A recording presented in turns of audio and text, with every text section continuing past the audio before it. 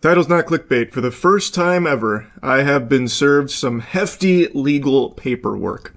And there wasn't anything ceremonious about it. It's not like any of the, crazy stories you might have heard about people being served where like someone will go incognito like a secret agent, like with the disguise where they have some kind of silicone mask of your mother's face on it. So you open the door and then bang, you get the paperwork served to you or anything. It was nothing like that. Just a normal, unassuming, albeit very large envelope in the mail. Now, it's not a full-blown lawsuit or anything at the moment. It is some demands because there are two YouTubers that believe I have stepped on their tootsies and infringed on their copyright. They are Reed Timmer and Brad Arnold. Now, I initially reached out to both of them because the language in this paperwork is very fishy. I'll get into that more in a moment, but I wanted to talk directly with them to see if this is like a scam or something. Like, I wanted to make sure this was like a legitimate thing before I got my lawyers on this. They haven't responded, so I'm guessing this is probably legitimate. Like, this is probably something they are actually trying to go through with. Though I do know that there are a lot of law firms now that are trying to encroach in the space to convince YouTubers to go through copyright law to try and make money. That is something that a bunch of firms have reached out to Matt about to do on my behalf, which is unhinged why any firm would think I would ever do something like that. But it is somewhat normal in the space right now. So I think there is a chance that maybe that's what's happening here and they don't know that, but since they didn't respond, I can't say for sure. So as of now, it feels legitimate, so I will be getting my lawyers on this, obviously, to be going through the next steps of this now, most likely very long procedure. But let's go ahead and talk about what the claim is.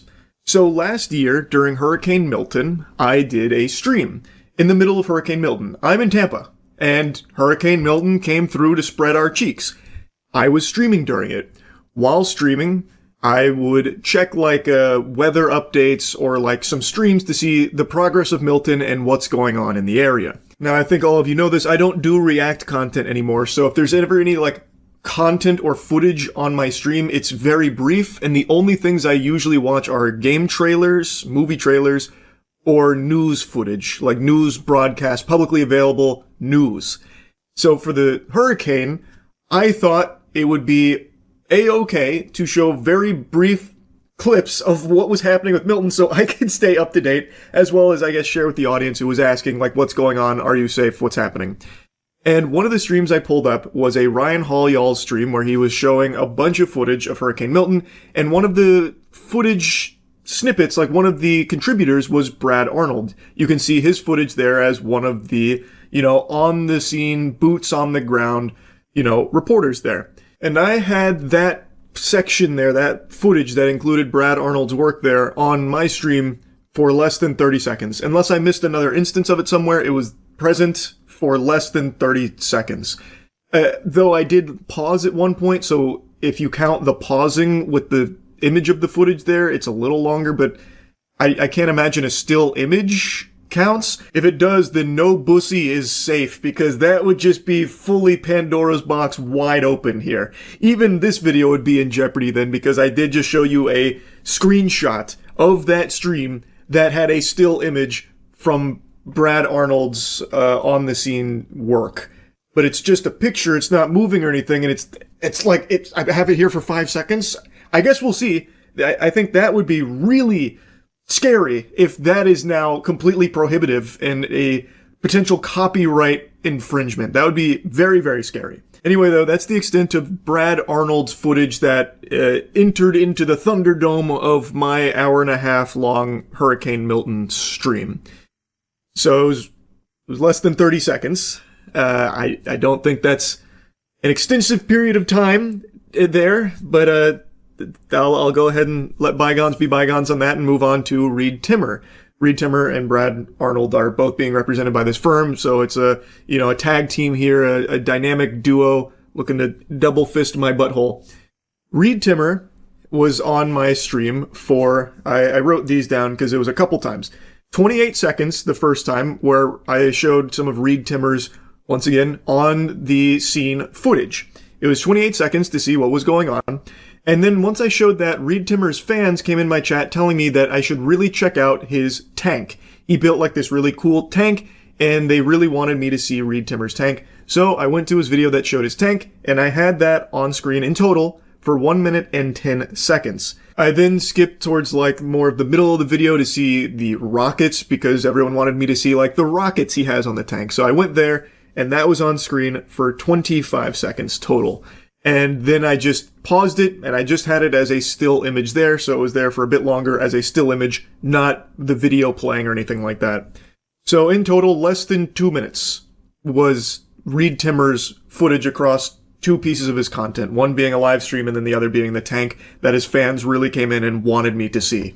Maybe that was an elaborate ruse, a big bait from the Reed Timmer community to get me in hot water with him. And if this was a galaxy brain chess maneuver, impressive work. I hadn't seen that line before. The Scotch Open got me good there. Like it worked. The bait was successful. Cause now Reed Timmer is here in the squared circle with a copyright notice. And now let's talk about the actual paperwork here. As I said, the language feels very fishy to me. And the lawyer that I had glance over it to take a peek also found it to be really, really weird. One of the first things that jumped out was they claim that I've used it in multiple instances, in multiple locations. They say that I unlicensed distributed their work in the following locations, and then it gives 2 links to a YouTube video.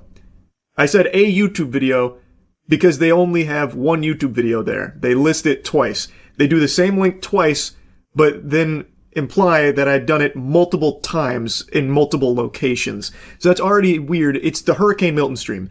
I am not familiar with Brad Arnold's work, nor Reed Timmer's. That was the only time I'd ever even heard of their names, was during the Hurricane Milton stream I did from, well, Reed Timmer's community, and then also just from trying to stay knowledgeable on what the fuck is happening with the natural disaster that's hitting my home. Like, that's the only time I was ever even heard of their names before.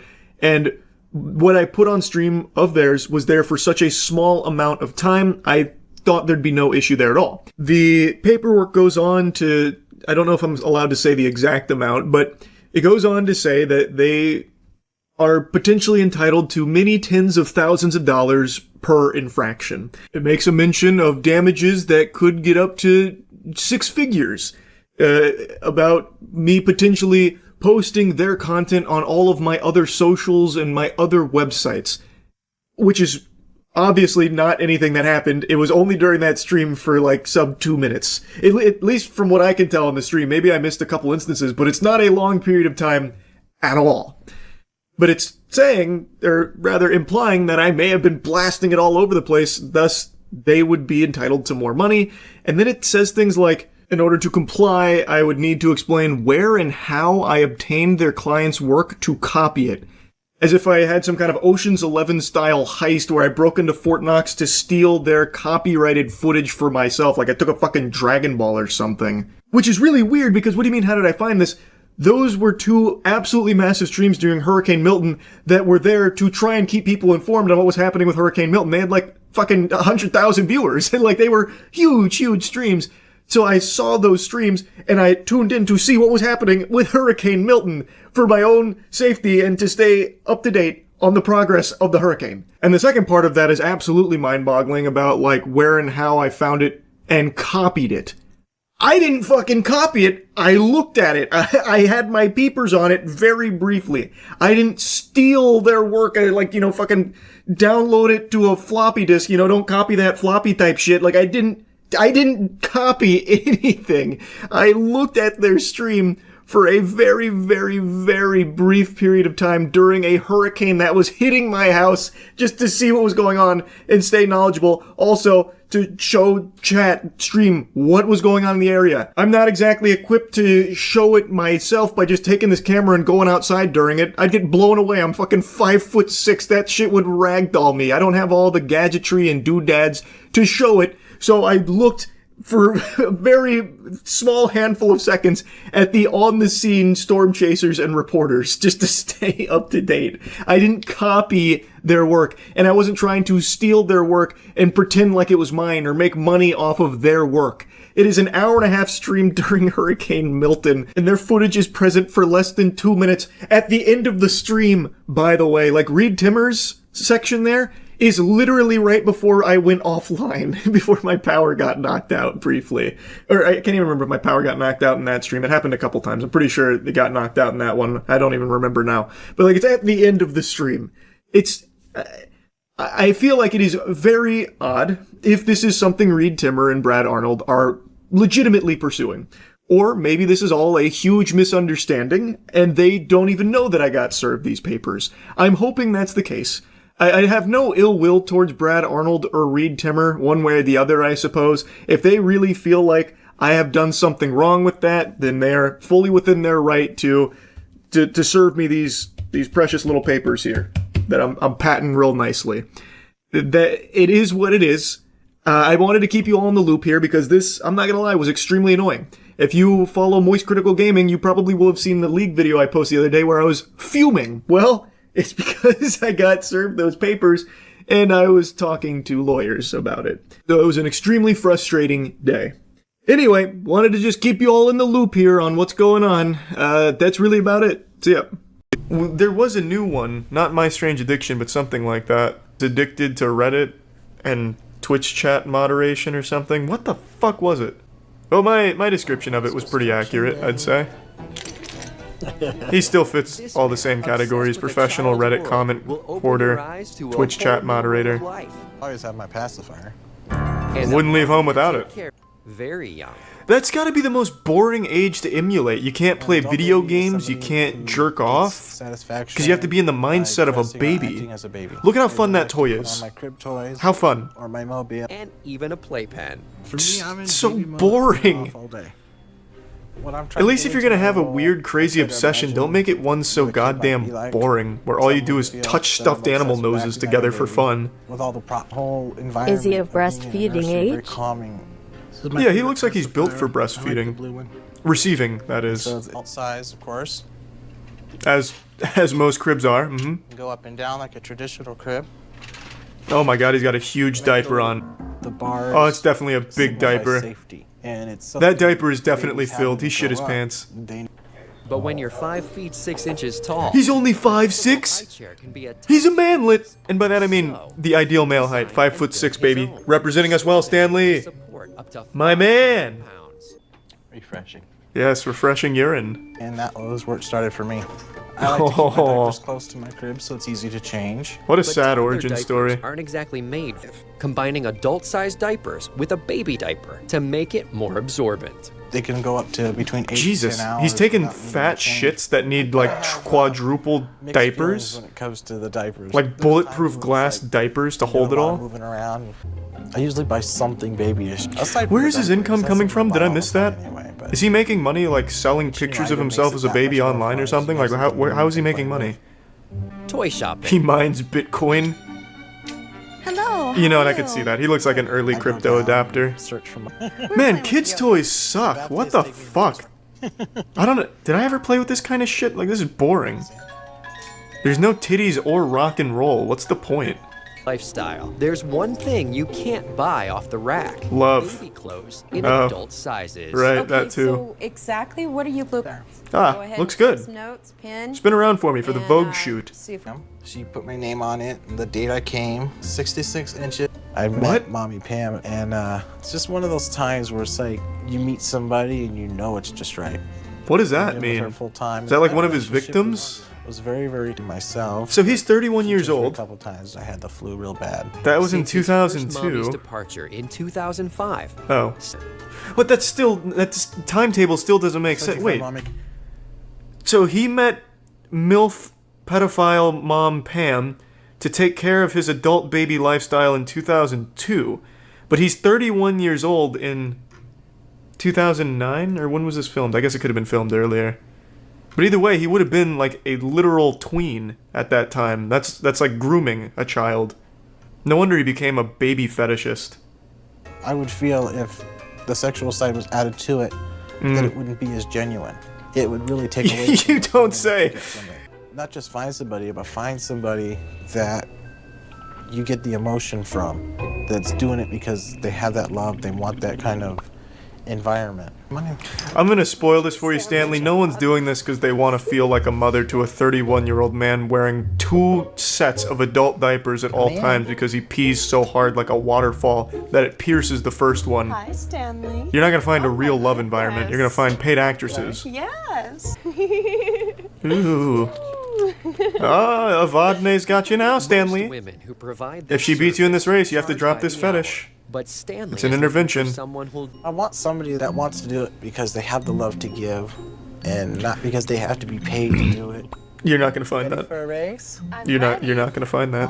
Oh my. That's like a fucking Twitch streamer refusing to pay the artist. People like Paying them in exposure dollars. all the way up. You should do the art for me for the love of it. Regression op. Came the sun and They're about to like summon Satan with this kind of shit, for sure. You're gonna eat it all. Mother figure Harley Quinn is doing a great job keeping Stanley from pooping his diapers. Be a flower for the. But I feel her luck may run out soon. He's got those eyes like he's about to shit. No. Breastfeed me first. No, you don't. Stanley want tit milk. Please? What if I read you a really fun story first? Fuck the story. Unless the story involves a milk shower. I'd sound like being tucked into bed. Maybe a little over-the-diaper hand job. So they never covered where his financial situation comes from. Because it seems like he's unemployed if he's able to spend 8 hours a day, morning to mid-afternoon, being full-blown baby cosplay and roleplay. How can he afford to live? Maybe he really does mine Bitcoin. I have no fucking idea. It was grueling. It was neck and neck the whole time.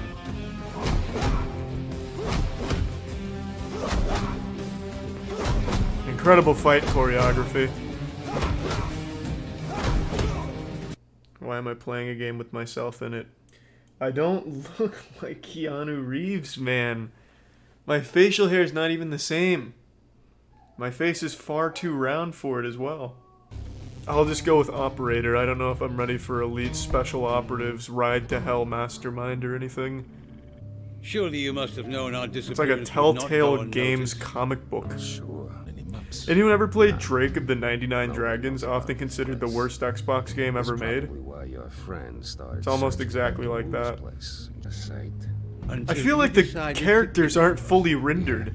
It's like they're made out of clay. I'll hit him with my gun. Let him know that I mean business. I could shoot him, but where's the fun in that? I want it to be flashy. I want it to really embody the spirit of Mr. Jonathan Wick. Let's go for a parry. That was it? Alright. Just like John Wick. Let's go for a takedown. Push him. That was very cowardly. Like someone trying to start a fight in a middle school lunch table. Come on now. Strike him. Huge! This is XCOM for mobile. That's what it feels like. Let's check the replay. Oh, baby!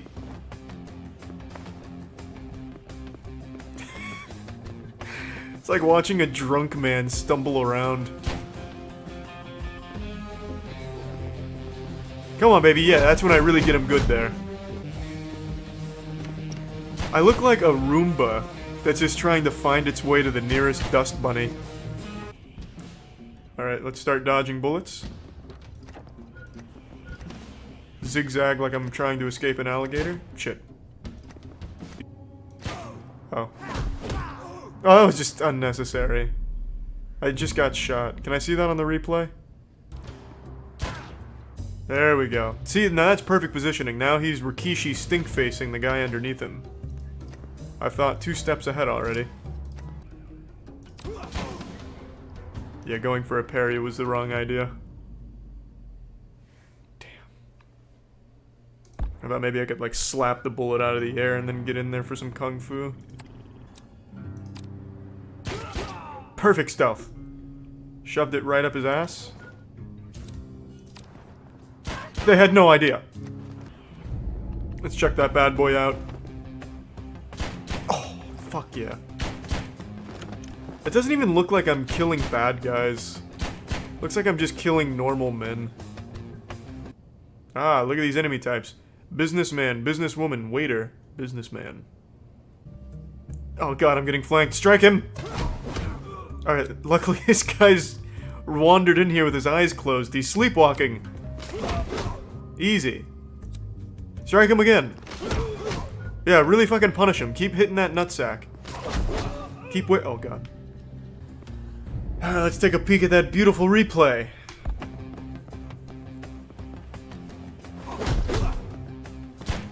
Fucking awesome. Just like in John Wick.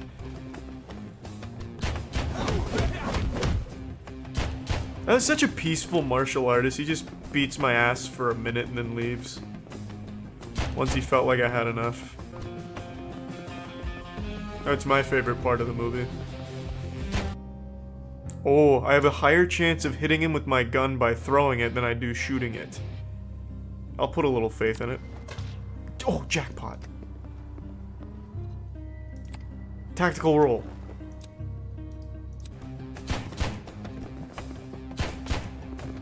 This honestly just looks like John Wick didn't like the food service he got, so now he's just killing all of the staff outside.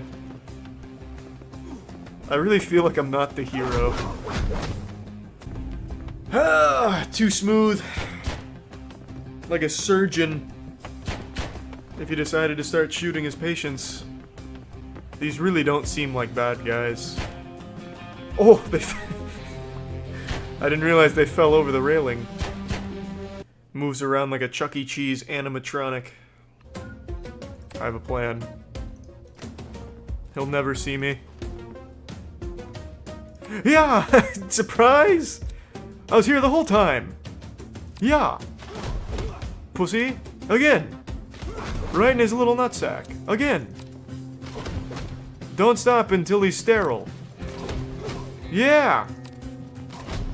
God, how much more can he take? Holy fuck. This isn't even a boss battle, it's like a Wing Chun test dummy. Really getting in there. Any minute now, he'll say he's had enough. Christ, just say uncle. Shit. He slipped away. Oh, that was easy. Oh, I can't wait to see that replay with that incredible fight that went on in there. John Wick's signature martial arts, the Johnny Cage special where he goes for nothing but the man's scrotum. Just like in the movies. Conor McGregor, no chance, bang. Buckle in, this was a long boss battle. It was grueling. It was neck and neck the whole time.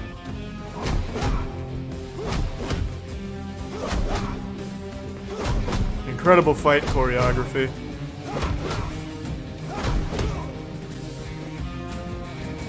This is when it really heats up.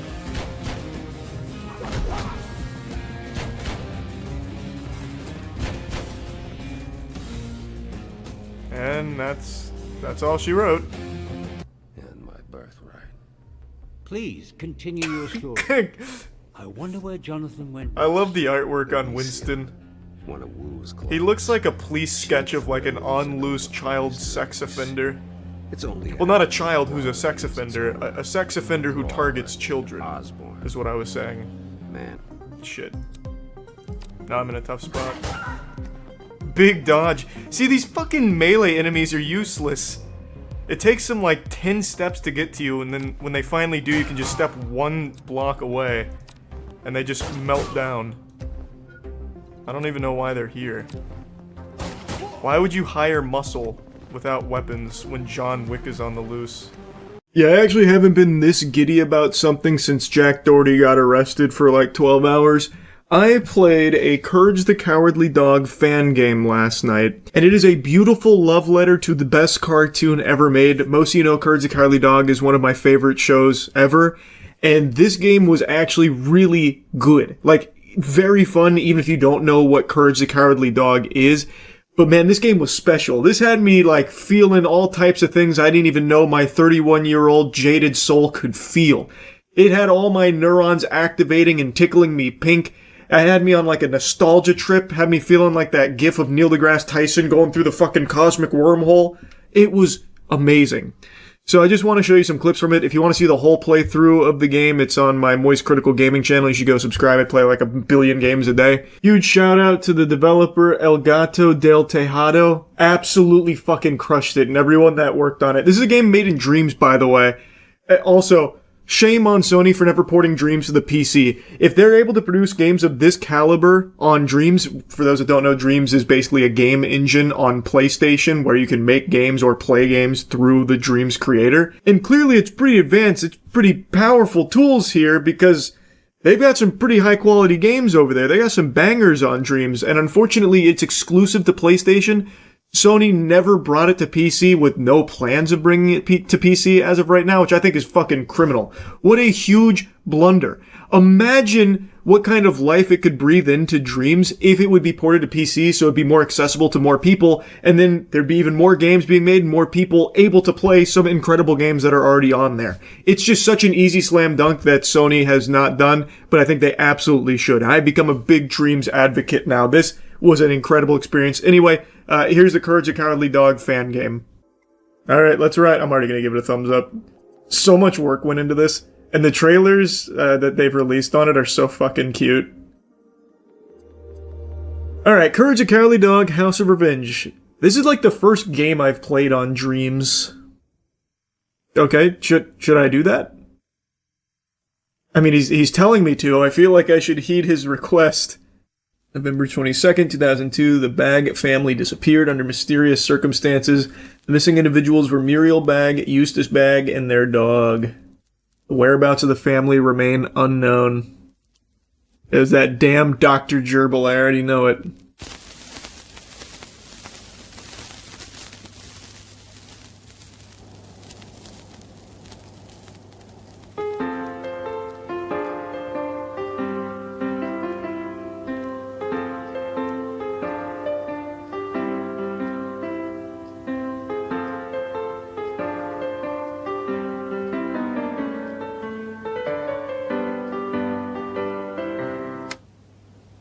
No!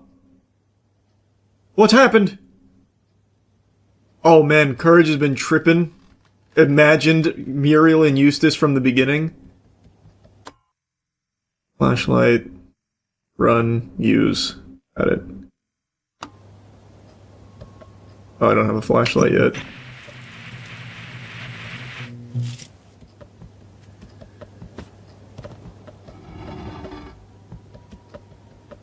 Muriel, I'll save you. I need a flashlight. Oh, no speedrun tech there. Oh! It's the alien ducks. Duck Brothers. I remember that episode.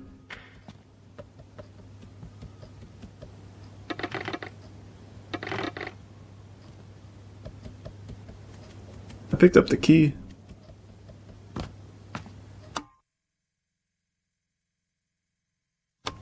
I have to do it from inventory.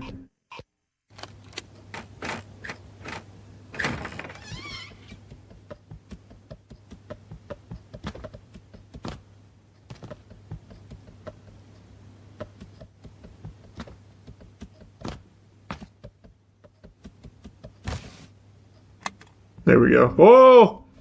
Crazy jump scare with the bald guy from the episode with the green thumb. I wonder if I'm gonna recognize every single reference. I bet I will. I've seen the whole series like 10 fucking times.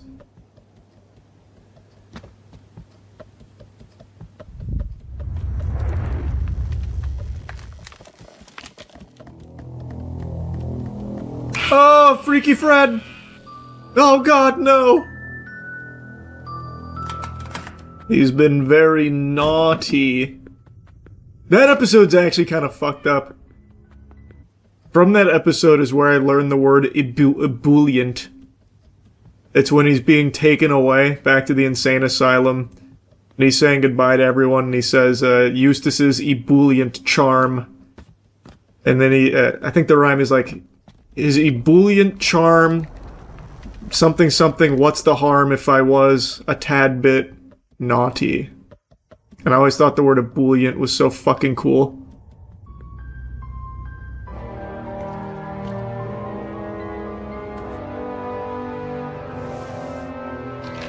Oh shit! The zombie director!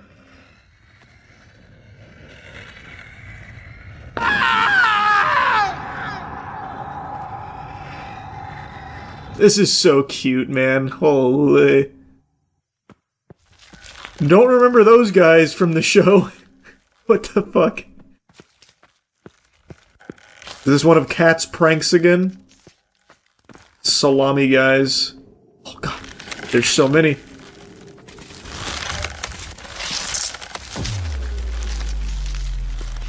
Oh shit! That I remember. Oh no!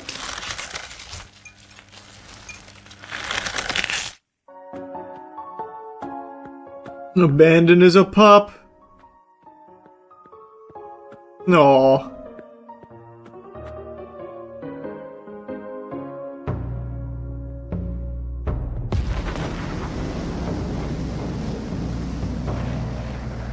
Actually a super sad episode where his fucking parents get shot in a rocket ship to space.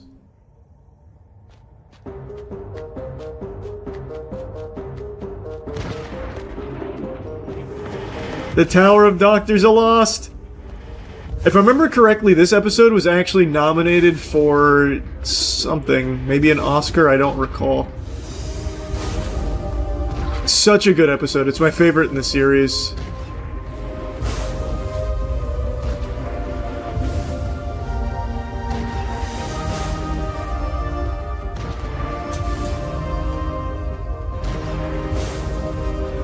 I'm coming! Oh. No.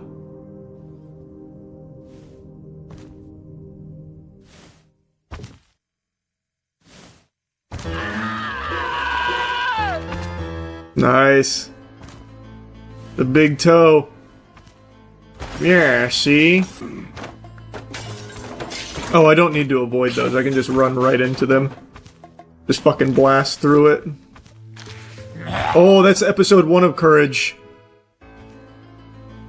With the shadow.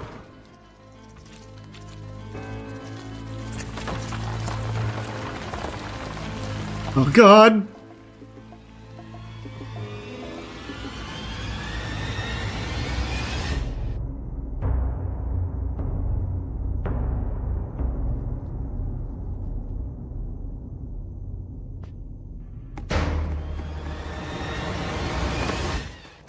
Ah, home sweet home.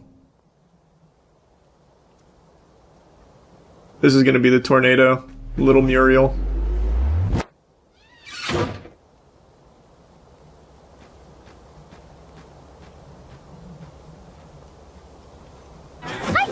Yep, called it. I'm Muriel. I'm only 3.5 years old. Who are you? You? I wanna go swimming. I want a new doll. I want a new frat cute. I want a tea party. I want a party dress. Play with me. Play with me. Play with me. Too much macaroni. What an adorable little teaser game. Makes me very pumped for the full game now.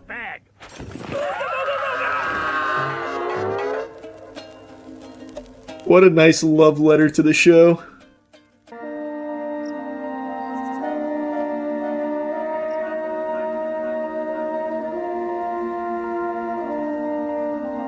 If I remember right, when he was playing with that toy, it was with the robot with the woodworking. Can't remember the robots. Oh, Robot Randy was his name.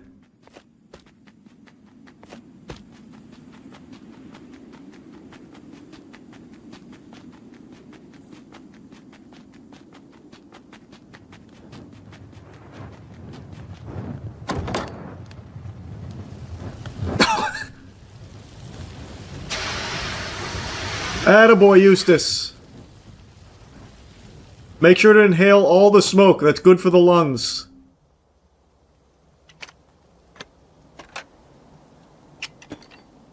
Huh? Know what I have for you? Eyeballs. I knew it, yep. Yep, I recognized the audio. Hey, stupid dog! Bring me my socket wrench!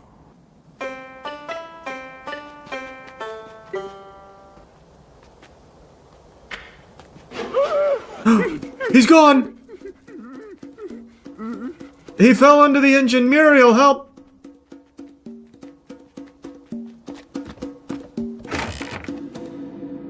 I wonder if this game has cool speed tech like fucking BLJs or something.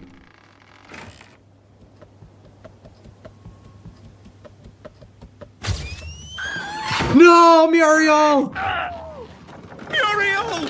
Muriel! Go get help! Hurry! I recognize that audio. That's from the episode with his brother's box, Horse's box. When he finally gets the box open, it's the fucking arms that get both of them, and they're trying to. The arms are trying to drag him into the box. That's when she says that line.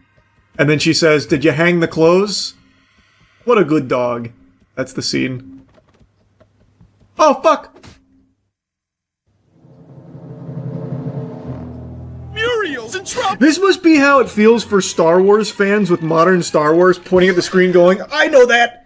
I get the reference, I know who that is! That's literally me with this game. I get it now.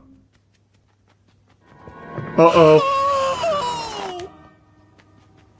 You dirty bastard. Come back.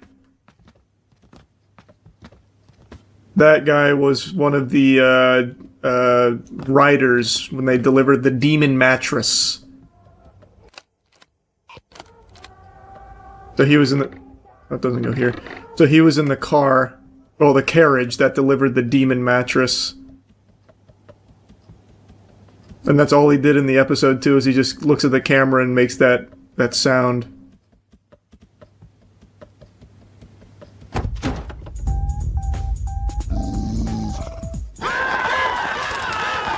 Uh-oh. He's gonna kick my ass! Oh, I thought I could run around here. I still gave him the slip. He's... Okay, I didn't expect that. Okay, let's go into the basement. I've really underestimated this guy. Search found. What? 1. Pleasant conversation. 2. Move out of the house. That response is from an episode about the house being haunted. I can't remember which one. Peru, your choice. Personally, I think that one's Eustace's mom with the ghost that's haunting her. You twit. Absolute plot. What Dickens is going on? Why? What do you want? Oh shit, we're already going inside? Into the cyberspace? We're going to meet the worm with the cold.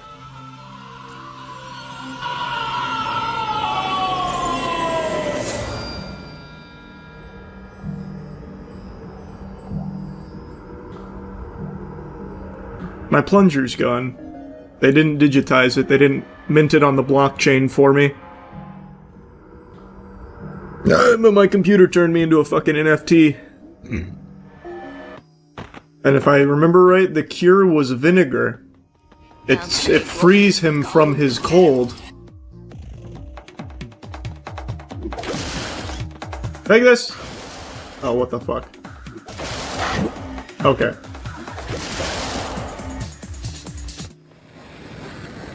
They're piecing me up there. I'm sick, and now I gotta deal with you. Okay, Buster, you asked for it.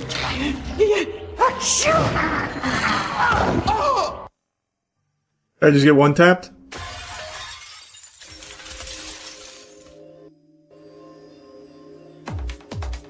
Oh. This is the boss fight.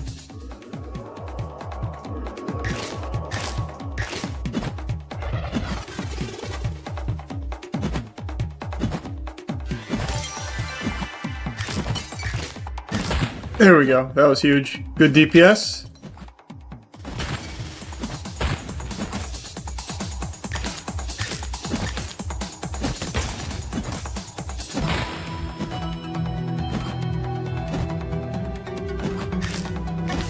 Oh, I almost took damage there.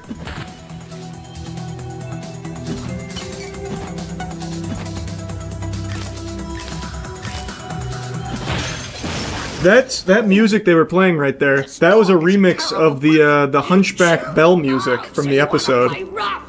That was cool.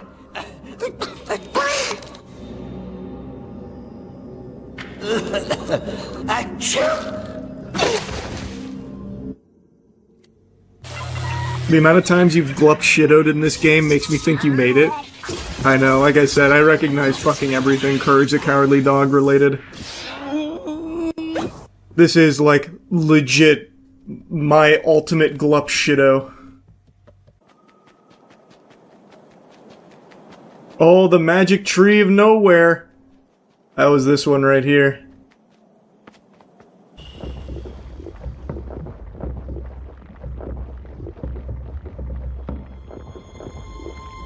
This is probably where Eustace is. Still enjoying his lap dance from her. Oh, the mallet! Okay, now I can kill the chickens. And I guess I can bonk the fuck out of her, I suppose. Oh, Eustace.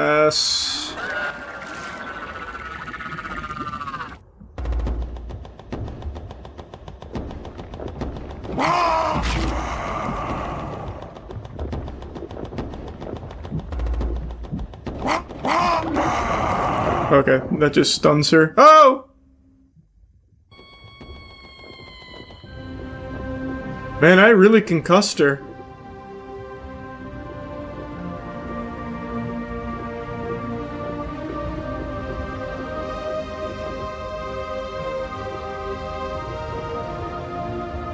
I'm no longer connected to the Dream server, huh?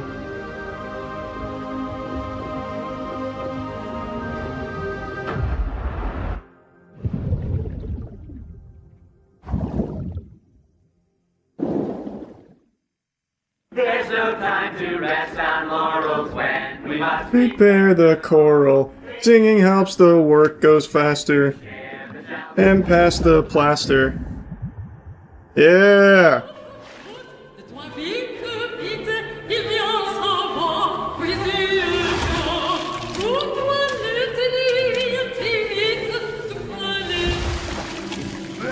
Whoa, that didn't happen in the show. What the fuck?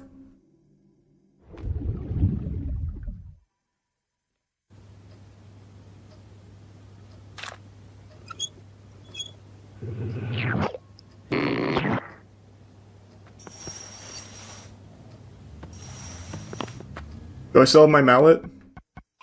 Nice.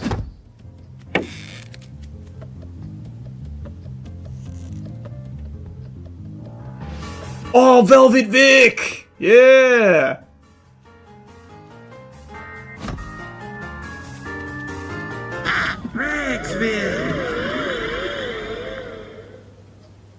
Let's go. I remember that episode was actually really creepy to me.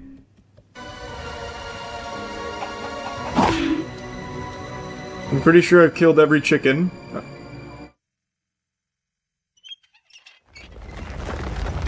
Oh, the weremole.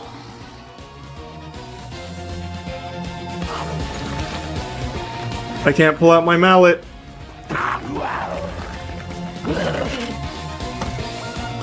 Okay, what the fuck?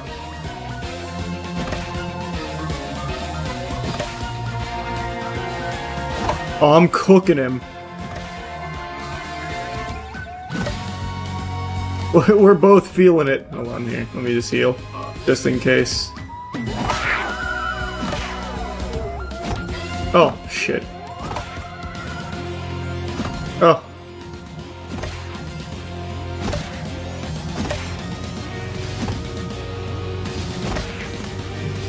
I got his head looking like a pack of sausages. Or pack of hot dogs. Well, I guess you could find a pack of sausages, maybe.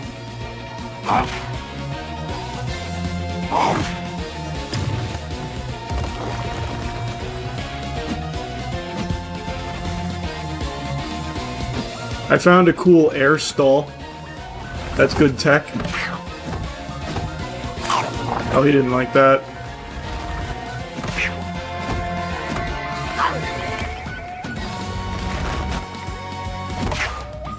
Ah!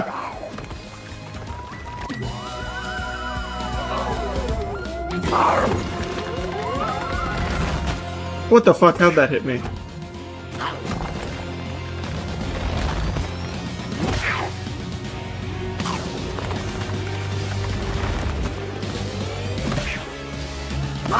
That hit me?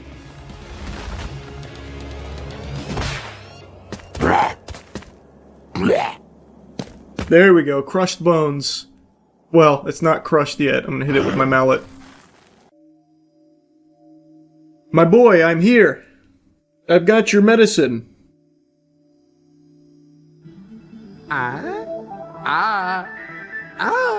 Is it organic?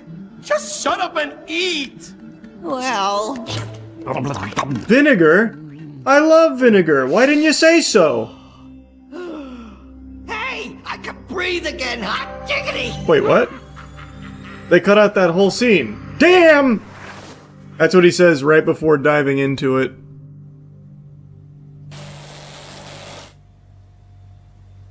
Right? Doesn't he? I'm almost positive. Crowbars for the barn. Good. Robo-Eustace! It's like Mecha Godzilla.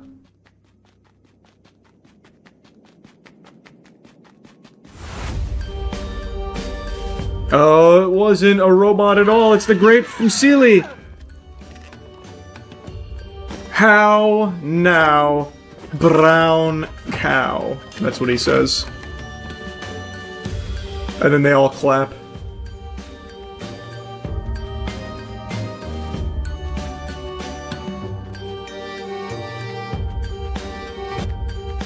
I flanked him.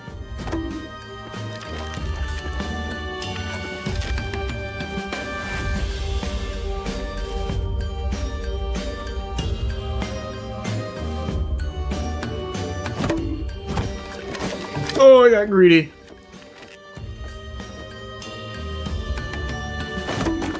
Yeah, okay.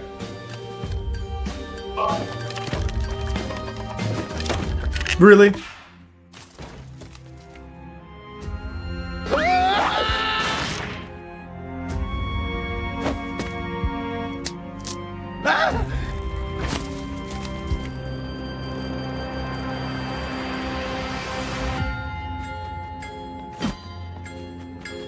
Come back here! Oh, you coward. Yeah, how about you then? Okay, this guy's good.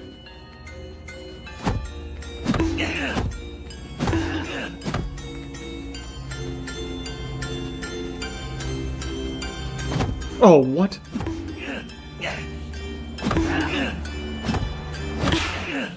There we go.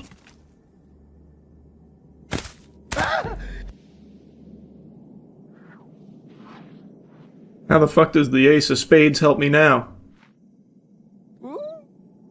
Plus I slide that into Velvet Vic's butt crack or something.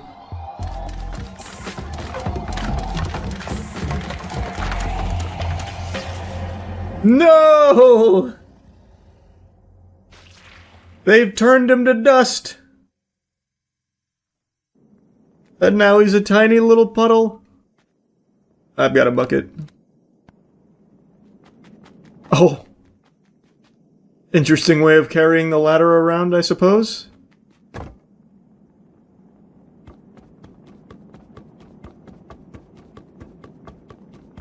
There's the bells.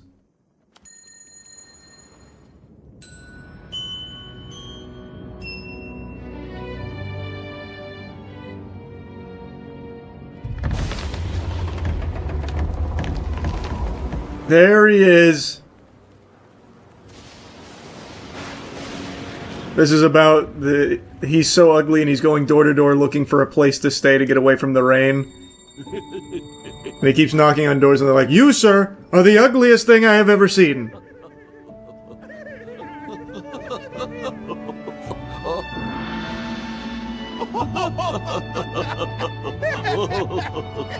Hey, Schlep.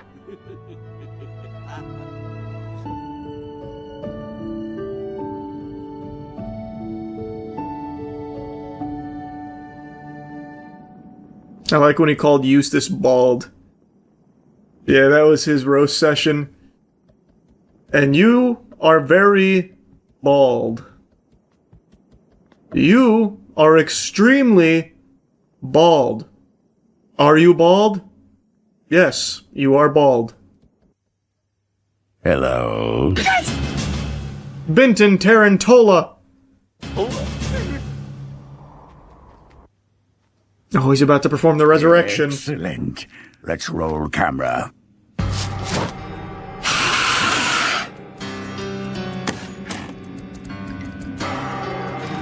Uh-oh. All the bad guys are coming.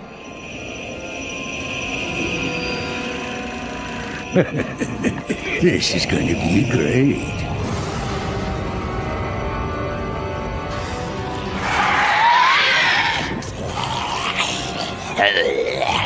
You assholes. Nice.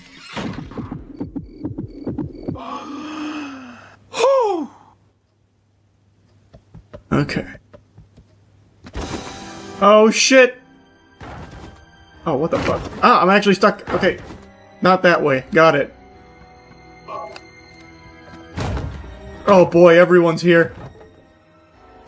Oh, nice. Thanks, bud.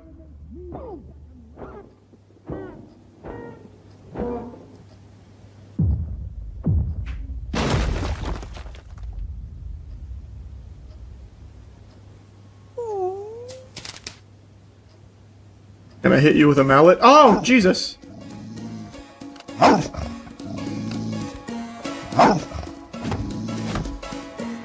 What the hell was that? I'm hitting him with the 360s.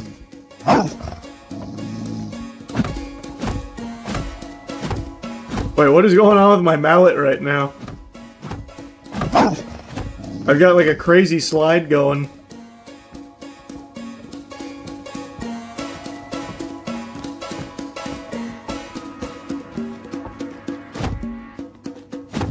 Wow, he killed that guy, huh? That's good. 1963.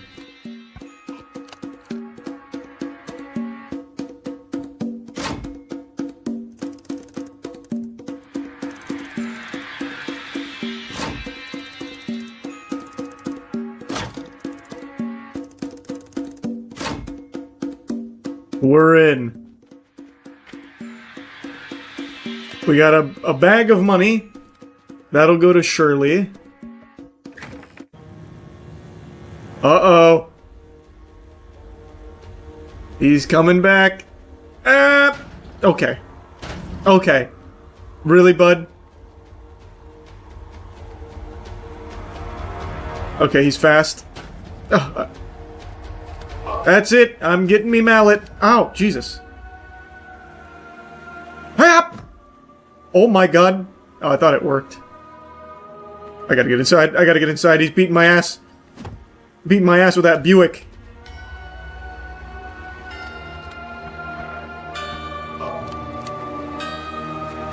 Oh.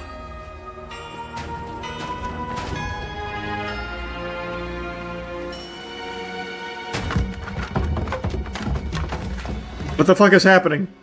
Is he crashing through the house?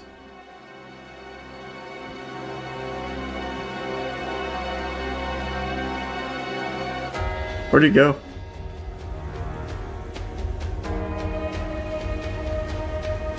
Oh, I see his lights. Alright, I can't go inside. I've got to stand and fight him like a man somehow. But how? I can't hit him with my mallet. Is this plunger time?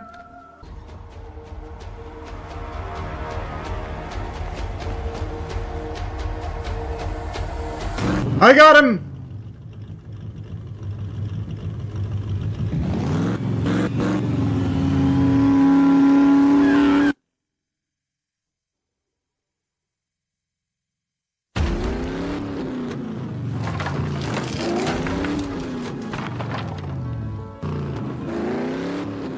He's still out there. Okay, basement is now off limits. Jesus Christ! Oh, fuck me! What? He's lost his damn mind! Well, he can't get me on the second floor, surely. Oh my god! This is so cool.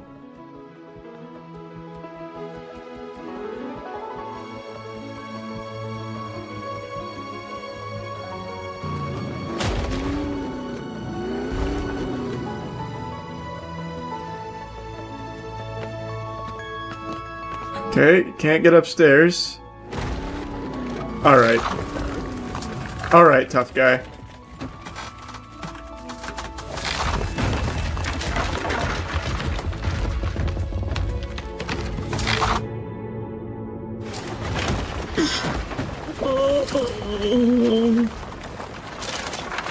Oh no! What do I do? What do I do?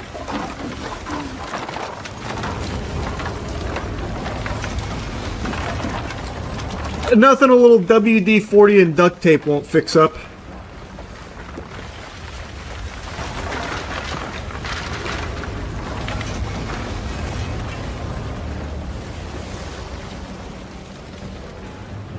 You know what they say, if you can't fix it with duct tape, use more duct tape.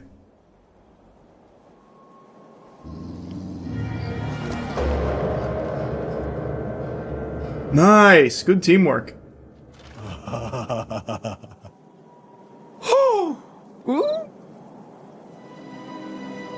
Funny! There we go. Muriel didn't even get kidnapped or anything, she's just hanging out. She was just sleeping. I have a bad feeling about this. Well, my name is Ivana. And it's not. It's not. It's the demon mattress. Oh!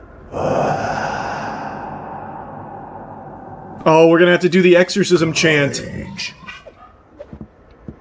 Closer.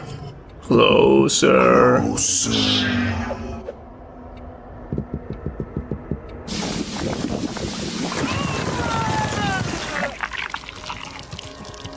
You won't get away with this! Oh yeah? What are you gonna do about it? Rock, paper, scissors, here it comes. Or, no, thumb war, thumb war.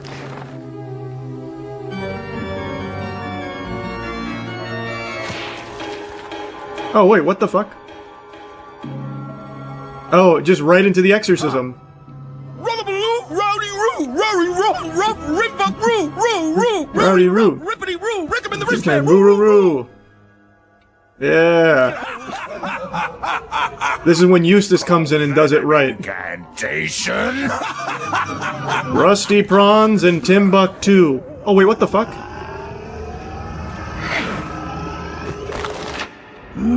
Oh, wait, I had it backwards. Eustace blows it, then Courage does it. That's right. That's right. Rusty Prawns and Timbuktu. Kick him in the dishpan. Woo, woo, woo. Plunger. Oh my god, it is the plunger.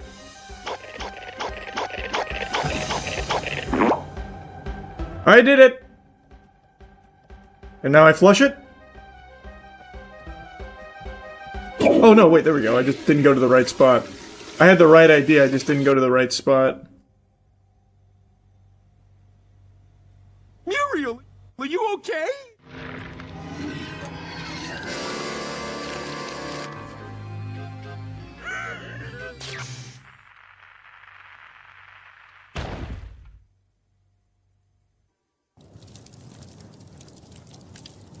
Okay, I will unleash forces.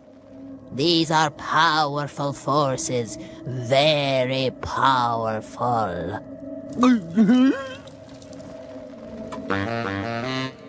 Oh, yeah.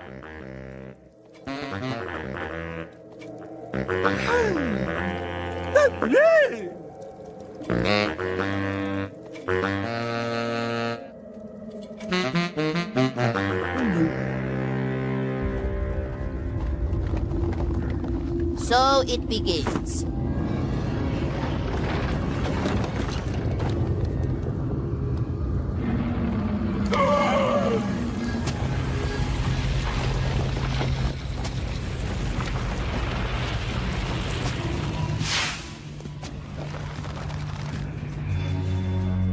Very powerful magic, surely. Muriel, I'm hungry. Huh? Muriel! Ooga booga booga!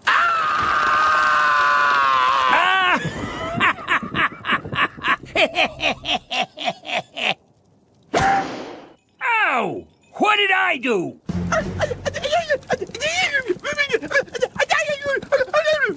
Well, I'm not putting up with this. If they got Muriel, they're gonna pay. In cash. Cash. Lots of cash. That is the one with the invisible Muriel. When the secret agent, the secret agents, they come in, they kidnap Muriel because she has the invisibility stone.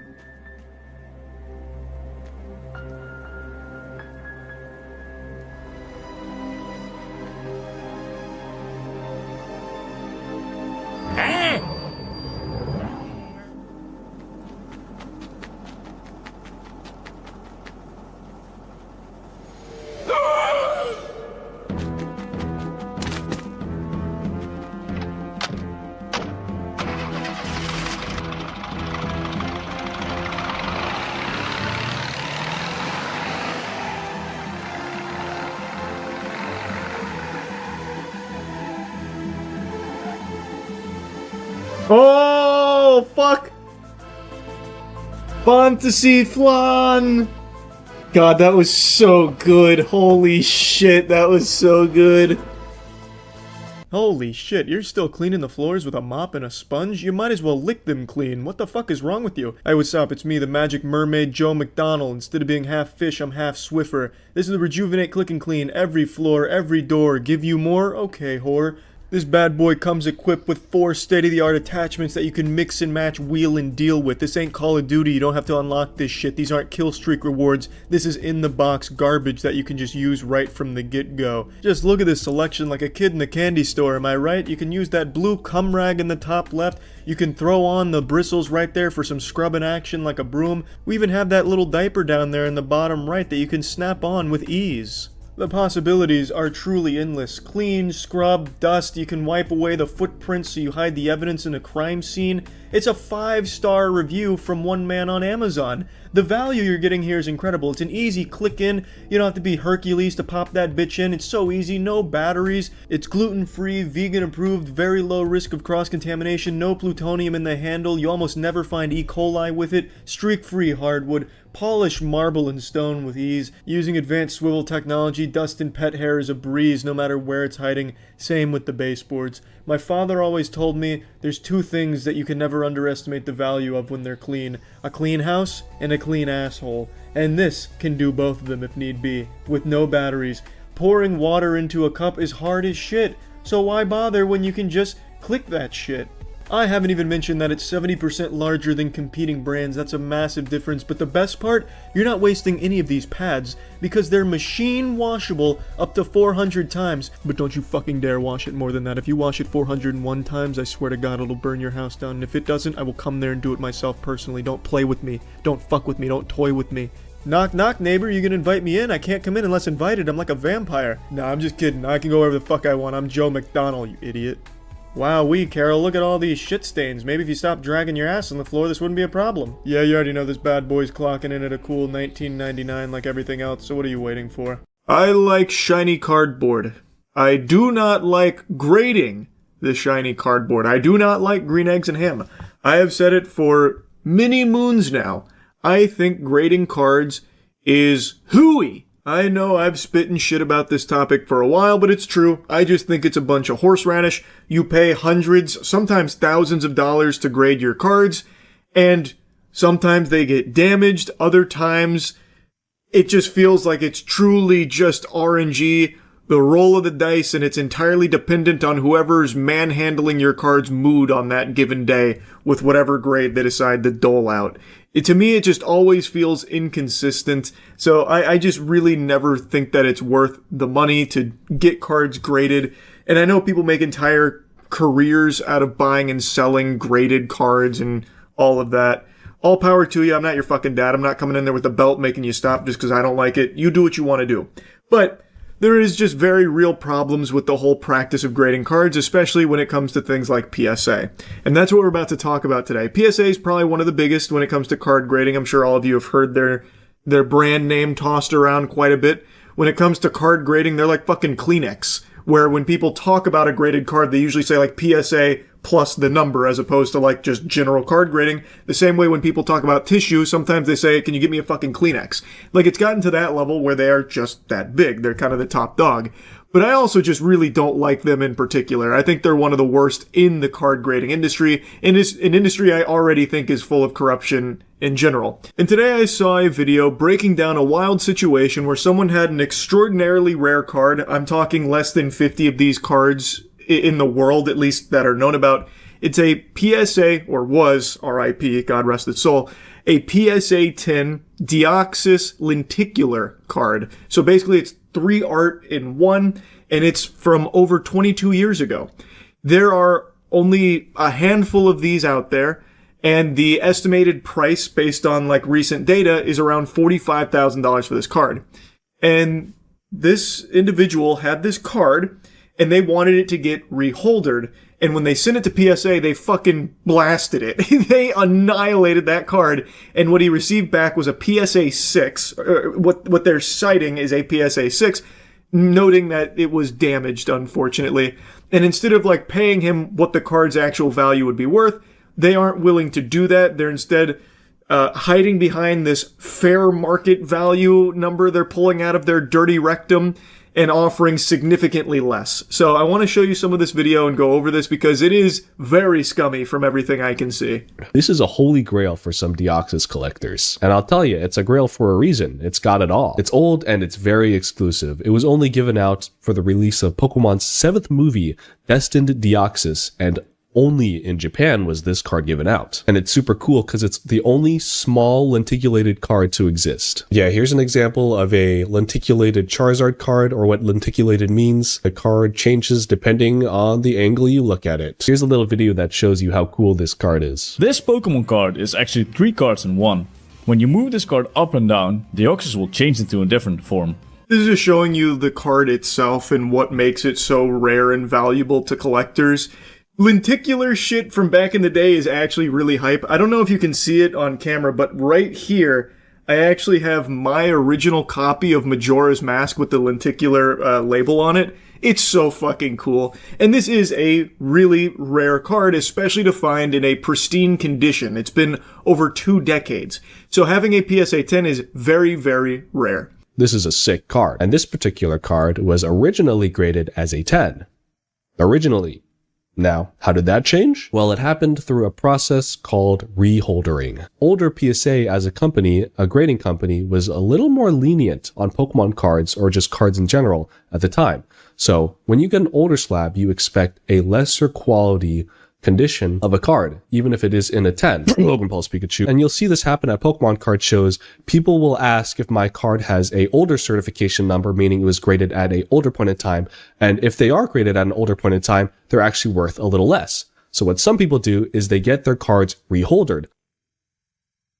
Which is exactly what this individual is doing. They wanted it reholdered so they could have an updated slab showing that it is a pristine 10, even by modern, more strict grading standards, because that would then fetch a higher price to collectors that want to purchase the item.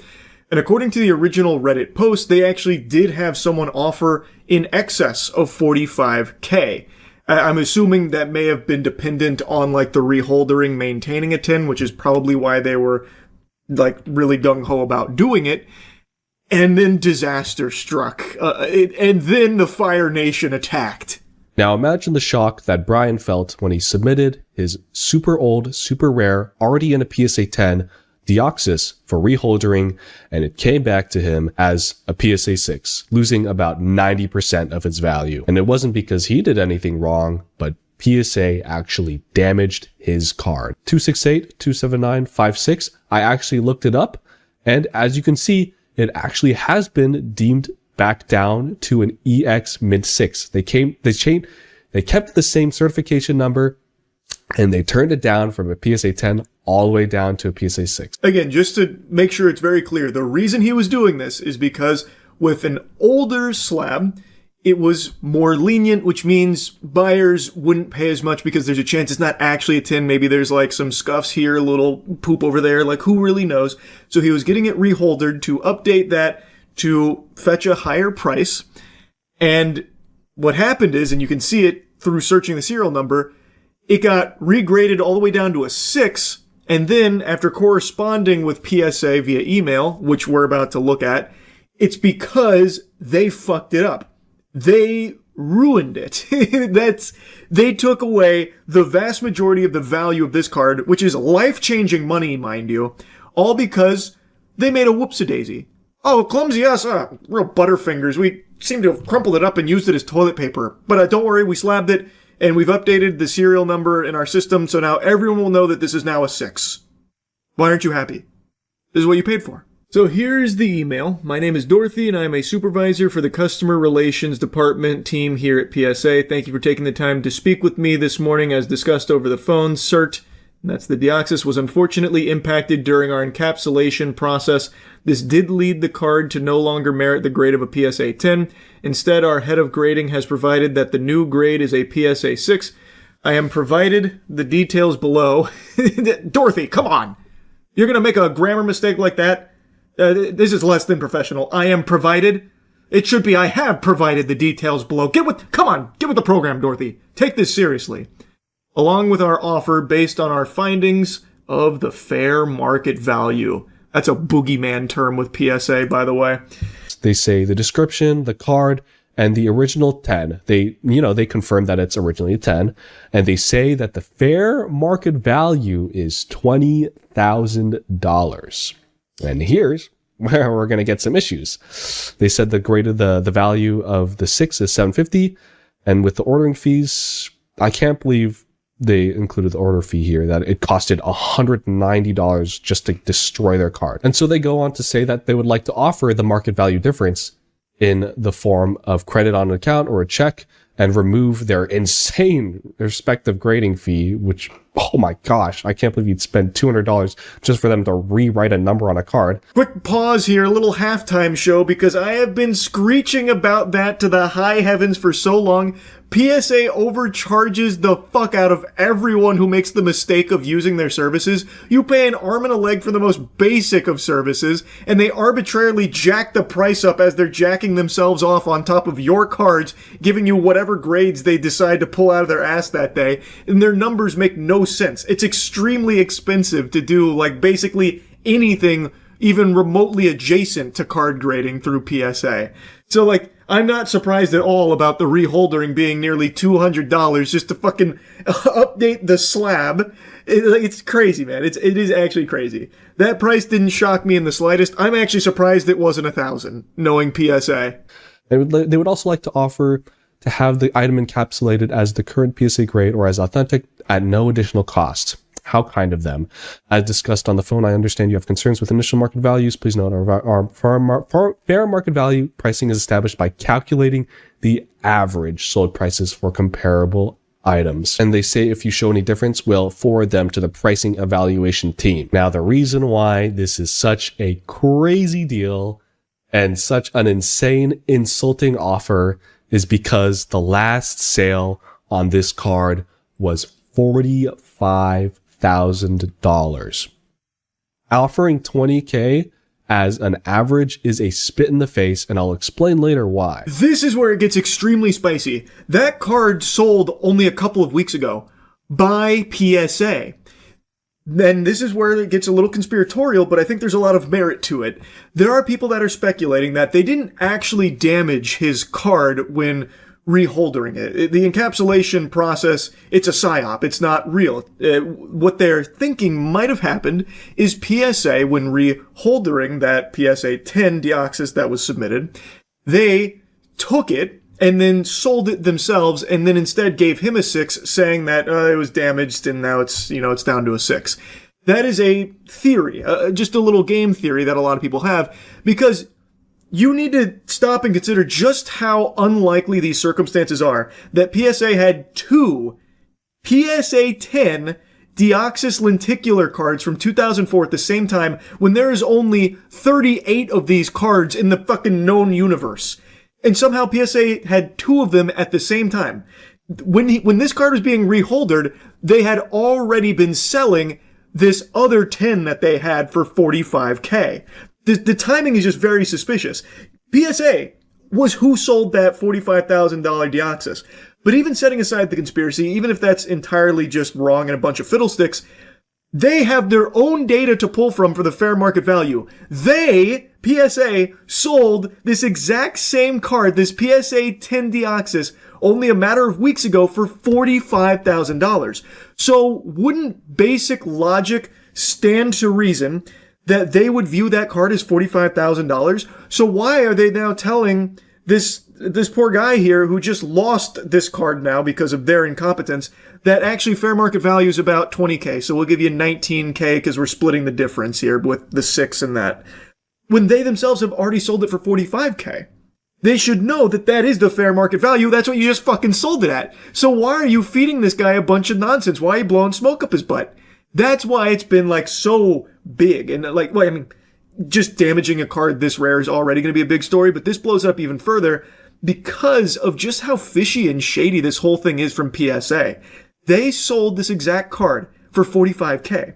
Why are you now trying to turn around and say that it's only worth 20K to this individual here whom you've just ruined that exact card for? It doesn't make sense. It's weird. And the thing is, if they gave him a decent offer, I wouldn't need to make this video. They actually threatened the dude if he made it public. This is like the stuff I would expect Kevin O'Leary to write if he was on a PR team. Please let me know once you find those listings or if you choose to accept our offer. Should you choose to accept the offer, due to the offer being over $500, we would need you to sign a standard release agreement. So their excuse is that because the offer is over $500, he needs to sign a hush-hush document. If you approve the resolution as offered, you would receive an email link to the DocuSign to review and sign the agreement.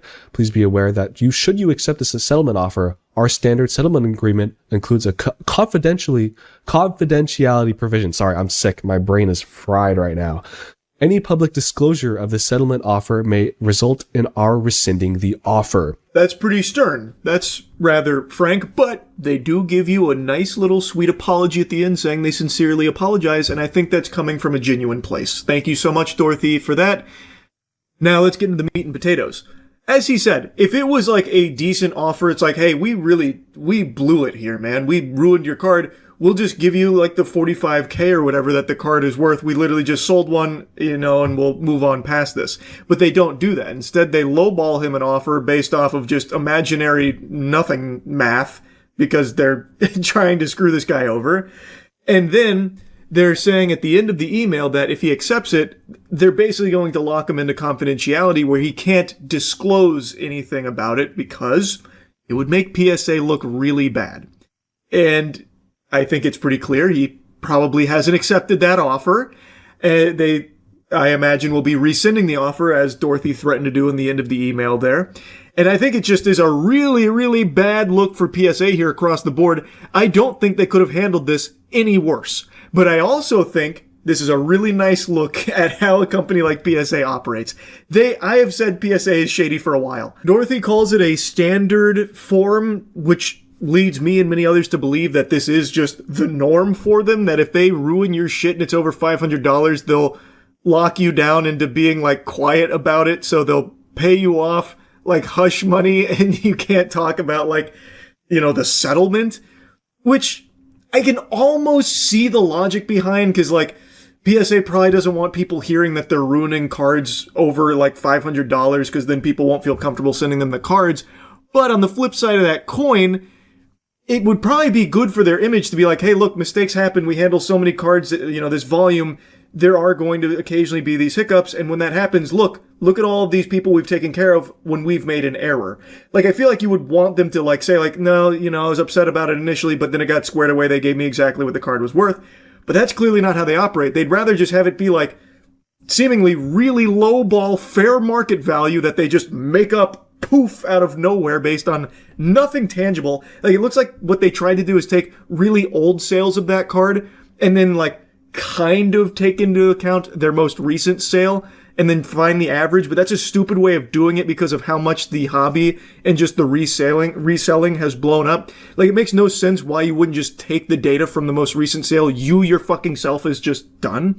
It seems like it's just a very underhanded tactic in order to try and justify these lowball amounts that they're offering that appear to be standard based on Dorothy's email. And the confidentiality, I just don't think is a good idea. Even though I can almost see why they're trying to do that, I think it's still just a shitty look. I think it would be far more effective if they just said, like, again, we made a mistake, and this is how we correct it. Look, he's even posting about it. We gave him exactly what the card was worth when we fucked up. I think that's a lot better than, we fucked up your card, now shut up and take this much lesser amount than what the card was worth. So in the final picture, Brian includes the sales of all the past, cards of the same card, all the past sales is what I'm trying to say. And as you can see here, the last sale in February 2026 was $45,000. Now, just to clarify, because apparently Tony over here says, my only thing is that the card itself is different in that 45K sale, like different artwork. If you compare the exact same card, then they are fair. Oh my God. This card, they're saying the artwork is different because it doesn't look the same as this one over here. It's the same card. It's lenticulated. It has 3 different artworks on it. I liked that section because I also saw a couple of people on like the original post saying, dude, what the fuck are you talking about? It's not even the same card. The art's different. So I guess we've reached a point where people don't remember what lenticular means, like what those items are, like what they look like. The reason it looks different there is because it's just at a different angle, so you're seeing one of the different arts. It's lenticulated. There's 3 arts there. Like, Jesus Christ, it's the same card. And it only takes like 1 second, actually 1 second, to just type it in yourself to double check, like, is this the same card? Like, I don't know, it's different artwork, but maybe I just don't know what lenticular means. Let me look it up. Oh, okay. No, I see. Now I get it. But no one wants to do that anymore. They'd rather just immediately just type that stupid shit. And I know some of you are wondering, like, look at these other sales. They go from, they're 5,500, they're 10K, 15K. Why is this 45K the one we're looking at? Well, you answered your own question. Because as you can see, cards are fluid. Their prices are going to go up. And it's only getting higher as time goes on. And when a card goes up in value, you can't just value the next card you sell based on the average of the past 3. That's not how it works. If anything, the card should be worth more money because as you can see, there's a clear demand for this card and it's going up as time goes on. Not only that, with a card this rare, every one of those sales, the reason it keeps going up is because there's less and less of them that exist, and there's not going to be more. I would be beyond surprised if we saw another PSA 10 of this card within the next, 2 or 3 years. It's very, very, very rare. So that's the reason it keeps climbing. So the most recent sale being 45 should be the one that they would look at the fair market value for and extrapolate it's at least 45K. You wouldn't be taking the averages of the other ones because it's growing in demand and also in scarcity. There's not going to be more. So it's going to go up. And they know that. Again, this is just a very convenient way of trying to save quite a bit of money here for their boo-boo. Anyway, though, this is a good breakdown of the PSA situation here from Snomnom. I'll link the original in the description. And yeah, that's really about it. So yeah. It's that time again. Another excavator police chase. These happen more often than you'd think, where someone is being pursued by authorities while in an excavator. Now, I don't know why it so commonly occurs with an excavator in particular. It doesn't feel like the optimal choice for evading anyone. Genuinely anybody. Fucking geriatric grandpa with his walker could catch up to an excavator. Like, the best you could do is start, blasting shit with the big bucket. But outside of that, it's really just not ideal for a chase. Yet somehow, it continues to be the subject of these low-speed pursuits. There's always a lot of heavy equipment police chases now. I feel like this happens pretty often. Real quick, to set the record straight, the title of that Midwest safety video is incorrect. It is not a bulldozer. That is 100% an excavator.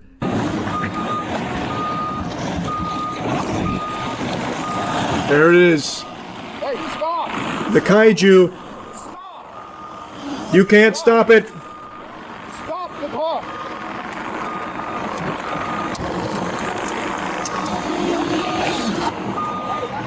Oh, he's gonna hit him with the bucket. Hey!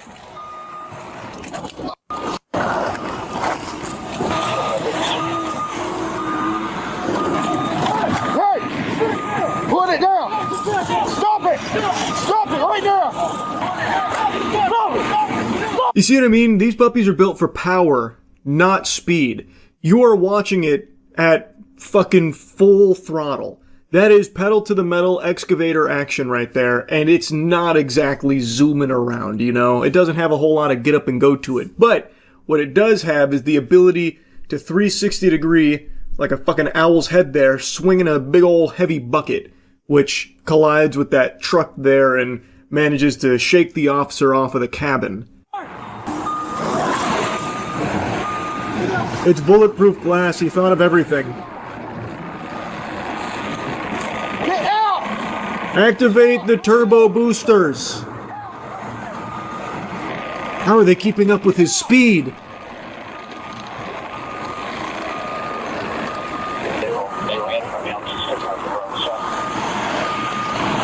Officers, may I remind you that impeding in a construction site is indeed a crime? Clear the way. He's got a job to do.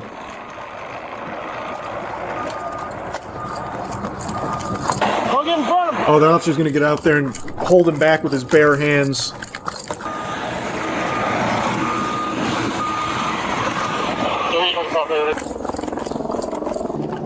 Man, how far away did the officer park?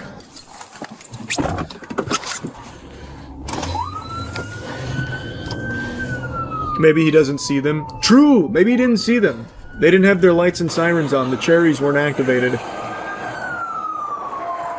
Now he probably sees them.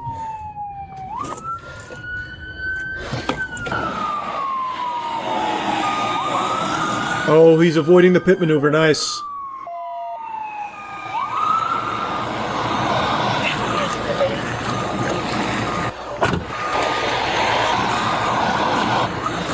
Get the spike strips out. We'll try and bust the tracks. No,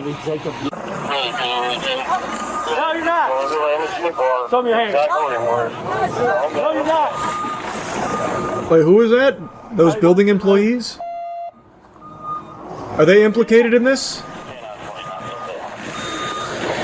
I feel like they just came out to watch the chase. Cars try to block them in. Also get canine this way.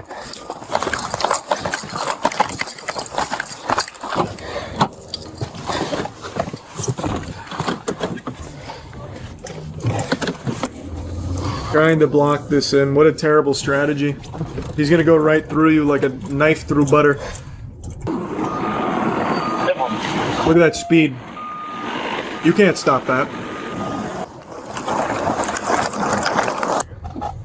This is the one thing the officers could never plan for. They have no countermeasure.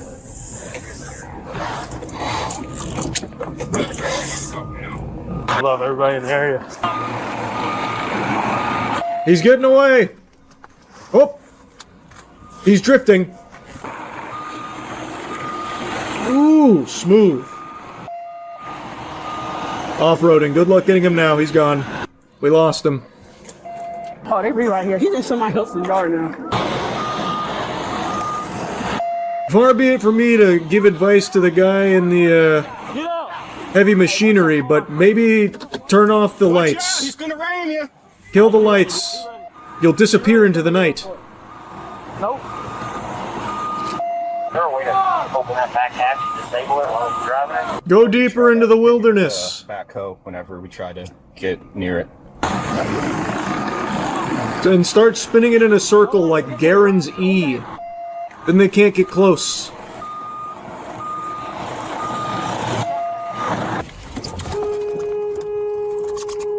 What the fuck did it? Oh, I thought the... Wait. Wow. I didn't see the other car pull up. I just saw this officer hit this guy. Dumbass. What? Okay. Watch out, you got really bad drivers coming behind you. They almost hit Hughes. He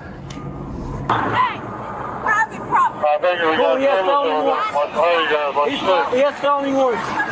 He has felony warrants. For what? What's the charge? Enjoying a drive?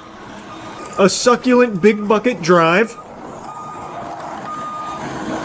I don't care. I don't care. I'll get him. No. Don't touch me. Don't touch me. You want me to stay back? You want me to stay? Hey. Oh boy. Get him out of here. It's getting crazy now. The crazy family has arrived. As advertised. Oh, you want? Yeah, can you stop it? I swear to God, stop it. Can someone give this man a cigarette? Turn it on, I'll let you smoke. I swear to God. We're gonna let you get a cigarette, dude. Just step out of the bulldozer. Not the Quit touching me. Y'all need to stay back. Quit touching me. Let me get him. I'll get him. I'll get him out. I promise you I'll get him out, man. Man, these two really, like, these were the actual bulldozers. These two just went right through the cops. Stay back! I won't let you through! And then they just walk right by them. Very good. I'll get him out. Hey! Get back! Hey! Get back!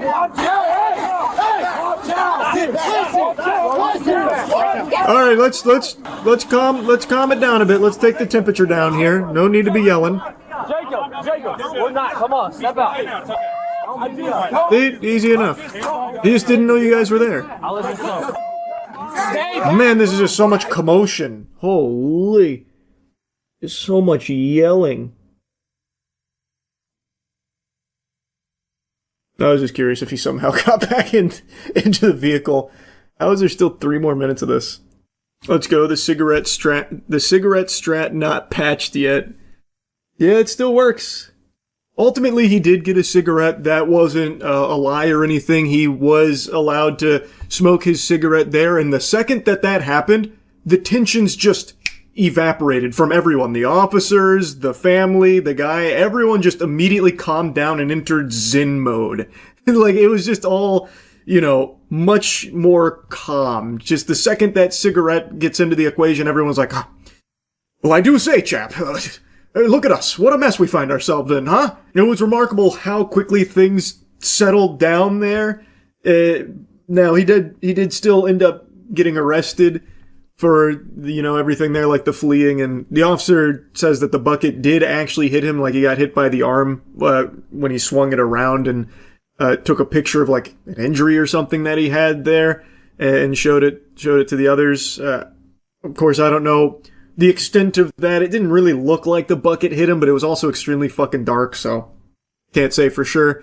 But things did settle down there, and as far as excavator chases go, this one was on the more tame side. Anyway, though, I watched just about every excavator or heavy machinery chase that unfolds. It's always so fascinating to me.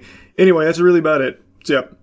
Got another disgusting update for you here today. It has just been reported that Maxwell is being moved to a minimum security prison in Texas with no explanation for why, and there are no answers for any of the questions people have about this, but the timing is very suspicious considering she just started cooperating with the DOJ behind closed doors, which again, there is no transparency with in regards to anything that was talked about there.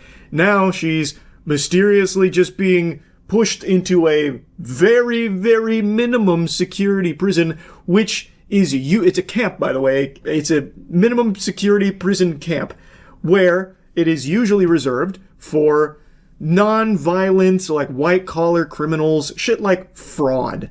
And now she's enjoying a cozy stay there. Now, her previous spot was also, like, on the lower end of prisons. It wasn't exactly like Azkaban they had her held up in, but there were still serious offenders in there, and it wasn't nearly as lax as the place she has just been moved to in Texas, seemingly out of nowhere. The move comes a week after Maxwell met in private with Deputy Attorney General Todd Blanche at the U.S. Attorney's office in Tallahassee. The details of that meeting have not been made public. It also comes after the family of one of Maxwell's alleged victims, Virginia Giuffre, spoke to our own Hallie Jackson, urging the president not to pardon Maxwell. Isn't that just fucking preposterous that the family of one of the victims has to come forward and beg the president to not pardon a convicted child sex trafficker who was a co-conspirator to the biggest pedophile and sex trafficker in this country's history, because there's a very real possibility that it's something he's considered because he keeps fucking teasing it, him and his administration? The big question here is, do we know why Maxwell was moved? It is the big question, Zinkley, and the United States Department of Justice spokespeople are refusing to provide any answer or comment this afternoon. We have called them, we have texted them, we have emailed them. They're staying extremely tight-lipped around the reasoning with this sudden move. It's very suspicious. I think anybody that's activating neurons should be able to tell you that something smells very fishy here. Instead of releasing the Epstein files, which it seems like is never going to happen here, which has gone through the craziest song and dance. It's been like 10 seasons worth of plot twists in regards to that from this administration. First, they're gonna release them day one when Trump's in office. Next, they're coming. Next, they're on Pam Bondi's desk. Next, turns out it was a figment of everyone's imagination. It was a made-up boogeyman. Everyone just fucking, ayahuasca tripped and envisioned these files, but they were never actually real. No such thing as the Epstein files. Then, no, the Epstein files are real, but they're a Democrat hoax. Next, the files are compromised, so instead we're going to Maxwell directly to get all the names and dangling a pardon in front of her face. Now, all of this happening behind closed doors, by the way, this conversation with Maxwell, whom I imagine will be squealing and singing any names that the administration wants her to, omitting the ones they don't want her to say, and saying whatever names they'd like to put in her mouth. And now, all of a sudden, she's just being transferred to a very minimum security prison that sounds almost like a summer camp that also has another celebrity resident there, Elizabeth Holmes from Theranos. You remember that huge scam? This is one of those like cozy, bougie prisons where like the rich elite get privileged to go to a facility that, frankly, and you can look at it on Google Earth, the fence line is the type of fence that you would put around a school. In many places, there's no razor wire. There's not a fence that would be difficult to climb. The gates of it look more like the gates of a country club than they do of a federal prison. So this is one of the camps that people like to go to. It's all women's. We do have a response from several of the victims saying today President Trump has sent a clear message today. Pedophiles deserve preferential treatment and their victims do not matter. That's coming from Annie Farmer, Maria Farmer, and the family of Virginia Roberts Giuffre. Yeah, it really does seem that way, huh? It's very weird, so peculiar how Trump is so buddy-buddy and cozy with so many pedophiles, and even just last night proudly presented and brought aboard a registered sex offender to be part of the sports commission that will be overseeing things like the youth presidential fitness test, which is being brought back. You want to say a few words? Come on up. Come on. He's a little shy, but once he gets going, nobody can stop. No, that don't stop.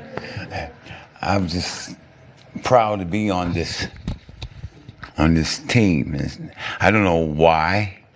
I don't know what we're supposed to be doing, but I'm here to serve, and I'm here to serve you. Okay, so I'm going to do the best I can for as long as I can. Thank you very much. Nobody like him. If you know anything about football, you probably recognized who that was immediately. That's Lawrence Taylor. He is a Hall of Famer, probably still to date the hardest tackler in NFL history. But Lawrence Taylor is a registered sex offender. In 2011, he pled guilty to sexual misconduct with a 16-year-old who was trafficked, by the way, and has since been on the sex offenders registry. He was registered as a level 1 offender, and some people are actually using this as a defense of him. Like, it's not that big of a deal. He's just a level 1 sex offender, which is crazy. But that's the times we're living in right now with the absolute lunatics running wild outside of fucking Arkham Asylum. They're now just in society here with us. Anyway, though, the facts are he pled guilty to 1 count of soliciting a prostitute and a 2nd count of sexual misconduct and having sex with a woman without consent since the victim was 16. Under oath, he admitted to having sex with a 16-year-old, but claimed that she had told him she was 19, so he believed she was of the age of consent. Now, I don't know about all you lovely people out there. I'm not trying to put farts in your butthole here, but I'm gonna go ahead and maybe be a little brave here. This might be,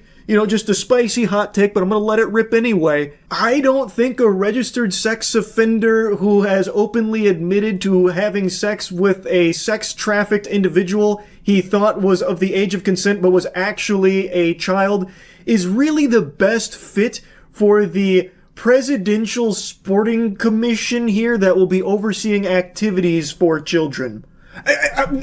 Now, maybe it's just me with those crazy thoughts, though. Maybe that's the problem, actually. I'm not open-minded enough to see why this is actually such a galaxy brain good idea. Because there's a lot of people defending it. Like, how's Trump supposed to know? This was 14 years ago. It's ancient history. What's the big deal? And then people just excusing it like, oh, it happened so long ago and Trump is such a busy man. There's no way you could have possibly known about this history with Lawrence Taylor. Like, what the fuck, man? It's a sex offenders registry. It's public knowledge. All of Lawrence Taylor's neighbors know it. How could the White House not know it before hiring him to bring him on board for this sporting commission? Do they not do any homework on the people they hire? Is there no vetting process whatsoever? They just hire anybody randomly? I mean, actually, that's probably exactly how it goes. Because even Lawrence Taylor, when Trump, babies him up there, Trump talks to him like he's talking to, an actual 4-year-old, by the way, like, oh, do you want to come say something? Come on. And then, rubs his back. Come on, say something. Which is super weird in and of itself, by the way. But when Lawrence Taylor does talk, he's like, don't really know why I'm here. Don't really know what we're supposed to be doing. But I'm happy to be here. So he doesn't even know what the fuck he's doing there. Why is he hired? That is the perfect encapsulation of this whole administration. What he said. Don't really know why I'm here and I don't know what I'm doing. That is exactly what the fuck is happening right now. Everything from the handling of the Jeffrey Epstein files and all of the circus shit that has followed. It is unbelievable. And it somehow just keeps getting worse. Just stew on this. Really just fucking sit and spin on this preposterous shit that we are seeing here. It is not normal. It is not okay. It actually seems like this administration is trying to normalize pedophilia. It literally does seem that way. He just added a sex offender to the President's Council of Sports, Nutrition, and Fitness, which will give initiatives to children. What is happening? How can that possibly not be something that everybody comes out and says, whoa, this is fucked up? There is no defense of that. There are hundreds of other NFL legends that you could have put on this council if you really wanted to. That aren't sex offenders and shit. It's crazy. It's like he goes out of his way to find pedophiles and be close with them and give them positions of power. It does feel like he gives preferential treatment to pedophiles. He's moving Maxwell to a cozier, more low-security prison in Texas for some reason that's not being disclosed. He's got Lawrence Taylor now as part of this President Council. It's absolutely unhinged. I had to talk about it. Sorry, I've been yapping quite a bit about it now, but it is incomprehensible. To a sane society, this would be this would be unforgivable. But it's just still unfolding in front of everyone's faces, and some people are just so brainwashed and lost that they accept it and just move on like it's not a big deal. It is a big deal. All of the evil people that were on the Epstein client list are still getting away with it with no punishment, and the only person who has faced any punishment at all for being a co-conspirator, Ghislaine Maxwell, is maybe going to be receiving a pardon. What the fuck? Anyway, I'll stop blabbering for now. That's really about it. See ya. All right, this is a new video. you might recognize where we're sitting. No, I turned the chair around. Yeah, no idea. Yeah, it's a different day. We just wore the same stuff. Explain the topic real quick before I go into this. So it was started with standing versus sitting to pee. Then it evolved into standing wiping. news. Yeah. So now we've grown up into stand wiping. I think that's archaic. No, that's terrible. Because you. Does anybody here stand wipe? Is there Any stand wipers? I don't. You don't have to be embarrassed. I think I used to, and then I grew up. Yeah. Folding versus crumpling with your toilet paper. You're a crumpler. I'm a crumpler. I'm a crumpler. I'm also a crumpler. You're a crumpler. Brother, it's Oh, surface I think it was area. the majority. I'm a folder. Folding legitimately feels like. I'm a crumpler. 2 crumplers. There's 4 crumplers. Folding feels like you're going right through that shit. That's what I. No way. How are you guys missing? Have you never thought, oh, let's just get a little bit more toilet paper No, because on there. that's Fold that wasteful. up. When I could just crumple. I can crumple. Yeah, I get more surface. It's like a brain. It's like the same amount. It's not the same surface area though. When you crumple, you now reduce the amount of places that poop can go. You increase the amount. Think about the shower loofahs. They're not smooth. They're like, but shower why do you think your brain has wrinkles in it? It's the same principle. We're creating. Show me it in your hand. Okay. You're folding. You're giving yourself a runway. Exactly. Yes. But if you're crumpling, you're just collecting the shit and then wiping the shit along your butt. Yeah. I think the rest of the. so. Let's imagine this is like 3 squares right there. Okay.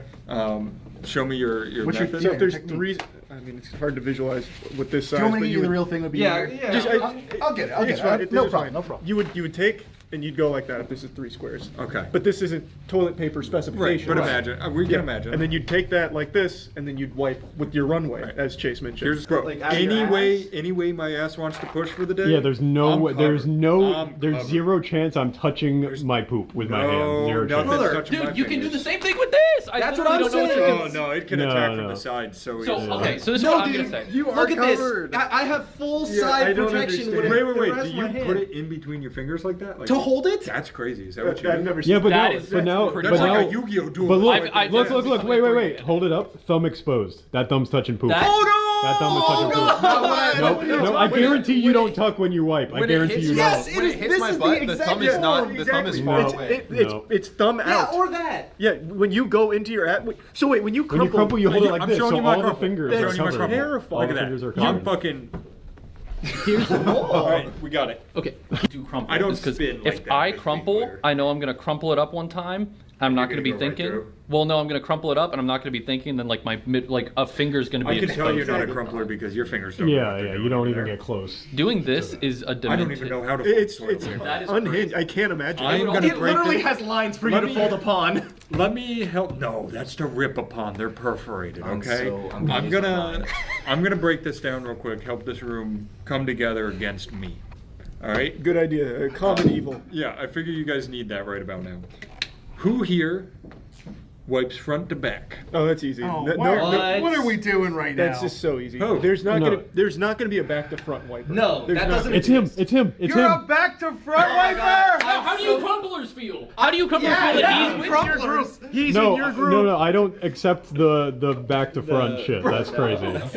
Danny, we here in the Crumplers do not recognize Matt as one of us. We do not claim him. You have shit on your balls. That's what I said. You're rubbing shit onto the front of the back of your nuts. You have poopy balls. You have a perineum separated. So you got perineum shit. Poopy perineum. Okay. We agree that we meet back next Tuesday. We're filming this on Tuesday. This is what I was thinking. We all swap. Oh. Matt, I was thinking that that's not a bad idea. I think that's a great idea. We should all try Matt's. I was gonna say, Matt. That is the most dangerous swap in the world. Handle my method. You guys are gonna be walking in dripping. I think I'm going to walk in with shit all over me. Yes. Guys, you can wash your hands after. It's okay. For the sake of science, it's okay to dry them. I'm gonna say this: if there's poop on them or not, wash them. I also want to. I didn't start crumpling based on the fear did not drive the crumples. I was born a crumpler. Right. I think I wonder if it's a nature versus nurture. It's a thing. nurture for sure. By the way, it's like if it was nature. You know who needs to be here? Can we do a Discord poll? Can you see who's crumplers and who's folders? Right now. Yeah. This shit would go crazy. I don't think there's any I wasn't taught how to use toilet paper per se. Right. But you see toilet paper. Yeah, I you see this, and and you you're say- like, I can fold. definitely it. were taught. Hold on, yeah. Yeah, you definitely If you were don't taught. think you were taught, was anyone else taught? Like I was. I don't remember being taught. by That's what it is. I Is that remember being because you were a taught. child. I remember being taught to go to the bathroom, like use this to wipe your ass. Yeah. They didn't give me like a tutorial. So here's the thing. I was it's given not, a it's tutorial. not like It's the a little- first time you shit by yourself, your parent says like, good luck. Like, I don't know, maybe this is me revealing too much. At some point in my life, there were people wiping for me. It's a little bit like how they find the next avatar. They just put the tools in front of you, and here's the how thing, you that's do it is like how they know. But the Poop Nation attacked. Oh my them. god, we are just different benders. This will be a risk. This will be a risk that I may be on an island here, similar to your front, like back to front. It's scary. It Just is. tread carefully. There's I feel like I lost friends. quite a few times where I will be so confident I'll be like one sheet. I'm Oh. good one sheet. Yeah. No, I will sometimes Okay, go one here's sheet. now that we're One sheet crumple. One baby. sheet crumple? One sheet crumple sounds One sheet fold? What are you doing? You wipe it with this? You're losing your crumplers again. okay. No, that's fine. I- Just admit that I'm the best shit I'm here. I'm awakening thoughts in my brain. I think I've realized why maybe I'm crumpling, and that your fucking psychotic one sheet thing is what made me realize it. I think You're afraid. I also don't like poop to the point where I don't want to like even feel the heat from it on my hands, I agree. and that's why the crumpling makes a bigger barrier. I never have to worry about I never it. send a one out. But a first. one sheet folder is just carrying shit in your hands. No, one sheet. When I say one sheet, Now show me the surface area that is used for actually collecting shit. It's all that. So wait, Even how the is that- how is edges that of loose collecting? paper. You go like The edges of loose paper are collecting shit. So this is my Only what your fingers are touching is going to collect. That's what I'm saying. Then it's just. I mean, that would apply. It's just this right here. It comes back with the No, fold. no, Because- no, that's not you're true. all of this. If you can I'm- apply pressure where all. if of your I'm fingers cleaning- are. I Hold think on, I'm hold on. missing something. Wipe for me. These privileged people don't have Oh wow. on the sides. That's what I'm saying. When Nope. you got a hairy butt, They don't have when you got a hairy bad butt. diet, you gotta worry. I agree with what I you're don't saying. think you guys do have not hairy have very hairy asses. You don't. If I Because you're expecting it to only come out from one angle, and that is not what happens. wrong. No, That is not what happens. I know where you guys. I understand. You probably are a little hairier than me, but like I will say. Don't assume my ass. Yeah. A little hairier than you. But I do understand your risk of different angles. It's coming and from the stuff. sides. It's Yeah. coming from all So angles. that's why It's all around me, man. I do. That's exactly why I do fold, because fold will go and it, and hits it will everything. hit all. Not angles if you like have that. your hand like this. How is it going to fold around You your can hand like that? you can move your You fingers. can meander. If I want to You can mold your sincerely- hand to the shape Yes. of your ass. If I want to sincerely clean a surface, if I use a clump, I am getting so little. If I actually want to clean, I will do That's this. again, but you're assuming it's only coming out of the one spot. I'm Well, saying- it is It's coming more out of like the a one ball. spot. It just No, sprayed. it's It not. just sprayed. No, it's not. Yes, exactly. It came out of one spot, But and it sprays, and then there's Right. ricochet. Are you Charlie. only ever doing one wipe and praying to Jesus that your ass is clean? Because here's No. the thing. No, are with, you? with a fold. Let me explain. Do any of you use a bidet? Do any of you use a bidet? I mean, I have. Okay. I only need to wipe once because Okay, I that's wash my fair. fucking That's ass. fair. Okay, you're better than us. We understand. No, you're a second. We're all second. What I'm saying is that with the crumple, if you're cleaning, or no, with the wipe, when you go, you get a majority first, and then you go in with the second stage, and you cover all of your different angles. Like, it's really that simple. To boil it down even simpler. So you're talking about like spray patterns, right? It's not coming from one spot. I mean, it is coming from one spot, but it's other places. You can still like just go to that spot first and then go. Yeah. Like you don't have to go like straight in. Like if But like a crumple gives you a lot of info in one go. but you don't need one go. Are you in a rush? Like not. I mean, I'm Sometimes you trying do. to touch my ass as few times as Yeah, yeah, yeah. possible. But so then like, you're if I gonna can touch go it the through as same. one. You're gonna touch it the same amount. Like it's still the same amount of toilet paper, There just might the way be a that you set sneaky it. little thing you never find out. Why wouldn't you take it? Well, that's and do two-dimensional, though. That's the be thing. honest. I'm also way it less doesn't worried change, about though. pie It does. touching Exactly, my 'cause fingers you- than I am with poop touching Well, my no, but fingers. it's also you don't have as much. Like you don't clean as much when you do that. It is a That's- surface area you difference literally of the don't. paper. It's this versus that. No, because the butt has it's a half moon plus there's two sides. But you you have still to I need No. to. It's not like I'm going to just the hole. I'm not going to my butt Hear me here out. and Hear doing me out. this. Hear me out. Thank goodness. If the wall with Ryan's pie was had holes and the rivets, same way I just cleaned you better would than probably go in there and like do some scoopage. Your fingers can. I would do it with a flat. I would do it with a flat fold like that. Still do it with a flat surface. I don't know. Maybe this is a question of depth. Maybe the crumplers are like deep sea diving into their ani to go and retrieve the shit. Yeah, maybe it is a depth problem. Yeah, maybe you guys aren't cleaning into your asshole. Maybe I super am, but that's beyond the. We have talked about so much at this table. We have exchanged so many words, and we have been so civil. And this is the one that gets everyone off their feet and mad. Maybe the folders just have too much ass. I think that might be it. I think you guys need more cake. Sorry. Let's be real here for a second. You're right. No. You might be onto something. Hold on. Comments, I need you now more than I've ever needed you in my life. Help folders, we've got to defeat them. And in the members Discord. There's also there's a poll in the members Discord to tell us how to I do hate to it. break it to you, fellas. So far, we're clocking in at 717 votes, 85% fold. Look, I didn't think I It's was a losing battle in for us. the majority. I'm not arguing I'm in the majority. I'm arguing I like mine better. That's like it seems like you mostly fold, and then your just grip is crazy. I think I do that too. I think it's a grip. This is what I'm saying. We're more it's similar pretty much than the you same, think. but it's just a grip. It's a grip difference. We're going to be talking about this for like the whole week off Yeah. camera. It is Every just a day. grip. It's a folding grip. It's just a grip. That's We're going to okay. stare him dead in the eye and go, what'd you do? All right, so to end the video for the fourth time, we're gonna go try each other's methods and then we'll report back. I'm gonna go shit after right a couple now. days. Would you like me to wait for you? Yes, please. Okay. Back to front. I forgive you all. I forgive you all. I love you still. There's no peace. Comments help. Bye. What note was that?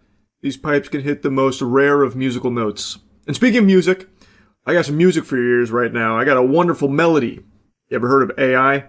Because man, do we have some great news on that front. AMC's getting experimental. They're putting their grubby little paws into the AI short films cookie jar, and they are going to be screening AI short films at select theaters before trailers, with potential plans to expand nationwide. Which is exactly what everyone's been begging for. Anyone who's been to the cinema over the last 2 years has probably heard this time and time again, man, I wish I could watch some AI-generated shorts before watching my movie. And finally they're delivering. Better late than never, I always say. Now, if I may be so bold, and far be it from me to question the galaxy brain smarties over there at the old AMC think tank, but what the fuck are you smoking? Like, this has got to be an actual, mythical crack pipe that they're passing around over there to think that this is a good idea. If you really wanted to ham fist shorts into the cinema experience before a movie plays, why would you take the plunge with AI shorts to begin with? Something that is universally hated. The only people that like AI animated shorts are like actual single-digit smooth-brain worms that clap like seals at anything that makes noise. Like, this is so fucking stupid. If you're really hell-bent on bringing shorts into the theater before the movie plays, why not just play actual shorts created by real people and real talent? Like, it's not like shorts are a new thing. These have existed for as long as cameras have. So this isn't some brand new, unheard of thing only made possible thanks to the power of AI. They could have done this whenever they wanted to in the past. And they did dip their toes in occasionally with shorts that play before movies. But I just don't understand why now they want to make this big push for it. My speculation is they're probably getting paid oodles of clams for it, and every single industry is trying desperately to suckle from the titty of AI and anything even AI adjacent. That's my speculation. But I'd like to take this a step further and say that I think the idea of putting even more bloat before your movie plays is terrible. I feel like the people at AMC don't actually watch movies. They don't actually go to the theater and watch movies. I have timed every single experience I have had at the cinema for the last 2 years. So when I sit down, I time from the moment the trailers start to the moment the movie I paid for starts. And the average duration of trailers is 21 minutes, but it sometimes gets as high as 30 minutes. So you can wait up to 30 minutes after the posted time for your movie to finally see the movie. It turns what should be only like, 2.5 hour experience into an all-day fucking affair because you're just held hostage watching shit that you don't really care about seeing. And now they want to add even more to that. That blows my mind. That is so tone-deaf and so out of touch. Now, to give you a little more information here, it looks like the AI short that's going to be playing at select theaters is called Thanksgiving Day, an intergalactic tale about a bear and a platypus, and it just won Frame Forward AI Animated Film Festival. Very prestigious. That is coveted. People go their whole lives striving to achieve that accomplishment, being the best AI animated short at Frame Forward. And one of the prizes for winning here is a 2-week national theatrical run for it. And looking at what the experts have to say, this one is a must-watch. This short might be better than the movie that I'm paying tickets for. Thanksgiving Day is a masterclass in original storytelling, a wildly inventive journey that balances sharp satire with unexpected emotional payoff, proving that bold imagination with the tools of AI complement the future of animated filmmaking. That's according to Joel Rudman, president and head of studio for Moose. And then, of course, jurist Neil Paris from Google's 100 Zeros, whatever the fuck that is, what the hell? I feel like I just read an Xbox Live gamer tag. Said, Thanksgiving Day is an imaginative... Jesus, it made me dyslexic. Thanksgiving Day is an imaginative and funny short showcasing AI's ability to unlock imagination for animated storytelling. Thank God, it's fully unlocked now. Before, it was forbidden. You couldn't tell stories without AI. But thankfully, those are prehistoric times now. That's ancient. Obsolete. Now, I decided to take a peek at Frame Forward's little trailer here, and I got to be blessed with a little bit of footage of Thanksgiving Day, and wow, I gotta tell you, they're underselling how good it looks. The future of filmmaking is unfolding now. Welcome to the Frame Forward AI Film Contest.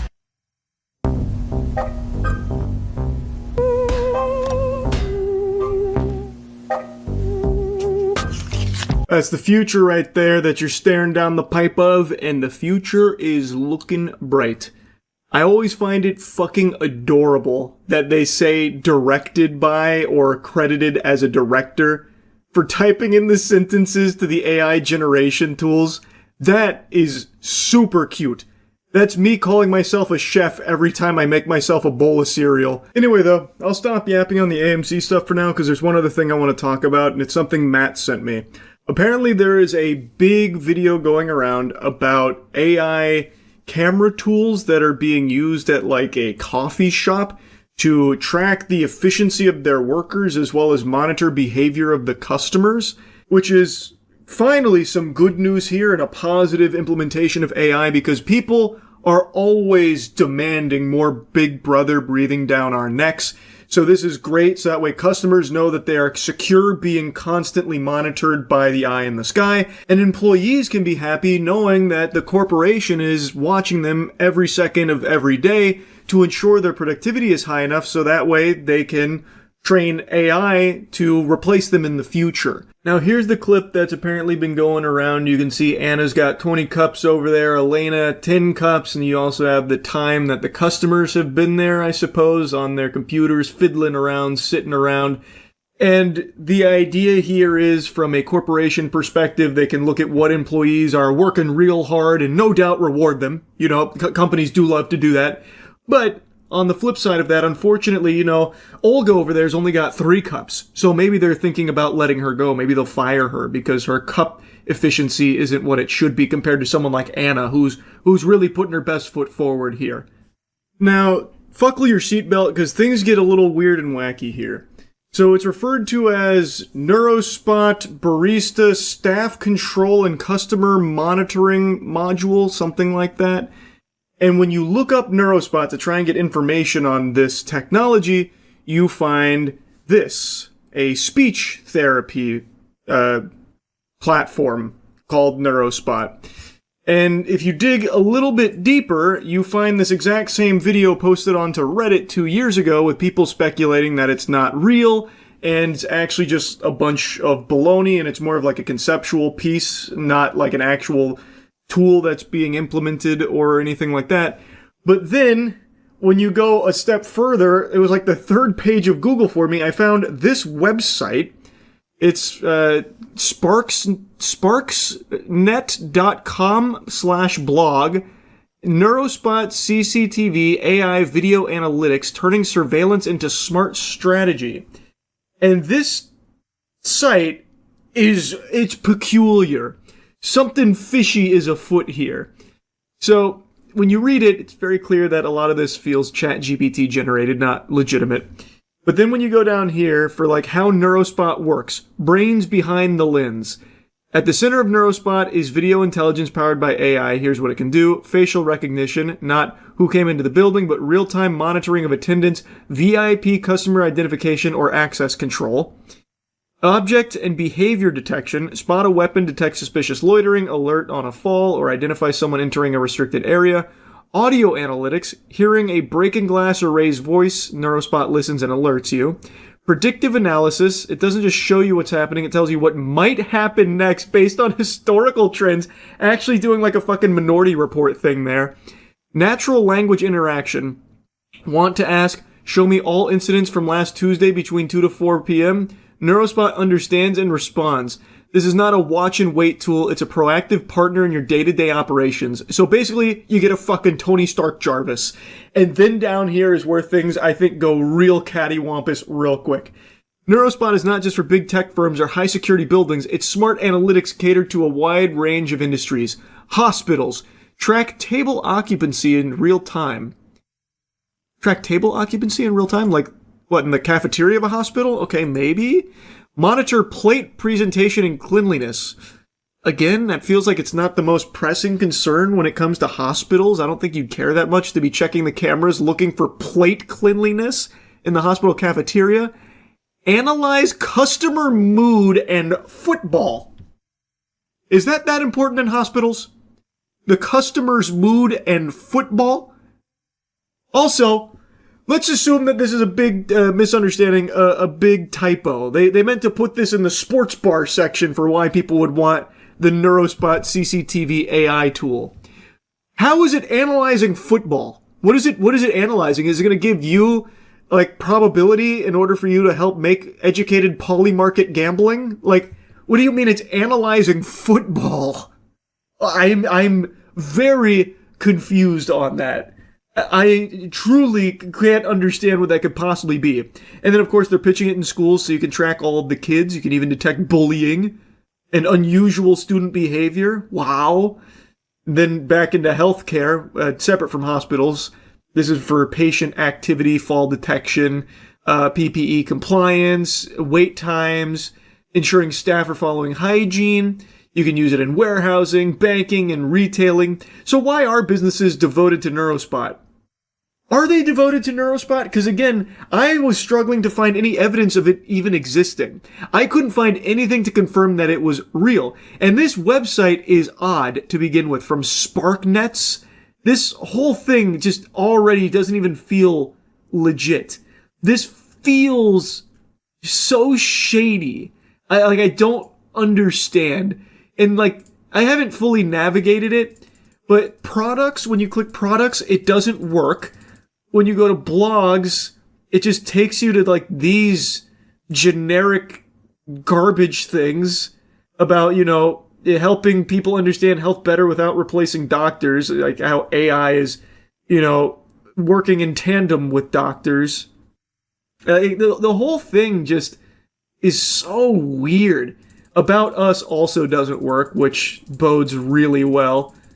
And then Home, which takes you to an innovative AI agency spiel that they dump on you here.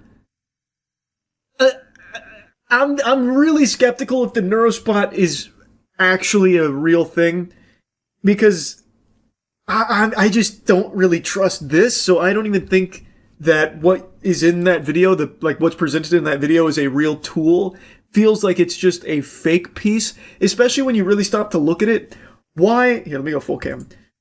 Why would the tool have the squiggly lines to track customer and employee movement? That's fucking worthless, because if you're running this 24/7, at the end of the day, every day, the screen is going to be nothing but squiggly lines from all the people that have been moving around. You're not going to get any valuable data out of that in the first place. I just don't think it's real.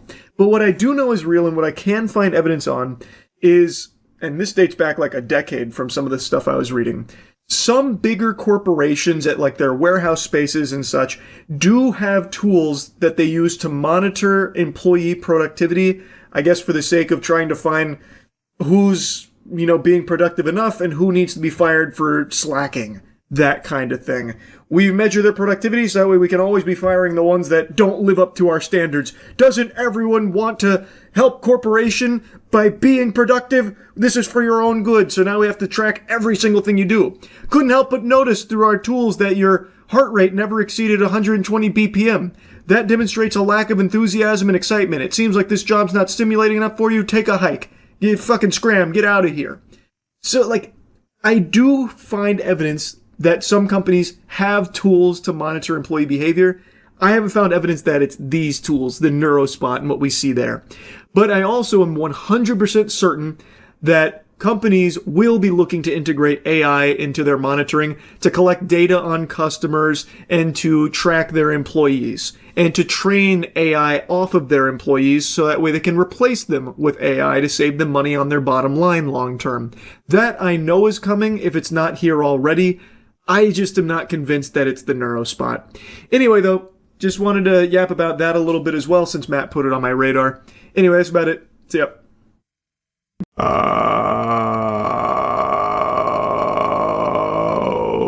That's what it would sound like if I was being drained by a Dementor. Also just now realized that this is pretty zoomed in. You weren't meant to see Charles that up close and personal. Netflix just bought Warner Bros. 82.7 billion clams. That is disastrous. I think it's terrible. You saw the news as well? That's right. Netflix now owns Warner Bros.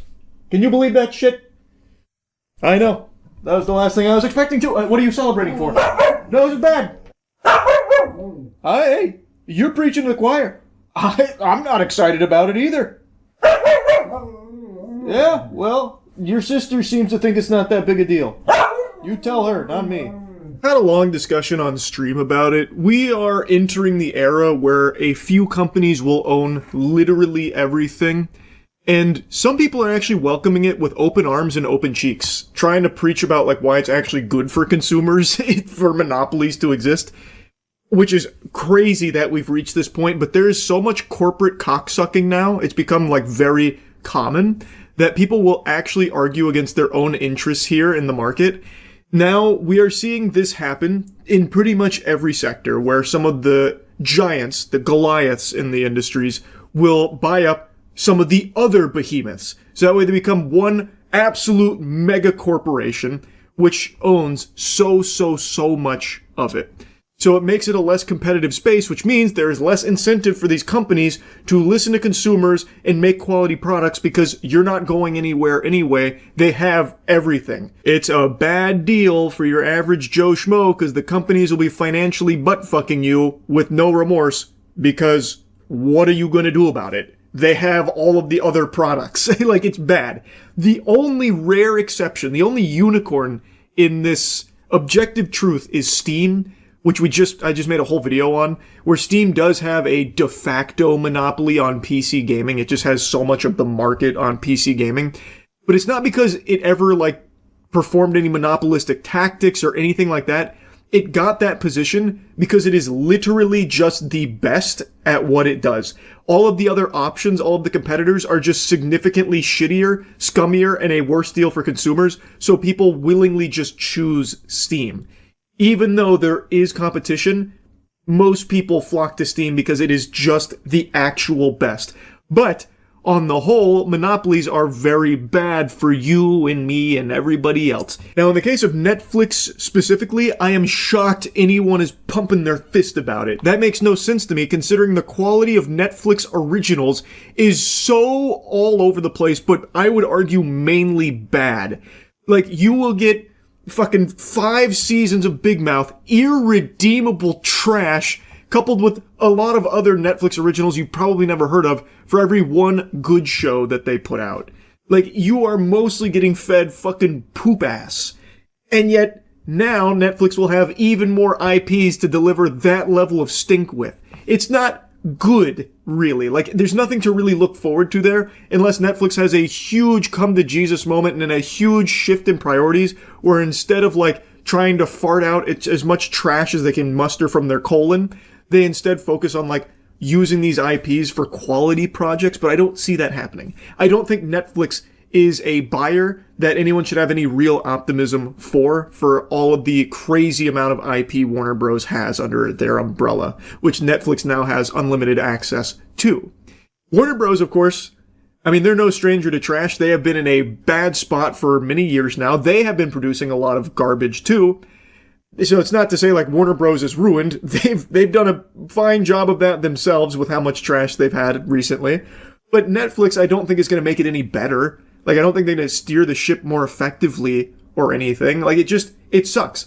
And it's just a sign of the times where now we are going to continue to see giants buying up other giants, so then everything will be owned by a couple of corporations in each sector, which is bad. Like, that is a horrible thing, really.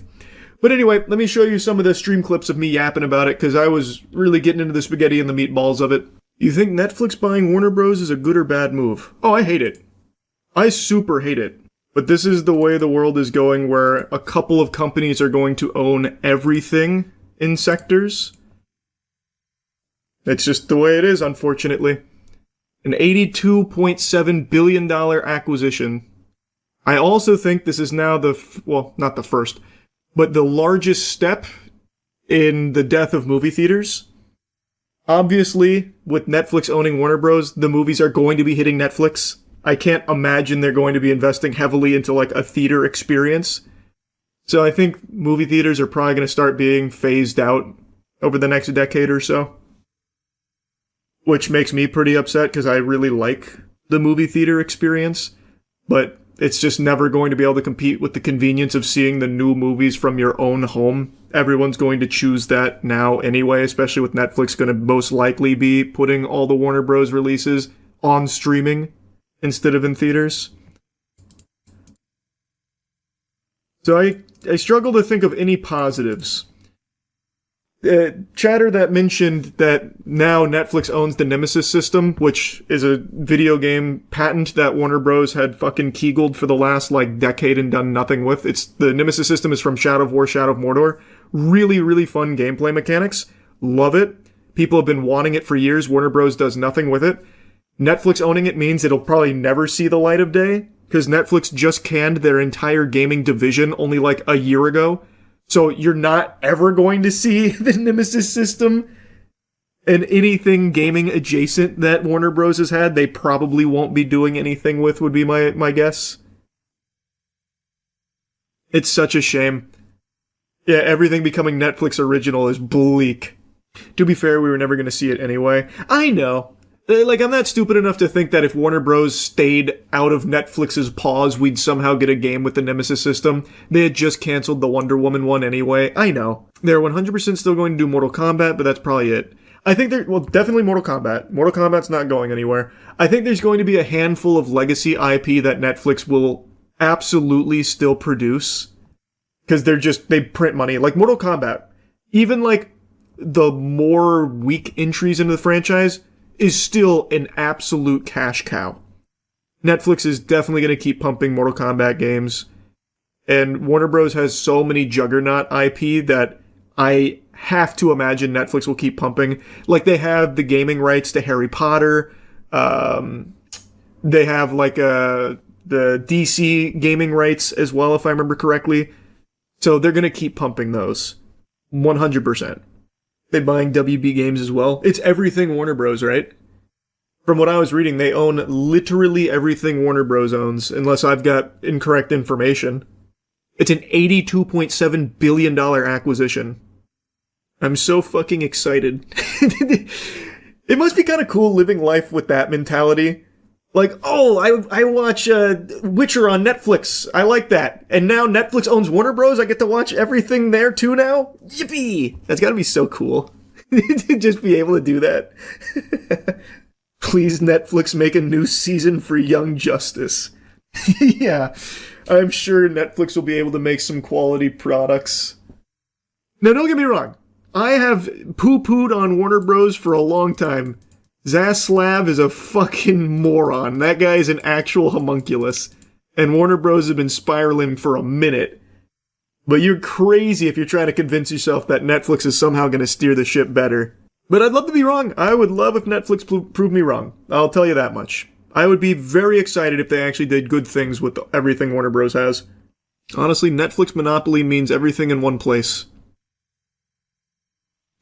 That just makes me sick to read. Oh my god. That actually just makes me sick to read. Oh, fuck me. Yuck. Netflix $79.99 a month with ads. At least it's all in one place, though. Will HBO and Netflix merge?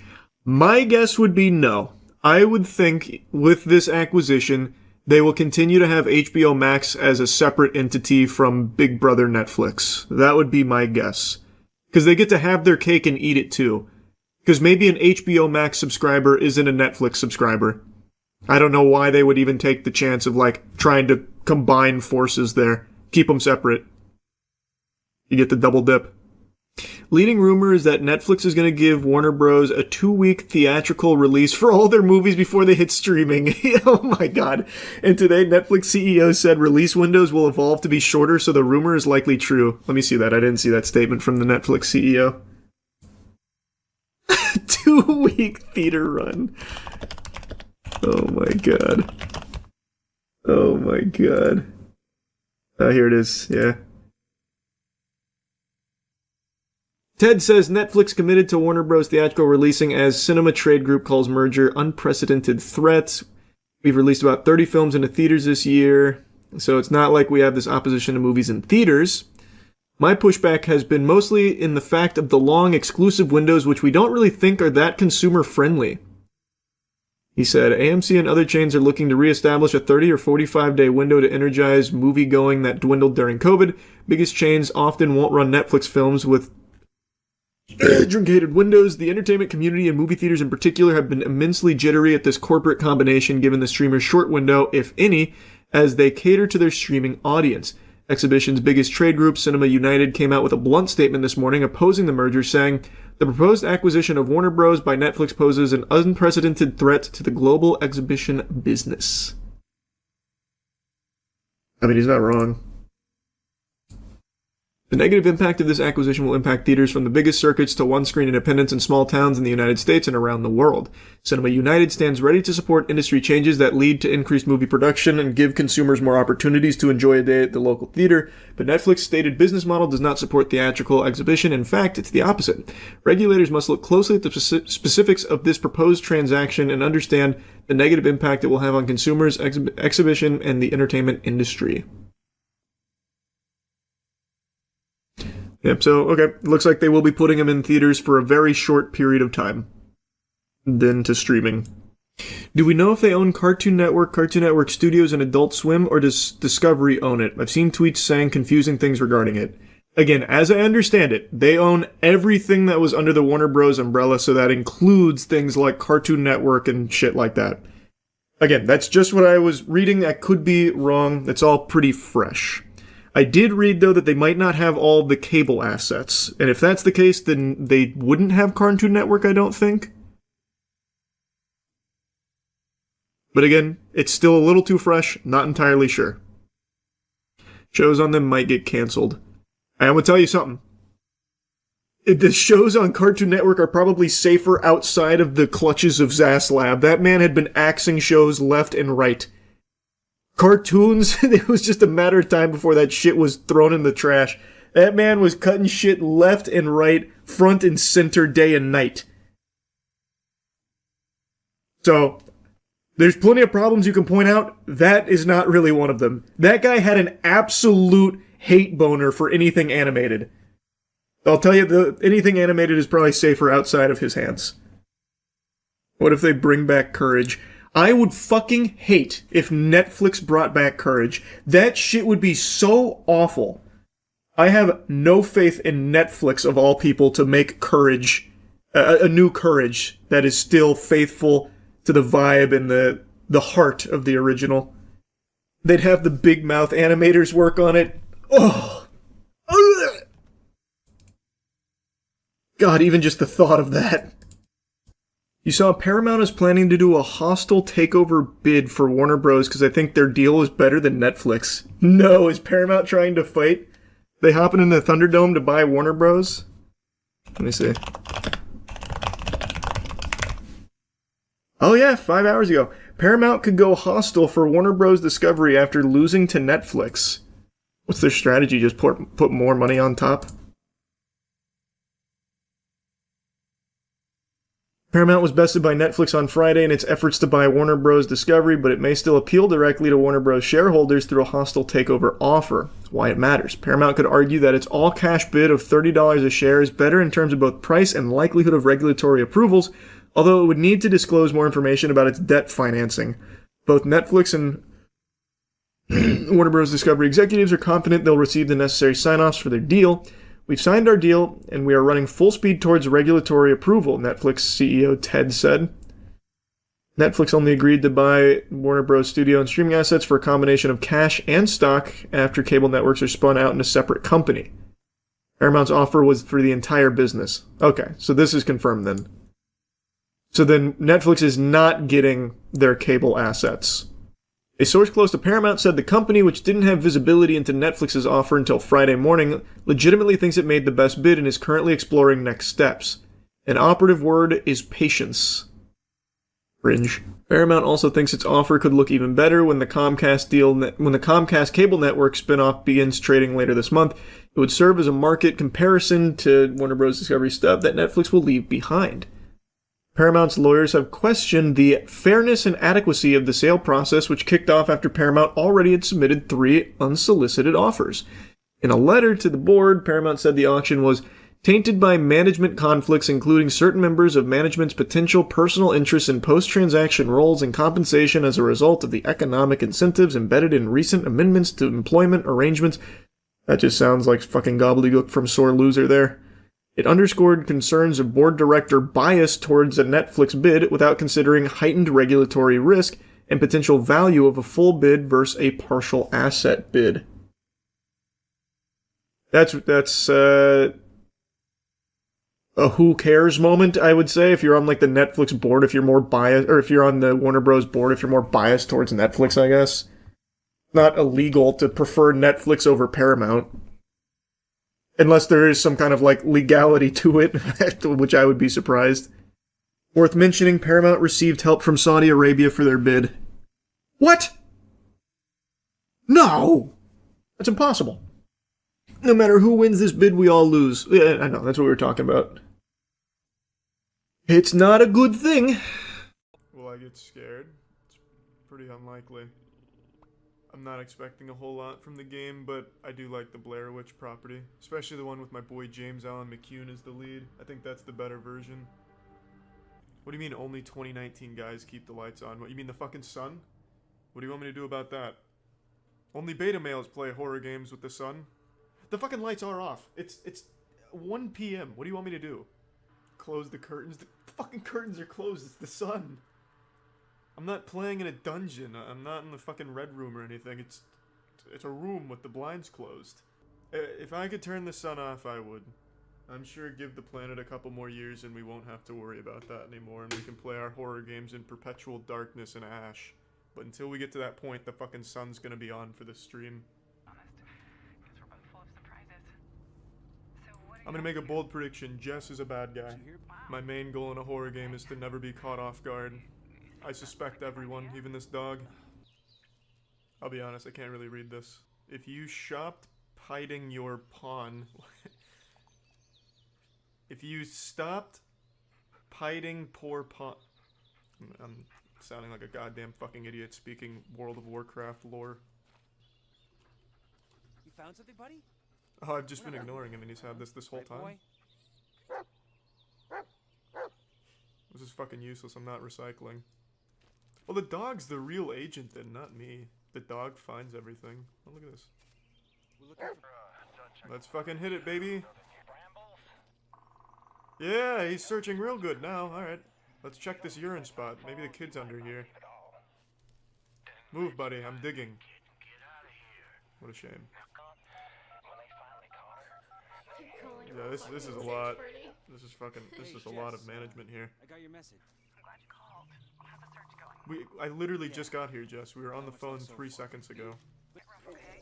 Oh god, what is it? Will do. Could be anything. Where'd he go? The plant eat him? Oh. Good find! Fuck yeah. I look like the child in the woods? No, I don't. What the fuck are you talking about? That kid was like 8 years old. He didn't have a beard at all. I'm just gonna make a straight line. I'm not gonna follow the dog, because he clearly doesn't... Fuck it. I'm not doing a straight line. Changed my mind. You found something over here? Oh, big shit. Alright. What's that? It looks like a baseball cap. Or a yarmulke. If we could get down there and get closer, we could know for sure. I'm so fucking close. Just let me pick up the hat. Alright, get in there, boy. Bullet! Can I do anything at all in the game besides just call people on my phone and talk to my dog? I can't move these sticks. Your dog is barking, alerting you of something. It's not going to be more important than the hat. He probably just found more water. Or he's peeing. Also, I'm completely stuck. I can't move. Jump? There is no jump button. He hasn't learned that ability yet. Boy, help me. I'm stuck in the trees. The Blair Witch has got me in a trap. I genuinely can't get out of this. Is this where the search party ends? How in the fuck? Why am I even here if I get stuck on a goddamn hill in 2 trees? Why would they recruit this man? Bullet, please. Get the fire department. I'm stuck. I don't know what I'm stuck on, but I for certain am stuck in a fucking mime's box. I'm gonna call the police. How do I just dial a number? Oh, games. Don't worry, boy. I'll get out of this eventually. A little bit of input lag here on this Nokia. I used to play the shit out of Snake in high school, but it didn't lag like this. Here. Well, alright. Maybe the pizza guy can deliver and give me a hand. I can't get out. I'm gonna call the search party. Can anyone hear me? I'm stuck. Can anyone help me? Hello? I'm stuck. If there was simply a jumping button, or really, you know, anything. Well, hold on, try crouching. Oh! I'm a genius! Watch you be more stuck. Fuck, I just went right back. Oh no, we're good. Don't worry, Bullet, I freed myself. Where are you, Bullet? Found you. Where were you 30 seconds ago to help me get out? I still can't even get this goddamn... Oh, now I can. Bring it to me, boy. It's a stupid hat. He's got bad taste in baseball. Ellis to base. I found Peter's cap. Oh, now you want to talk to me, huh? No one wants to help Ellis when he's stuck in the fabric of reality, but now all of a sudden that I have information for you, you can use me. Negative. Okay. Alright, guys. Well, there's no way Bullet's dead this quickly. I have a whole bunch of dog mechanics that we haven't even used yet. Where's that dog? What the fuck is this, an earthquake or something? Why is he shaking so hard all of a sudden? Shit! That's not the real Bullet. That's a small pedophile in disguise. He's trying to use us as a vessel to find the child in the woods. Hey. Jess, do you ever leave me alone? This is where James Allen McCune was taken. Campsite? Used by famous actor James Allen McCune. Oh, it smells like him. Ellis, what you need is help. What I need is a wife who has a face. Could have managed. It's like dating a Sasquatch photo. Ellis. And I can see the way you look at me. Like I'm a fucking loser. You're a sick little puppy for you to look at. So what? I use Reddit all the time. That doesn't make me a loser. Have you seen my comment karma, Jess? I'm out. I'm going to the forest. Someone had too much time on their hands. It's like someone tried to whittle a chess piece bishop, but just sucks ass at it. Oh, manipulate reality. That's pretty powerful. Rewind that. Spin it on the track. You're gonna break it. The fuck was that about? I didn't need to see no more. Kid was playing with a toy police car. Dad didn't like it. Good work, boy. What do we got? Comic book? Condoms? And Jess used to love these. She was so bummed when I told her that I didn't actually eat them in space. No, sorry, What? buddy. That dumb bitch. She had no idea I was never eating freeze-dried ice cream when I was in space. Did you know I was in space, Jess? 500 confirmed kills in the Navy SEALs as well. Why the fuck would an astronaut be the one that you'd call to help in a forest? I mean, yeah, maybe if Billy was lost in the ISS and, you know, out there, I could see why Ellis would be the one you'd call, but if he's a fucking astronaut, what do his skills translate to in a forest recovery mission? Why doesn't he walkie-talkie anyone? God, how am I making full circles? How did we end up back here? Ah, he's thinking the same thing. Bullet, you fucked up with the leadership this time. I'm taking the helm. Where's my video camera? Let's start filming some shit for the vlog. I imagine I have to find the police car if I had to take a guess. Oh, the police car is back at the campsite? I thought I had to look for it. Well, you're spoiling this for me. What is it, boy? Fuck the sticks! It's okay, buddy. It's all... Wait, what was James Allen McCune's name in the new Blair Witch? I wonder if one of these is him. Do you want me to look it up while you keep... No. Okay. I'm the only one allowed to look at James Allen McCune. They say if a woman looks at him for too long, she immediately falls in love with him. In Blair Witch, he played James. Well, that's easy to remember. Alice to base. Sheriff, this is Alice. I'm here by the crying tree, Weeping Willow. Screwed up. And hey, at least we still got radio contact. Not for long, this tree's up to no good. Oil's pouring out of it. Yeah, you're right. I think we found the ravine you were talking about. Any updates on your side? Yeah, I found a tunnel. And who's hacking my dog? Why is he gone so fucking still? Sweet God, it's a car. Billy must have been drunk driving. Now what I'd expect. Let's go, Bullet. I think he's trapped. Is this where the journey ends? Nice. Right there. Gotcha. There you go. Good eye. The red one you can manipulate. So he was kidnapped. There's something interesting about that word, Peter. I found a tape. It shows the man who did it. No, it doesn't. It shows his arm. And his fascination with Wiener. And the boy was going into that hideout down there, which I already knew the code to. Shot around here somewhere. Right here. And he dropped the ball. Let's get that camera back out. In danger, and we're the only ones who can help. Not true, there's an entire search party looking for him. And they're all capable. Fuck, I've lost him in the tall grass. Bullet. Fuck. Where are you, buddy? I can't find him. I'm about to get in a goddamn Pokemon battle. Where is he? Chase you. Bullet! All the fucking corn here is making me freak out. My god, it's moving. Sweet Jesus Christ, don't worry, I'll handle this. Have you seen Billy? I lost him. Where is he? Bullet, I think I'm getting attacked. Bullet, did you bring my gun? Wait, I see red shit over here. This is huge. This may be where the Blair Witch is hiding. God damn it, I was so close. I was that close to uncovering the secrets of the Pharaoh's tomb. There he is. Where's that red shit again? Huge! Yeah, baby. Oh, he thinks he's being gang stalked by the government. I found him! Good eye. Well, what did he do? Throw a stick at me that time? How the fuck did you get up there? God, how far away is he? What the fuck?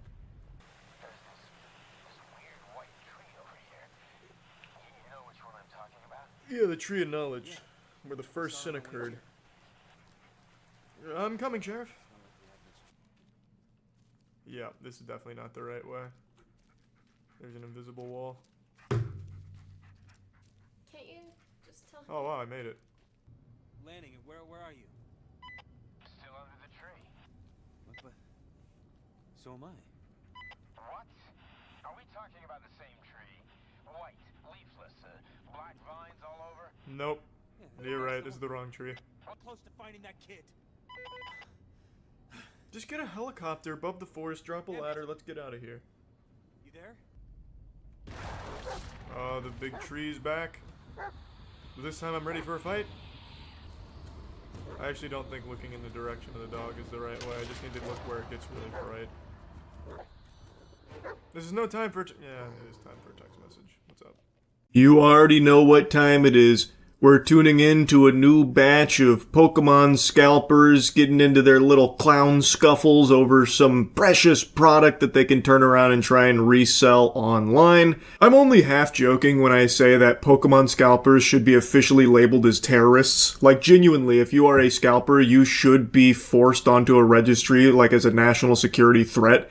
Because these are just violent degenerates. We already saw a young woman who was murdered in Chile for her Pokemon cards because they wanted to get their grubby little paws on her product so they could turn around and resell it. We saw someone recently shot here in America over a disagreement in the Pokemon vending machine line. We've seen oodles of fights that are showing no signs of slowing down. Yeah, get the fuck out of here, homie. I'm gonna crack you, homie. I don't give a fuck. What you gonna do?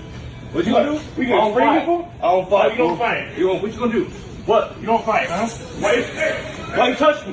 Why you touch me? Don't touch me, bitch. Hits him with the pepper spray and then boot scooting boogies out of there as quickly as possible with his one box there. It was all worth it, baby. So here's two scalpers throwing down the old clown fiesta, which has become commonplace at Pokemon vending machines or really anywhere that sells Pokemon product at this point. As I've said numerous times, it becomes a PvP-enabled zone, and people throw out all logic and reason, and they just start throwing knuckle sandwiches at each other. In this case, he brought out the pepper spray, so he just pepper sprayed this man and then ran away from him. These fucking losers will fight and fuck their way to one box of Pokemon product just to make like $5 off it online. There is no more pathetic existence than being someone like this. Guys, stop. Hey. Break it up. So here's an interesting one. So apparently the construction workers ganked this guy over a disagreement about Pokemon product in the store because the construction workers had apparently been very disrespectful to a child who had showed up for this product, allegedly. I don't think any children actually ever even get a chance to go to the Pokemon card aisle because it's like walking into Salty Spittoon. You gotta go through like the greasiest fucking gauntlet of goobers imaginable. Plus these loveless, lifeless, worthless piles of shit clear out the entire aisle within the first 10 minutes of the store even being open, so there's not even morsels left for children. But I guess in a very rare instance here, there was. Probably perfect order because scalpers are now just leaving perfect order because they can't resell it as effectively as previous sets. So maybe that's what it was, but the construction workers didn't get the memo that it's not the hot product to scalp anymore. Apparently there was a kid that was looking to get product. These assholes were being rude about it or something. So then this guy stepped in the middle of it, and then the construction workers tried to lay a beat down. You can see that one, like, elderly gentleman, the fucking octogenarian's, like, climbing on the guy's back, throwing sucker punches. He looks like a squirrel that's trying to get his licks in. And then we have another angle of this scuffle, and I swear to God, that old guy is throwing his punches in slow motion. It's like he's lagging. I'm watching a punch thrown at 4 FPS. Break it up. Break it up. Come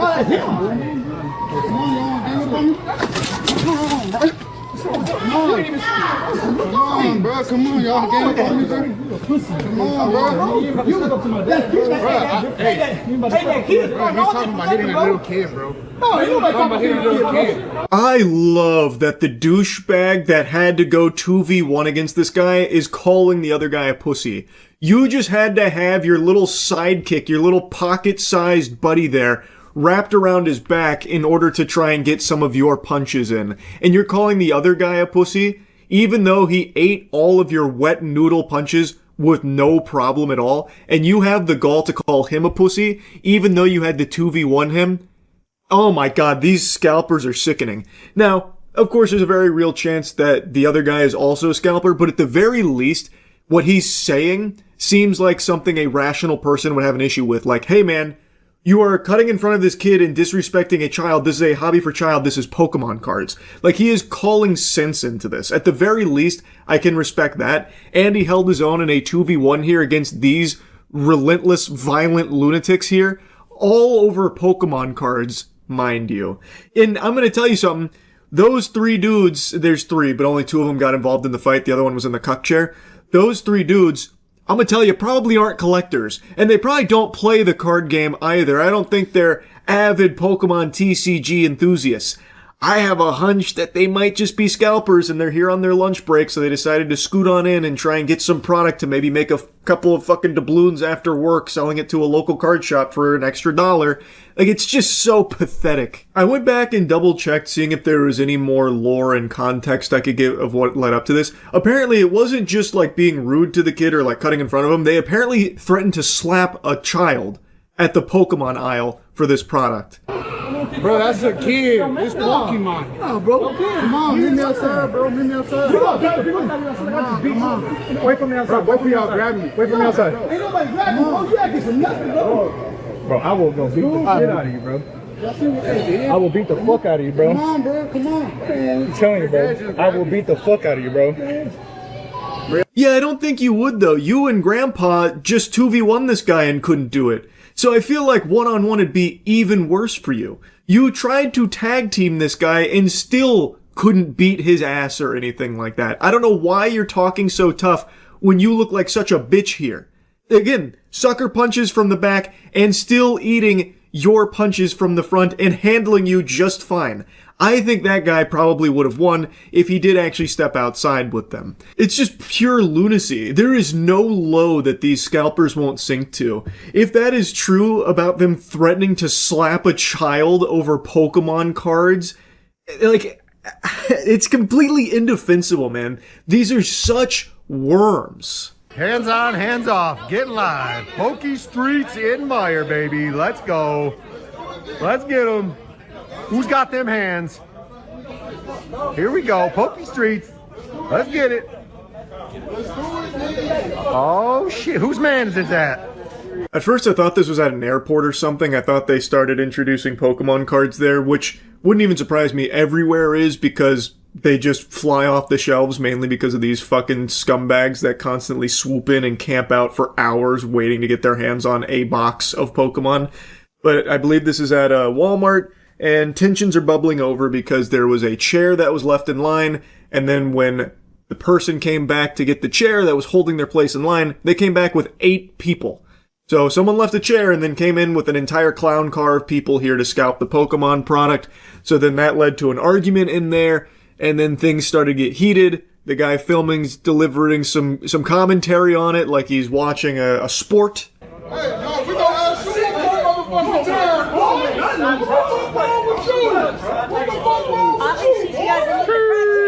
Get live. Fucking let him know. He's got a crutch. That ain't fair. Man, Pokemon cards, you all are wildin'. He's pulling up, bro. Don't count him off the fight. He's pulling up. He's gonna go at it with a crutch, really? He said, tag team, you want some? We getting some. Lion Meyer, baby, we lied. He don't want jack shit.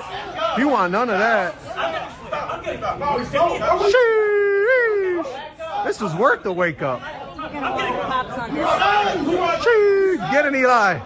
I'm gonna tell you something that seemed like a mismatch. The guy with the crutch actually had maybe 200 pounds and a whole foot on the other guy in the hoodie who kept throwing up one of these sets here like he was about to use some kind of Tekken move.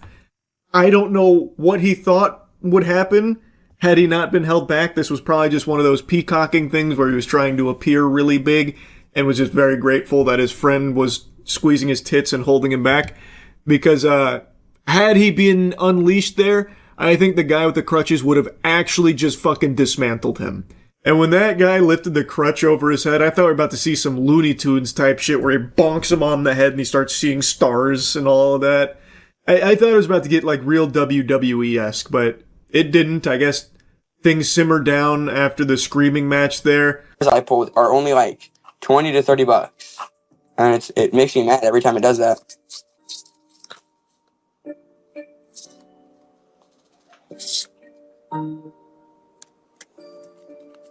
Hold on one second. I'm getting a notification. Hold on 1 second. 1 second, guys. Getting a notification. Here's a little bonus I wanted to slip in here because this clip blew up. This is a whatnot scammer. This guy is Clayton's Cards, and Clayton hatched a nefarious scheme. So this is a rip and ship. For those that don't know what that is, you pay the streamer to open packs for you, and you get the pulls from it. So someone is paid for this pack, and Clayton is going through the pack, and then he happens to catch a glimpse of the hit at the back. You can see that there is a foil in the back, potentially a really big chase card, and Clayton notices this, and the world stands still. Time ceases to exist, and he starts to cook a little bit. He starts to activate some neurons, and he decides, you know what? I want it. I can't do this.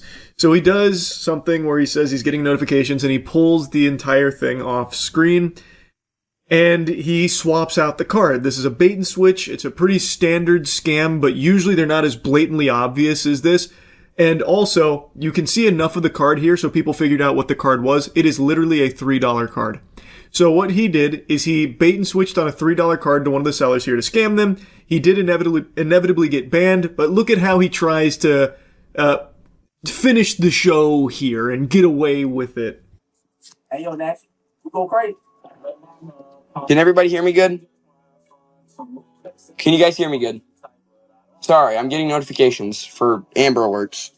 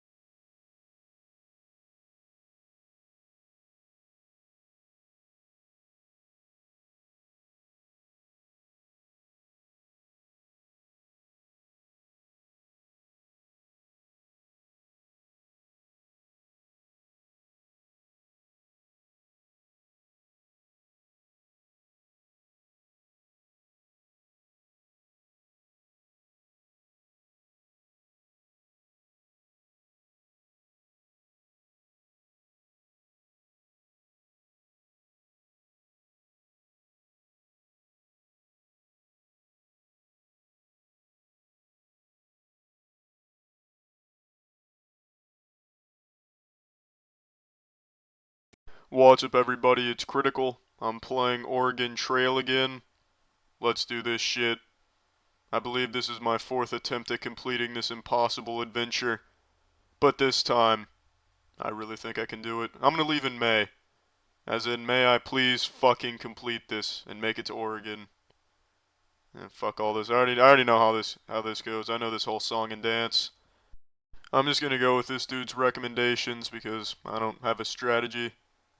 Fucking 3 yokes. You must be out of your mind. He's an amateur, a rookie. I thought he was a damn connoisseur here, an expert, a seasoned veteran. But unfortunately, that's not the case. He's useless. When someone offers you 3 yokes, that's how you know you can't trust that person. This dude right here probably funnels squirrel's piss into his wiener hole and then pisses it out and claims that it's his piss. Then he puts that piss in a bottle, sells it on the market as piss. Although it probably wouldn't be a very successful product, considering bottled piss isn't exactly in high demand. It's not an inelastic good. But when someone offers you 3 yolks, you can guarantee they're dabbling in piss. Fuck. I can only carry 3 wagon wheels. That really fucking sucks. What if I want to race people? What if I start street racing and I need those extra wheels? Alright, it is time to begin. We're gonna go all the way to Oregon, then we're gonna come back, and we're going to go to Oregon again, and then we're going to tell people we've been to Oregon twice. People are going to be like, wow, that's twice the adventure. That's fucking incredible. Alright, let's do this. It is time to go titties or go home. We're going to have meager meals, but we're going to have a fucking record-setting pace here. What's the fastest pace? Grueling pace. There it is. That's it. That's all we need. That's all we fucking need. It's time to hit the trail. Only 102 miles. I can throw a frisbee further than that. Not even a challenge. Oh, we're already here. Oh, fuck. I'm sorry. I just blinked. The speed of light's got some serious competition here with this wagon. What are our options? Let's take the ferry across. The ferry operator says that he will charge you $5 and then you have to wait 2 days. Only $5? We have more money than the state of Oregon, that's no problem. Just floating across on toothpicks. And we're across safely. What an incredible start. We'll be in Oregon and lickety-split. I really like the way this oxen moves at a grueling pace. It's like watching an animal cracker on a treadmill. What do we got here? Oh, it's only 3.7 feet deep here. How tall is the average oxen? Like 300 feet tall? I think we can ford this bitch. I really think we can get across safely. You know, we're fording it. We didn't come this far to just take a shit and then eat it. We're gonna go for it. Fuck. Well, after a booming start, I have now lost 2 oxen and a party member. And not just any party member, probably the most important one you could ever lose in a party. How the fuck did that even happen? We were moving through that river at a nice brisk pace, and then all of a sudden, bam, we fell into Atlantis' chimney. Yeah, you know, we'll take a look around here. Maybe we can find a resurrection potion and bring shitting back. I'm not sure why Captain Falcon is riding a horse, but it seems he's about to ambush that wagon. Let's try and trade with some people here. Let's see what they're offering in this area. You meet another immigrant who wants 50 pounds of food. He will trade you 50 bullets. Alright, so I'm trading with a psychopath. Let's see who else is here. You meet another immigrant who wants 2 wagon axles. He will trade you 1 ox. So basically, I'll give him 2 wagon axles and then they'll shoot me with a fire hose. Is there any sane people here? This town can go fuck itself. Let's see what supplies I can purchase here.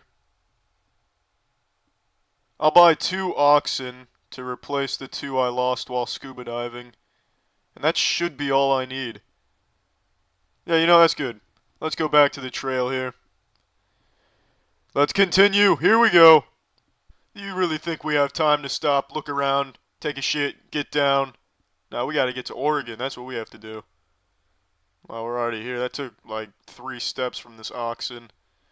Ooh, here we go. Change of scenery. Now inside of a Salvador Dali landscape. Well, I've just looked at a bull's anus and I saw its shit. There is no way anyone in that wagon has a fever. 102 miles, not bad. Another person? How the fuck? Oh shit, I'm almost out of food. Damn, I didn't even notice. I gotta pay attention to the food pounds. You know, I really need to start reading these directions. I know there's a way to move. You son of a bitch. It just ran up and got a big old whiff of my ass cheeks. How the fuck do I move? What is the... Maybe enter? Oh, there it is. There we go. Still don't know how to turn around, but we'll do some rail shooting here. Alright. Oh, turned around. Got it. Watch out, Circles. He's turning 360 degrees. Fuck hunting. Fuck hunting. I can't fucking hunt. You know, let's just rest. Maybe if we rest long enough, the party will vomit and that can replenish our food supply until we get to another town. That plan has backfired. We are now a man down. Unfortunately, it is my most polite member, because they are perpetually saying thank you to me, showing their appreciation for anything that I'm doing during this journey. Fuck you, asshole. Yes, we need to look around. I need food. Please direct me and my party to the nearest restaurant. Are you fucking shitting yourself? There is no supplies to buy. We're gonna have to trade. That is a tough pill to swallow. Well, I don't have many options here. I am fucking incompetent when it comes to hunting. And there's no supplies here, so we're gonna have to rely on other human beings for our food. Fuck every single one of you. I'd rather my party starve to death than try and trade one more time in this fucking inconsiderate town. You selfish douchebags. You know, we're going to Fort Bridger. Hopefully we can bridge the gap between starvation and a full tummy. I have to hunt. Either I go hunting and at least try and bring home the big bucks here, or my party starves to death. Alright, here we go. Show yourselves, animals. There you are. Alright, alright. You think you can hide behind the trees? Son of a bitch. That damn deer just rocketed off of a rock. Damn it! These bastards are elusive. These fucking trees are on their side, too. They're setting fucking... These are perfect picks! These are screening champions. Oh, of course, no food. Well, it's a little difficult when you've got the NBA's best defense playing for the animals. This looks like a nice area, nice and open. Oh, here we go. Perfect. Just walk into the bullet.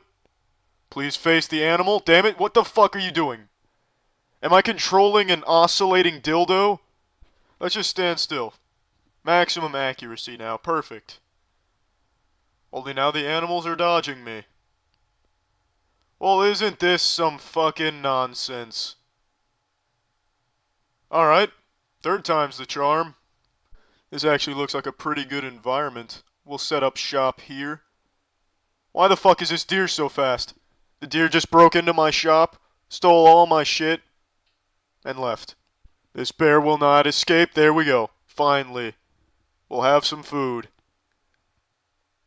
I'm just not even gonna bother. I'm not gonna bother even trying to shoot the deer. I'll take the slower animals. Oh, 100 pounds. I'll take a look around Soda Springs here, see what it has to offer. That is one happy ox. Let's try and trade here, get some supplies. Well, I should have guessed that. Apparently, my wagon is nothing but extraterrestrials here because no one wants to trade with us. Will they talk to us at least? Communicate with us? Oh, Celinda Hines wants to talk to me. My, the Soda Springs are so pretty. So she wants to tell me the Soda Springs are so fucking pretty, but she doesn't want to trade with me. That's really fucking nice, Celinda. Fuck Soda Springs. Maybe Fort Hall's a little more welcoming. Just hang on, we'll get water in a second. What the fuck just happened? Did Fort Hall shoot us with a cannon? First nobody wants to trade with us, and now they're dropping airstrikes on us? We just wanted to go to town and get some supplies. We're not your enemy. Yes, I'd like to look around, but why did you attack us? Well, actually, I guess that explains it. It's a town run by deer. They're very protective of their land. I was just going to buy some food, but now I also need to buy some supplies that I lost during the Battle of Little Big Bullshit just outside of here. Rough trail. Well, how the fuck is the trail rough? It looks pretty smooth from here. Impassable trail. Well, I mean, there's a simple solution to that. You move forward. There's nothing blocking you. There's no obstacles. How the fuck is all this happening? Are we looking at two different trails here? Because from my point of view, we're just walking on a giant wood plank. The water's fine. How did he break an arm? He's not doing anything. The oxen's doing all the work. Did he just like take his arm and slam it on his knee? Snap it in half? Actually, you know what? I do want to look around here. Is he telling us to jump off that cliff? You must cross the river in order to continue. The river at this point is currently 1,000 feet across and 6 feet deep. Well, my calculations with the ox height was drastically incorrect last time, so I'm not going to try fording it. That seems like a fair deal. I'll do the trade. We don't need the clothes anyway. Alright, here we go. It's crunch time. Oh, this is looking good. This is looking good. Excellent. That's perfect. Alright, let's continue. Where the fuck did this fog come from? How is this bitch breaking his limbs? What is he doing? He must be just deliberately slowing down the group, working for Fort Hall. Yeah, I'll take a look around Fort Boise. I think this woman's titties are exposed. It seems like there's nipples on the end of those titties, but it could just be the dress, I'm not sure. Judging by the expression on that ox, I think those titties are indeed exposed. 160 miles, that's nothing. That is nothing at all. Even with a heavy fog, it's still, even bad water, it's still... What the fuck is this nonsense? And luckily I have plenty of spare parts here. Let's continue. Alright, what the fuck is going on? Are we going over landmines? I have more spare parts. Let's keep going. Nothing to worry about here. Oh, shit. There is something to worry about. I gotta sneeze. Shit! Oh, fuck. Fuck. Oh, fucking son of a bitch! Is this asshole's work? Is this how he keeps fracturing his limbs? He just keeps throwing himself at the wheels until they break? Oh, wow, I don't have any more spare parts. Wow, I've used all of my damn wagon wheels. In the short span of 15 seconds, I used every single wagon wheel. Maybe the blue wagon has wagon wheels. Or, I'm sorry, the blue mountains. It's not a blue wagon. And these mountains aren't even fucking blue. They're fucking covered in snow. And milk. How is it a rough trail? We haven't even started yet. This is just getting absolutely absurd. He now only has one usable limb. He's broken one arm and two legs. Taken 3 wheels with him. Well, that's a really impolite thing to do. That dude on the right is giving the dude in the middle the finger. Telling him to go fuck himself. That's actually the best thing that could have happened for this journey. He was sabotaging us. So he threw himself into some quicksand. A very noble decision. That's not good, though. That is not good. We need to rest. Alright. 5 days ought to do it. That should cure him of his measles. Let's continue. Is this a water mustache? I'm not going to pay a toll. We've already paid our toll with the death of shitting and thank you. That was more than enough. The only logical choice is to float down this fucking river. Now that looks extreme. Use the arrow keys to guide your raft through the rushing waters of the Columbia River. Got it. After passing the 3rd direction sign, land your raft at the trail to the Willamette Valley. Understood. Alright. This actually seems pretty easy. I'll go right in between these rocks, that's no problem. Well, this is definitely a lot different than I expected. I was imagining some really high intensity, high speeds, dodging boulders, raging waters. But instead I'm just dodging cotton candy in a very large bathtub. Well, if it's fucking, as long as I don't fucking sink somewhere here, that'll be alright. What the fuck? The raft has missed the landing? How the fuck did I lose all of that just from missing the landing? Did I run into a concrete dam?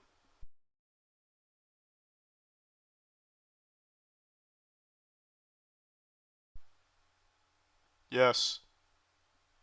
Yes. I have never been this happy. After playing this for 2 years, I've finally completed it. I have made it to Oregon. Let's check my high scores here, though. That seems like a pretty decent score, 1002. I missed the 10 spot by 1 point. 2 points if I wanted to take the 10 spot. It doesn't even fucking matter. I made it to Oregon. I completed this. Alright, well, I'm done playing this. Well, that's the end of this video. Remember to rate the video, comment the video, and subscribe if you want to see videos similar to this one. See ya. I saw something weird today. It comes from TMZ. It's a surveillance camera clip of a guy sniffing a sofa right after an underage girl had got up and left from it. And this clip actually sparked a bit of a debate online, as everything seems to nowadays. Even something as objectively gross and unacceptable as this. There's no audio in the clip. Everyone's just been uploading this with different royalty-free stock beep beep boop bop music like Mr. Krabs was listening to in SpongeBob, so I just went ahead and muted that. That was apparently an underage girl that just got up and left, and this guy wanders in there and immediately just beelines like a homing missile to the sofa where she was once sitting and just dives in like he's bobbing for apples, gets a big huff, and then just leaves. This happened at a dance studio, and apparently one of the owners had contacted the police to report the disturbing incident. The cops watched the video, felt it was strange behavior, investigated, discovered his identity, and were determining whether or not criminal charges are warranted. The girl was apparently leaving a dance lesson, and then he executed Operation Super Sniffer while another dance lesson was in progress. I feel like any normal person would watch that and agree that that is disgusting, creepy shit that is definitely warranting some kind of punishment. I don't know what the charges would be. I don't know if they've written into law, illegal sniffing or something, but I have to imagine there's gotta be something, right? Like, this is behavior that has to have some kind of repercussions. He walks into this dance studio after this child leaves that sofa, and it seems like his main goal there is to sniff where she was. Now, it does seem like there is like a cut between when she leaves and when he enters. I don't know how much time elapsed, but he immediately has like a mission in mind. Like, he goes in there with a plan and does it right away, then leaves after smelling it. I don't know if he's even on a phone call. Maybe that's just a ruse. But, I mean, if he is, he's talking to somebody on the phone. Oh, yeah, business. business, and then excuses himself from the dance studio. Like, it's fucking weird. Since there's not a ton of information about this, it's been a lot of speculation on what he's even doing there in the first place. Because it's not like he just ended up there by pure coinkydink. He didn't just spawn in the second that girl left the sofa. He was clearly already there. And the question then becomes, why? Maybe he has a child that also attends the same dance studio, which would be extremely concerning. I also have to imagine this isn't his first rodeo with this kind of shit, considering he just so brazenly does this just in public here, while there is another dance lesson going on as well. Absolutely, no hesitation or anything. He just walks in there, he gives like a little hand gesture, like he was doing a Jedi mind trick to an ant or something, and then he just immediately goes for it. This is a sick freak. Now, as I mentioned, this clip has actually had a bit of a debate with people defending him, if you can believe that. And I'm sure you can believe that, because that is the state of the world right now. The biggest thing people are saying to fight for this guy's honor is that maybe he didn't know that that girl was underage. Maybe he thought that was an adult. Okay, let's play ball with that game theory. Let's assume he thought this was an adult instead of a child. It's still creepy, fucking gross behavior. Even if he did this not at a dance studio but at a bar, it would still be some unacceptable degenerate shit. If he's just spying on women, waiting for them to get up from their seat so that way he can march over there, fee-fi-fo-fumming his way so he could stick his nose where their ass once was in order to get a whiff of the fumes there, freaky style, that would still be fucking weird. Like, it doesn't change that fact. This is unacceptable behavior. And the fact that he does this where a child was sitting makes it significantly worse. I then also saw people unironically saying that maybe he had smelt something bad and wanted to check where it was coming from to make sure everything was okay, like a gas leak or something. Which, I gotta tell ya, sports fans, that is lunacy, to actually be trying to make that argument in this case. How many of you, when you smell something bad, your instinct is to go shove your whole face into it? Like, if I smell dog shit and it's like, oh boy, this is yucky, I'm not immediately going to bury myself in that dog shit to confirm the bad smell. Like, this guy was damn near rolling around in the sofa. Like, there is no world where this guy was just trying to investigate a, yucky smell to figure out where it was coming from and what was going on. And it doesn't look like he smells something bad, by the way. He's not like, he's not scrunching his face up. It looks like he is, like, delighted to go right where that girl was sitting on the sofa so he could get a big smell of it. It is a crazy, actual, unhinged take to try and say that maybe this guy was trying to, figure out, get to the bottom of a mystery of a bad smell. And now the security camera footage makes him look bad. That's nuts. I have to just show you this comment here. I saw this first on a YouTube short, and this comment was in the replies to someone upset about TMZ even bothering to cover something like this. So this is one of the people saying, well, it could have been a bad smell. What if there was a bad smell and he was checking where it was coming from? There's so many reasons why that could have happened. Get a life. There's so many reasons why that could have happened. They're making it sound like this guy, tripped and fell or something, or slipped on a banana peel. What do you mean so many reasons why that could have happened? It's not like it was an accident. This guy didn't just, lose his balance and plunge face first into the sofa where that underage girl was sitting. He did it on purpose. There's not so many reasons. This comment was so delusional that it would have actually been comical if it wasn't also scary, where this person's going to try and like excuse this kind of behavior as maybe he was checking for a bad smell. There's plenty of reasons why this guy might have went over to that sofa to sniff where their child was sitting. So many reasons. Get a life. Get over it. It's not a big deal. It's so fucking peculiar. It's sad. It is sad that something like this can't even just unanimously be condemned anymore. That there has to be people still, for some reason, fighting tooth and nail that A, it's not a big deal, or B, you're just not understanding what actually happened here. Here's the real story, and it's just fucking fanfic people are pulling out of their ass to defend a complete stranger who was just a degenerate. Like, what the fuck? Now, just to be crystal clear, the vast majority of people agree that this is completely unacceptable and that there needs to be punishment coming to this guy for this. I truly don't think this is his first time doing it either. I think he has probably done this many times. This is just the first time he's been caught doing it. So most people agree with that sentiment, but the fact that there's even a handful of people, like a noticeable amount of people defending it, is just so pathetic. It is just so sad. There are some even more outrageous explanations people have drummed up, but I'm just going to give you one more, and it's this little thread right here, which was in reply to the clip. There may be some reasonable explanation for this behavior. He enters, talking to someone, goes to couch, sniffs, continues talking, then leaves. That is not the behavior of a perv who would spend more time with the area where the girl sat. Perv may not be the explanation. Now, I don't know why is, but I will watch the story.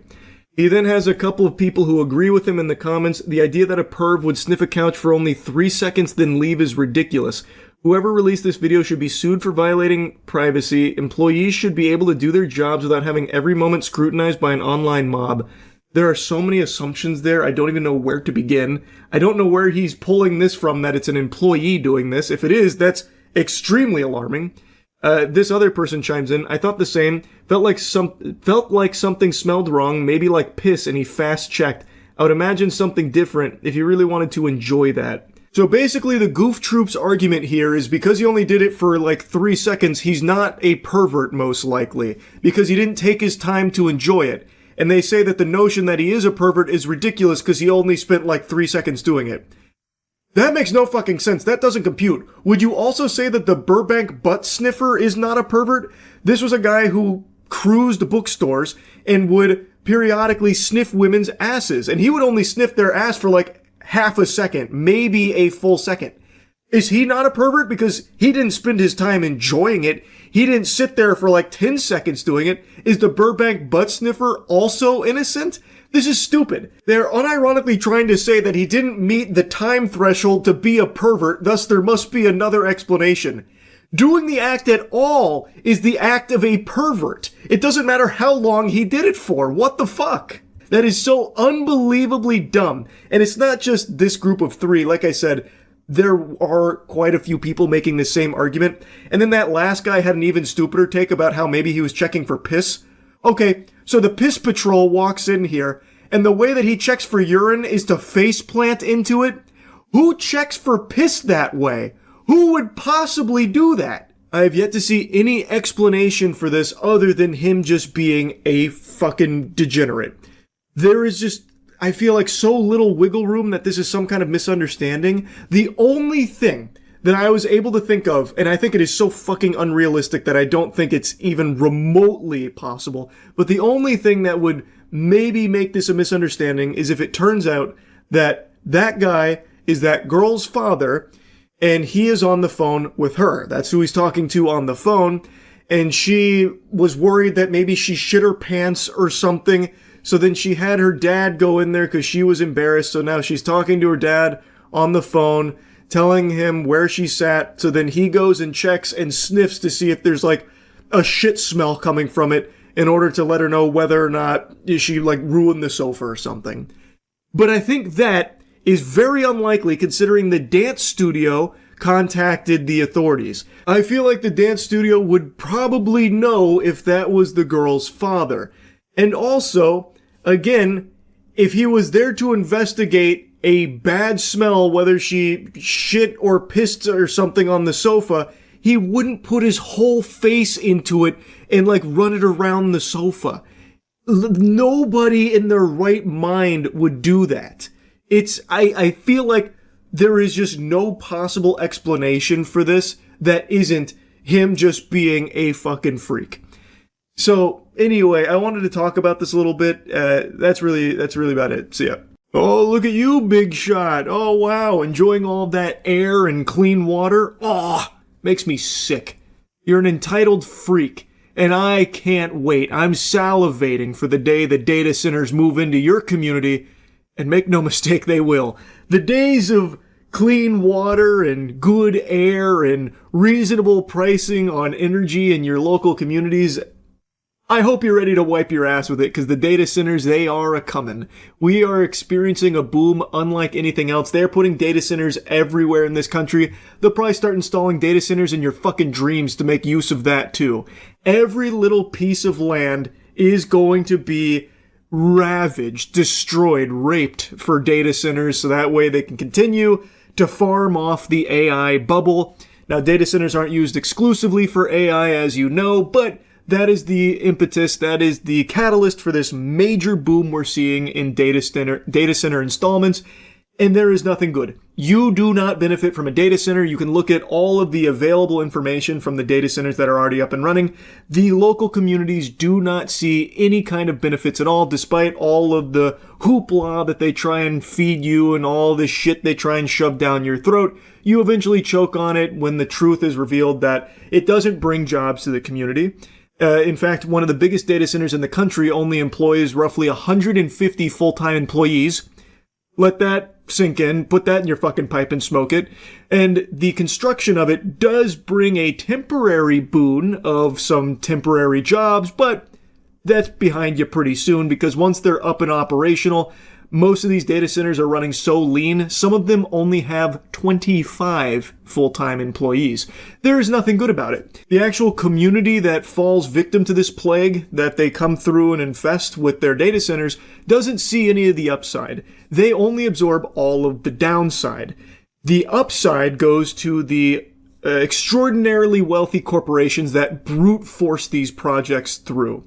There is no benefits to the communities, and that's based on available data from everything I've seen. Like the most recent information on data centers and their effects on the communities that they impact, like directly. I haven't seen anything that's flourishing as a result of it in that community. The upside only goes out to everywhere else in like the corporations that utilize it. Now, for the pathetic, slimy cucks that love to slurp for multi-billion-dollar corporations, this is a great thing. This is great news. They're pumping their fists celebrating. Yeah! Keep installing data centers, more surveillance, we need more AI, this is all really good stuff. Woohoo, yeehaw, I hope your profits are through the roof. Yeah, good news.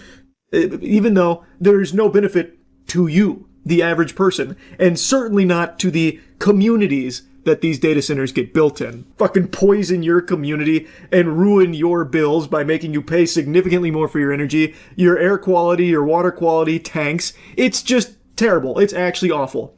And the reason why I'm yapping about it now, as opposed to just the numerous times I've yapped about it on stream, is because the Kevin O'Leary-backed Utah data center that also is being called Stratos, Project Stratos, is a 40,000 acre data center unlike anything I've ever even imagined. I can't fathom that, and you can't either. You can try convincing yourself you know what 40,000 acres looks like. You don't. A 40,000 acre data center, that's like the fucking spaceship from Independence Day swooping in over top of us. Yeah, the data center that everyone's talking about is the Kevin O'Leary one, 40,000 acres. Here. It will generate as much heat as, I think it was 23 atomic bombs detonating daily. The community did everything they could to voice how much they don't want it, but then they decided, fuck that, we're doing it anyway. So the fossils in power over there were like, yeah, it's alright. We'll unanimously vote it through. 40,000 acres, by the way, is whatever you're picturing, triple it. I feel like most people here can't even fathom what 40,000 acres actually looks like. It is an unbelievable scale. NBC did a great video covering it, did they? There, let me check it out. I saw a couple clips from it. They were like, people were screaming like, no, no, no, none of us want this, no, no, no. And then one of the guys like, for hell's sake, calm down. Which I thought was very telling. Actual demons. And then they ended up going to another room to avoid all of the riffraff so they could unanimously pass it in peace and quiet. Concern and outrage in Utah. Concern and outrage in Utah. For hell's sake, grow up. There it is, yeah. For hell's sake, grow up. What an interesting expression there, brother. Usually it's for heaven's sake, but this must be one of hell's finest warriors. Where hundreds of protesters this week flooded this meeting of Box Elder County Commissioners. Can you be quiet and let our citizens hear what needs to be said, please? As they voted to move forward with a controversial data center proposal backed by celebrity Canadian businessmen kept... Fucking worm, man. He's such a worm. Oh my god, and the way he keeps defending it too. Ugh, it's so delusional. He's like, oh, no one's actually against it. They're just being bussed in. In this video posted on social media after the vote. I'm pretty aware of what these concerns are. They are around air, water use, heat. Sustainability is at the heart of what we do in terms of all these proposals. We're not just Utah. The Stratus Project is a plan to build a fort boosted by government tax incentives, and according to a county fact sheet, is eventually expected to generate and consume up to 9 gigawatts of power once completed, a number MIDA, the state entity backing the project, says is more than double Utah's average energy consumption. Perfect. That's very true. I was actually just reading something about one of the larger data centers in the country. I believe it's a Meta data center. It had temp jobs, obviously, for the construction, which they always tout like, oh, it's so many new jobs to the local economy, so many new jobs for the community. It's great, that kind of thing. And then they checked in on that Meta data, I'm pretty sure it was Meta, data center like a year later. I think they had 150 actual employees for a massive data center. And then some of the other ones that are on the smaller side had 25. So they don't actually employ a significant working force. It's a complete scam. It is completely a scam. Pushback in Utah. We think over 90% of the protesters actually not people that live in Utah or Box Elder County. They're being bussed in. By who? Who would bust them in? We have to fight this data center. Who?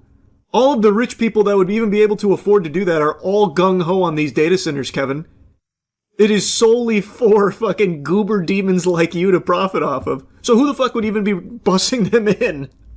All of them are constantly lobbying for data centers. All of the rich people that would be able to afford 90% of these protesters being bussed across the country. So they wouldn't do that. I'm still tweaking over Kevin's delusional bussing theory. No one's actually against that. They're all just being maliciously bussed in to make it appear like this isn't popular. The reality is the only person being bussed in is Kevin's Canadian bitch ass. He's not from here. And this is something that's not exclusive to just Utah. Average, ordinary, working people don't want data centers in their community because it's bad for them. Everything goes up. Their cost of living goes up because of everything that has to get diverted to this data center. It is a bad fucking deal for the local communities that just get ravaged by it. No one here in Utah wants it. The actual communities these data centers are built in do not want these things. They make it clear. Like, it's not like people are quiet about it. When data centers move in, they are constantly pushing back and fighting. But since all of these politicians are in the pockets of the people that are building it, they just force it through anyway. Clean water is overrated. True.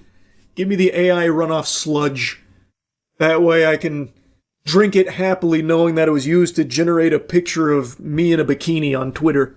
The other night on stream, I fell into a rabbit hole of employees and politicians urinating into sinks, which, you know, I always knew was a possibility. I knew our species was capable of such evil, but seeing it unfold firsthand, it still leaves you in shock and awe. And it's not like I was blissfully unaware of the existence of this tribe that walks amongst us, the sink pissers. On Reddit, quite a few years ago, there was actually a blossoming community, r/sink pissers, that a lot of people were making fun of, but in the shadows, they only grew stronger, only finding more and more sinks to relieve themselves in. And now, since we went through that rabbit hole on stream, I've just been getting fed even more cases of workers pissing in clients' sinks, like this one. You probably won't believe an Indianapolis woman says a maintenance worker peed in her kitchen sink inside her Northeast Side apartment. No, you won't believe that I do believe that. It doesn't shock me or surprise me in even the slightest. I have known about the sink pissers community for a long time. And these kind of scenarios have been unfolding pretty often, actually, more so than you would expect. With who captured this video on her Ring camera inside of her apartment, and she now tells 13 News she's traumatized over this incident and wants the man to pay her back for the things he damaged. Can't put the piss back in the balls, but they could at least reimburse her here for the hassle. And I do imagine if this happened to me, if I found out someone came in and started urinating all over my dishes in the sink, I would never feel comfortable cleaning in that sink again. Because there would always be that lingering what if. Like, you know, this could be some highly acidic piss this guy contaminated my sink with. Even if I replace all the dishes, even if I do my best to really scrub that clean, I just don't know if it would ever be enough. It would leave a lasting impact on me. Now take a look at your screen. In this video, you can see this maintenance man pulling down his pants and then peeing in Shirley's sink while the dishes were filled in that sink. So Shirley says the incident happened last week at her apartment over at Blackburn Terrace in the Martindale Brightwood neighborhood. Shirley says she was supposed to be there. The maintenance worker, rather, was supposed to be there to fix her water heater. When she got back, the man said someone else would be back to finish those repairs. That's when she looked at her camera to see what he did, and she was stunned. Greaseball really gets up close and personal with the camera here. He's like right up on it, looking like a Twitter profile pic for those 40-year-old dudes that spout out the worst dog shit takes of all time. We got him on the microscope here checking on this. Now, judging from his build, I feel like I can say with a high level of confidence this is probably a frequent user of r/sink pissers. This guy's got the quintessential narwhal baconer at midnight Redditor build. So I think this guy was probably inspired by some of the posts on there over the years and said, you know what, today's the day. Or maybe he does this often at his work, pissing on people's dishes in the sink. Flabbergasted, you know. Yeah, I couldn't believe it. Can't imagine if I didn't have it and he did that and I would have been eating from those same dishes later that day.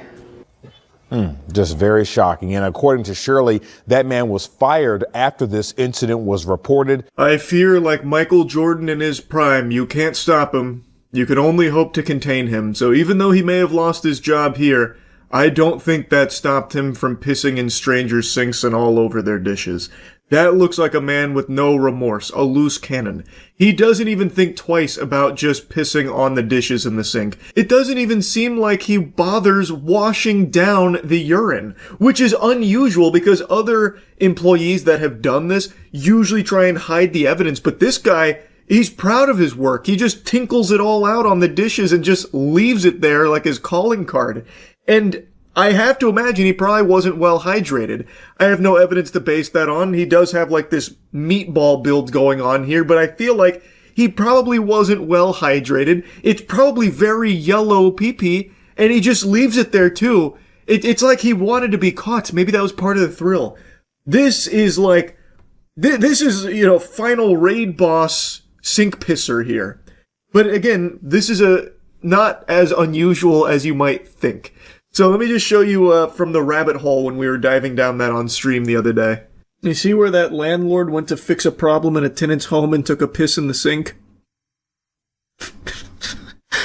I can't say I saw that. Well, I mean, that's fine though. Maybe solved the problem and then even gave them a little treat. Let's see. I didn't know how to look for this, so I just said landlord fix problem, pee in sink. Maintenance worker fired after allegedly urinating in tenant's sink. Oh, it wasn't the landlord. I thought the landlord went in there. He's like, all right, he just bangs a hammer on the TV to fix it and then just immediately relieves himself in their sink. Funky story here. We told you about a Bloomingdale tenant who says a maintenance worker urinated in his sink. Take a look for yourself there. The tenant says what should have been a routine service call turned into a disturbing discovery. He says a maintenance worker entered his apartment to address an issue with his washing machine. While inside, the worker was allegedly caught. But then he identified another issue, an unpissed sink. So he solved 2 problems in one outing and didn't even charge you for the secondary service. And you have the gall to get angry about it? The tenant's apartment cameras urinating in the kitchen sink. Well, tonight we heard back from the management company in a statement. They said, quote, management was made aware of the incident regarding one of our employees, and upon learning of this wholly unacceptable behavior, we immediately put the employee on leave following an investigation. We terminated the individual's employment. Unjust. Can't piss in sinks anymore, huh? Some guy pissed in a coffee maker in Canada. He was candidate for an election in 2015. Well, was it his own coffee maker? Or was he also a maintenance worker who went in and relieved himself in a coffee maker? Canadian candidate Jerry Bance out after video shows him urinating into coffee cup. Toronto businessman who's been running for parliament with Conservative Prime Minister Stephen Harper's party made the wrong kind of splash, has been dropped by his party after he was caught on video urinating into a coffee cup while working as an appliance repairman. That's pretty cool. Where's the video? This seems like a common occurrence. Lot of wacky pissers. In other news now, a developing political story tonight. The Conservative Party is looking into one of its candidates over some surprising behavior. For more on that, the CBC's David Cochran joins us tonight from Ottawa. Hey, David. Why do you look so sad? Well, Wendy, this involves Jerry Bance, who is the Conservative candidate for Scarborough Rouge Park. And just a few days ago, Conservative Cabinet Minister Jason Kenney was in Bance's cameras set up, and those cameras caught Jerry Bance urinating in a coffee mug and then dumping the contents of that mug into a kitchen sink while the homeowner was in the very next room. That's like an elevated form of sink pissing. A more elegant solution for the sink pissing enthusiast on Reddit, I would say. Hey, Jerry. Off to the other room for some reason. Oh, he's also taking a cup. Oh my. He just peed in the cup. Then he empties the cup in the sink, rinses it, and puts it back. So when we learned of this, we immediately contacted Jerry, I gotta tell you, that seemed like the work of someone who often pisses in coffee cups. That was methodical. That was just like business as usual to this guy. But why, and Jerry, far be it from me to question your technique, why not just cut out the middleman and piss into the sink at that point? What was the point of the coffee cup? Did he just want to like maximally contaminate as many things as he could find in the kitchen? I don't even see what the purpose was. Not tall enough, he was too short? No, was he? Let me see. Oh yeah, I guess. Yeah, I guess the countertop's a little high. He could have waterfalled it, just aim up. Arc it. But then I guess you risk contaminating like floor and stuff, and he's not looking to make a mess. Now, coincidentally, Conservative leader Stephen Harper will be campaigning in the Scarborough area tomorrow. Jerry Bance is not scheduled to be with him. Wendy? Yeah, he is busy pissing in my sink right now, probably. I mean, the sink pissers community seems dedicated. Yeah, the sink pissers community is very enthusiastic, but even they, I don't think, would be lobbying for peeing in strangers' sinks while on a job. I think even they would show restraint. That's all they do on that subreddit, bro.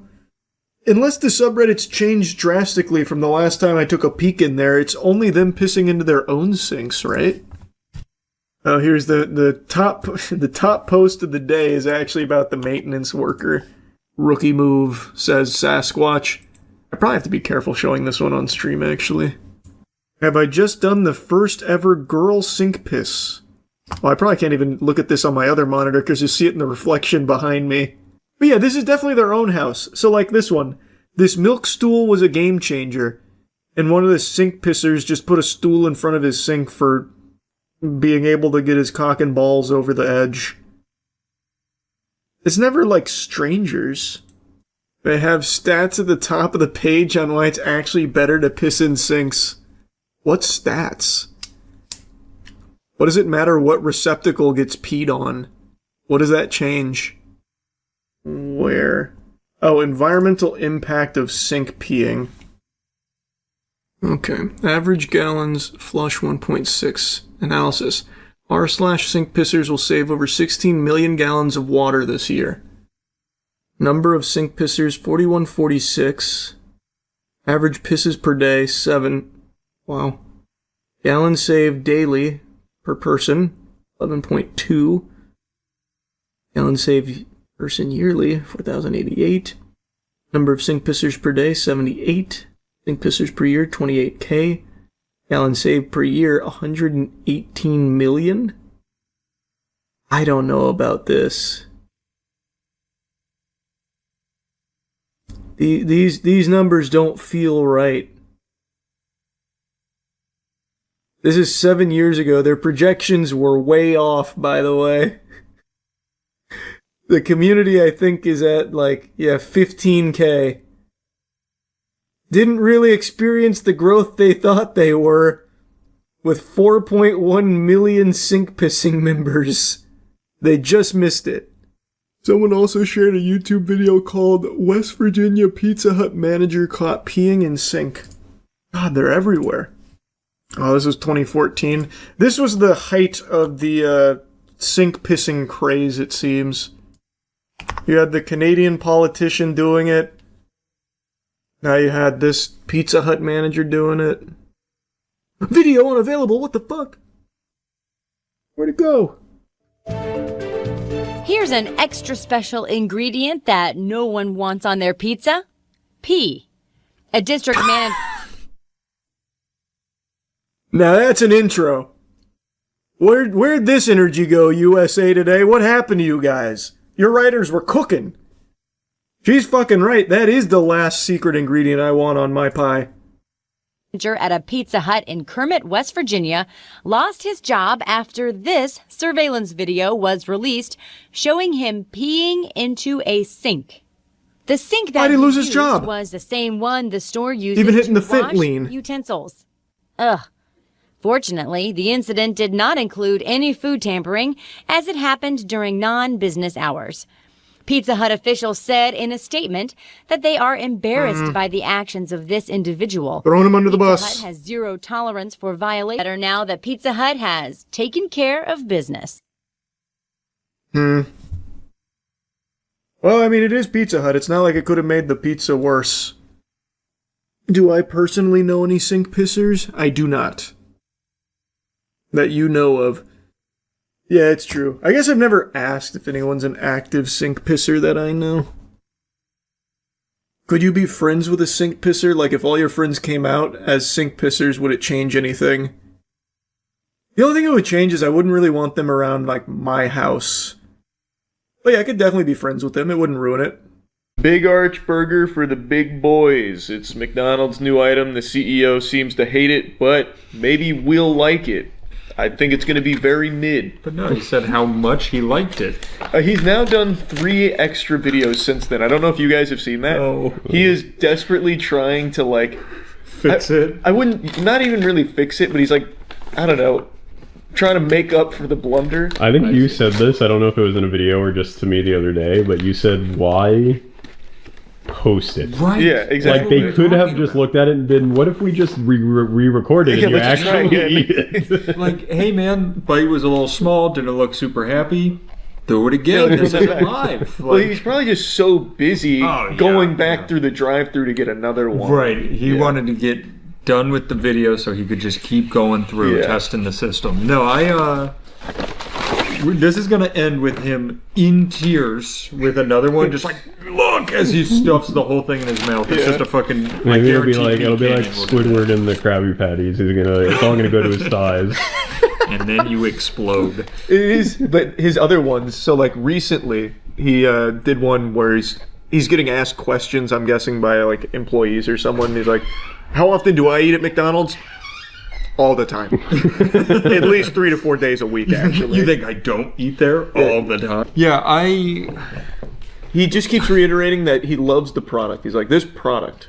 Now this is how you do a product. He like hesitates to call it food. He really does. Well, legally he can't. That's a joke. That's a joke.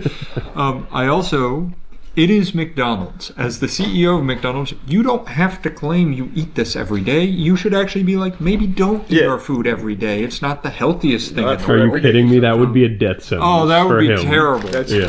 God he forbid. actually literally can't say that, or he'd probably lose his job overnight. God forbid you fucking speak some truth. But it's like, I don't know why I set this out like this was our plate. I'll put it on here now.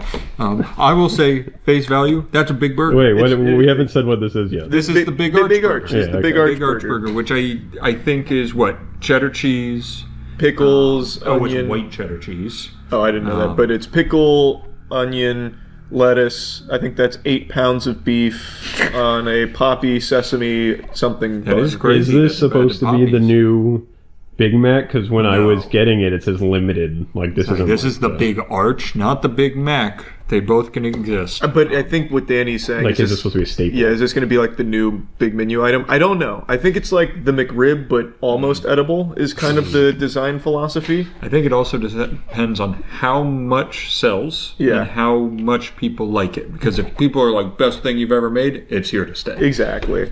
Can you imagine the fucking CEO eating a McRib?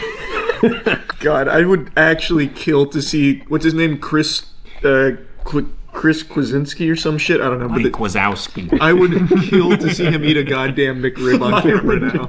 And then you'd be like, "Oh, do you want the Shamrock Shake with it?" And he'd be like, "What? What's a Shamrock Shake? What?" All right, here, I'll just take a. You big mean our one, green liquid product?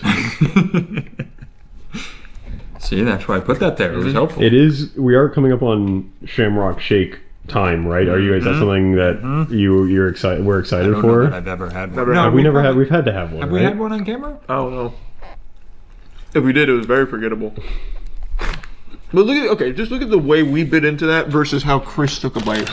I wouldn't even think of We fucking butt cheeked it. Like that's how men eat a burger. People are always talking about how we butt cheek our sandwiches. Can't help it. You're so right. I'll say it. It's not fine. bad. Yeah, it's fun. Not bad. It is exactly what I would expect to eat or to taste with a burger that looks like that. I haven't had McDonald's in a long time. It does look like those patties are a little bigger than what I'm used to. So is it like a little bit higher? I don't want to say a higher quality, but I kind of have to. Is it like a little bit higher quality? I think you get more meat for it. It's the same quality. I think you just get more of it. This, if I remember right, is $8. Can you check? Okay. I'm almost positive. I'm on the case. I'm almost positive that this is $8. So it's not cheap. And I'm guessing they justify it because you do get 2 quarter-pound patties. I was kidding about 6 pounds, by the way. I don't know if you could tell. Which is crazy because you said 8 pounds. Oh, yeah. Actually, I just increased it to 10. Let's see. How much is it? I'm so tired of AI. I'm looking on Google. Just tell me the price. It goes likely between 9 to 11 or 14 to 15. Also could be between 6.89 to 10.19. I want McDonald's to show me the price. Big Arch Burger. Do you think if we get one of the headsets with the Burger King AI in it, we could ask it what the price is on stuff like immediately? Get Patty on the horn. Yeah. Only if you say please. Patty, show me pictures of Ronald McDonald with boobies. Thank you, Patty. Beam that directly into my cornea. All right, so I'm going to have to order pickup to figure out this guy. Naturally. Yeah, you have to download the Does it not say on the menu what the price is? Sure doesn't. That's crazy. Sure doesn't. Let me just look what it is in Uber. I'm sure it's $48.95. Where did I put the receipt? Did I throw it out? I might have. Sorry, guys. We're getting there. Shamrock Shake's already here. Oh, my God. Big news. Big Arch Burger. Let me know when you see it, because I fucking don't. Why would it not just be at the top? Maybe it was. Oh, there it is. Yeah. $10.19. Ooh! Jesus. That's expensive. Is that with like a delivery markup, or is that That's just the a menu Uber item? price. Yeah, this doesn't take in the delivery yet, but I'm assuming it is Normally higher prices, on Uber. yeah, they're already higher, and then they make them even higher. Yeah. This is now about Uber. I'm just trying to see if it can explain. I'm almost positive it's $8. If you go into McDonald's Like in-store, right now, yeah, that would I make think sense. it's $8. It's 1,000 calories. Not bad. Sorry, 1,020 calories. Not bad. 2 juicy quarter pounder 100% beef patties layered with 3 slices of melty white cheddar cheese, topped with both crispy and slivered onions, zesty pickles, and crisp lettuce. But what truly sets it apart is the new Big Arch sauce, tangy, creamy, with the perfect balance of mustard, pickle, and sweet tomato flavors. I didn't get Is there sauce on it? There is, but I didn't taste that at all. I didn't either. But it's not bad. Like for McDonald's, it's pretty solid. I thought it was just cheese. I didn't even taste the sauce. Yeah, the sauce is the yellow stuff. See, there it is. It's starting to come out. Here, I'm just going to get a little bit of it. That's not what sets it apart. I'm going to be honest with you. No, that's definitely not what sets it apart. But it is fine. Like, it's decent. I would say I don't if hate you it. got whatever it is in store, $8, $10, burning a hole in your pocket, not a bad burger to get. I would say if you have $8 that you're really wanting to spend on food, you can definitely find something better than McDonald's to use it at.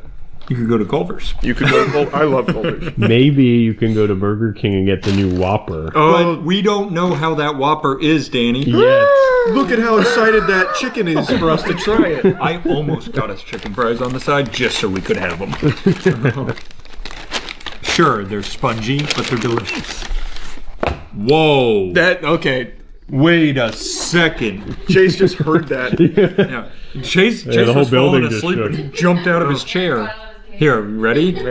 I know we ate some, but That's a big. they brought the base. Yeah, that is a big thud. And remember, nobody is a bigger Burger King hater than us. True. Like, I fucking despise we Burger King. we go out of our way to throw strays at Burger King. Yeah, I find extra time in the day to shit on Burger King. All right, flame grilled Whopper, the big reveal. Imagine smoke coming out. Felt underwhelming. I feel like I built it up. I feel like there's a Nothing happened. That's weird. I thought it was gonna be like really taking up the space. It's like the Lay's chip bags of boxes. This tomato fell off. I'm just gonna get that out of there. Okay, though that's. There's more on there, I think. right. If not, that's a disgrace. Take its diaper off. Yeah, let's get him nude. Oh boy. Oh boy. Oh boy. How much was Do they this? normally come with the diaper? Is that a new thing? That's a new thing, I think. Yeah, they're becoming a high class establishment. So one patty, Yep. less than two, notably. Less than two, which McDonald's had how many slices of cheese? Because this had 3. What's new about this Whopper? I have no idea because apparently they didn't change the meat. The bun I know is new. They changed the bun. Thank God they've got to the root of the problem. And they say more pleases and thank you thanks to AI Patty, the AI assistant. Also, I'm pulling up the price to compare. Yeah, I bet this is cheaper. Yep, $7.19 for the Whopper. Thought so. What is new?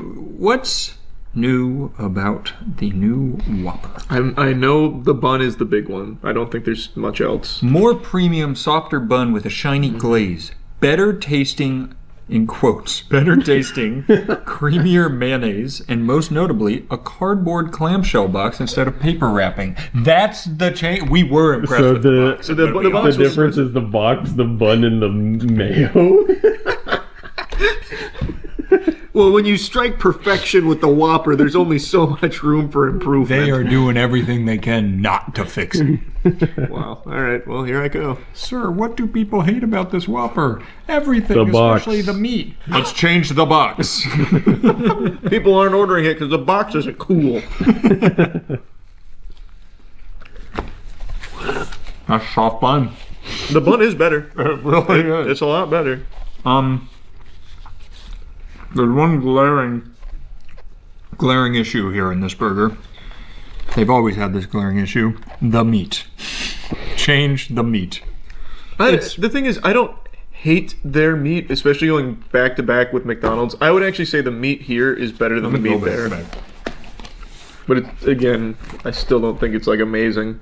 This tastes like a like concession stand at a high school baseball That's game exactly what it tastes like.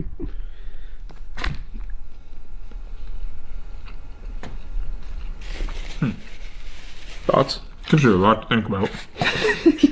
It puts questions in your head, doesn't it? It does. Their box is not as good. No, it's not. I would eat this over that, personally. You don't have to agree. You could eat this over that. Over this. I'm kind of torn. I think the meat here is better. I like the bun here more. I think this is overall tastier, though. Here. Let's really get down to the nitty-gritty. Rip me off a piece of their meat. Oh, smart. A direct head-to-head. Exactly. You don't see this often. I don't think I got any of their mayo on my bite. Well, that's because it's so premium they can barely put any on. Yeah, it's too They'd run into expensive. loss.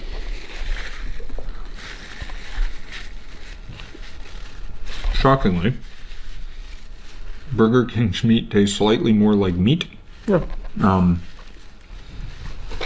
When you really take away the toppings, neither is great. Who would have seen that coming? Yeah, that was shocking to me.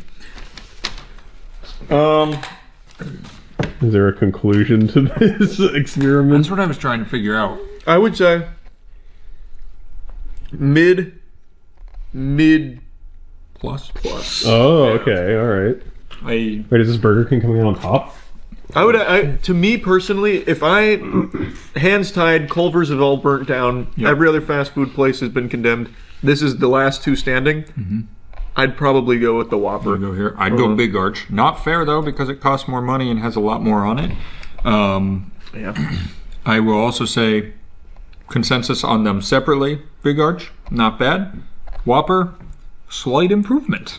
I do think it is improvement. Yeah, I would say they're trending in the right direction. I don't want to brush over that. They really did make it better.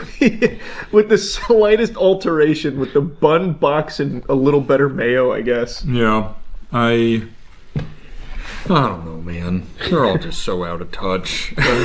And I will say, CEOs, McDonald, Big Stinky, this guy, much better. Much bigger bite. Much bigger bite. Much bigger bite. Bigger box, bigger bite. Mm-hmm. Not a bigger bun. A lot better mandibular action when he went in there. Yeah. Huh. Yep. Well, there you have it. You're welcome. There it is. There are some stories that are so powerful they transcend the bounds of time. No matter how many years pass, these stories are still talked about, they're still discussed, and they are still remembered. Like the Epic of Gilgamesh, the Iliad, Journey to the West, my battle against that wasp when playing Elden Ring many moons ago, and now today, the story of 7 dogs that escaped from a meat truck in China and walked 10 miles home to their owners. Actually a crazy story that sounds like it's ripped straight out of a Disney film from the 90s. So the story goes that on March 16th, a man named Lou noticed a group of dogs that were walking in formation along a roadway. He found it peculiar, so he started recording them and even tried to lead them to safety, but the dogs ignored him. This video has now racked up over 200 million views. And apparently these dogs were stolen by thieves working at a dog meat shop, and they busted out of the truck and spent a couple of days walking 10 miles in unison back to their homes. They were led by the corgi, who would occasionally look back to ensure that no one went astray. Lou said, "They resemble a band of little brothers in distress moving in unison, nothing like stray dogs." They did eventually return to their owners after this journey here. Apparently, one of the dogs in this group, a German Shepherd, had an injury. They had unfortunately gotten hurt along the way. So they formed kind of like a protective barrier around the German Shepherd and moved together like that. Kind of like out of, fucking 300 or something, where they plant the shields around them up top and in front to block the arrows and everything. It's actually unbelievable, assuming all of this is true, and based on all of the evidence, it does appear to be true. So here's the video that really blew it up. Now, I couldn't find it with original audio. I can only find it with, Facebook royalty-free music attached to it, and I decided just to mute it because I don't think it really adds anything to it. But here you can see the the group moving out in unison. It does seem like they're trying to like shield that German Shepherd in the middle there. And like, at first I thought it was AI generated. Like I thought it was just some bogus AI short that they slapped a sob story on. No different than like Reddit karma farmers who will just take a picture of their PlayStation 2 and be like, man, I still remember my father before he went off into space and then blew up from a cosmic alien attack, giving me this PlayStation 2. And I know it's a little out of date and old fashioned, but I can't help but keep playing this in his memory. Can I get some updates in memory of my papa? Like that kind of garbage where it's just a bunch of barnacles. So I thought that this was fake. But the more I looked into it, the more sources that were coming out to confirm that it is legitimate. According to the sources out there, after the dogs rejected Lou's help and he was unsuccessful in trying to, get them to safety, he then shared that video online and urged local authorities to step in and help. It was at that point they got the UAV online here from the local Bitter Coffee Stray Dog base that reported that the dogs come from the same village, typically roaming freely together and having formed strong friendships. In response, the base dispatched several volunteers and even a drone to track the dogs and facilitate their safe return home. So they got the cavalry out there in order to get the dogs back safely from the sound of things. One volunteer claimed that individuals operating a dog meat shop had stolen the dogs, suggesting they may have escaped from a truck, though no witnesses saw their departure. So that component of the story about them escaping from a truck destined for a dog meat facility, which would have obviously spelt their doom, isn't fully confirmed. That hasn't been verified yet, though that seems to be what most sources are indicating is likely what caused them to be so far away, is that they were stolen for that purpose. And I guess it could make sense if they do frequently travel together, as the claim states. If they were all together and then someone just came through and got all of them at once, that would explain how they got the whole kit and caboodle here. But again, it's not fully confirmed or anything like that. But what is true is that this group of 7 dogs was traveling for quite a while, covering miles of distance to get back to their village, to get back home. And they did it all together as like one coordinated troop. It's fucking incredible, actually. Assuming, of course, it is all true, which, again, all the sources I can find seem to agree that it is.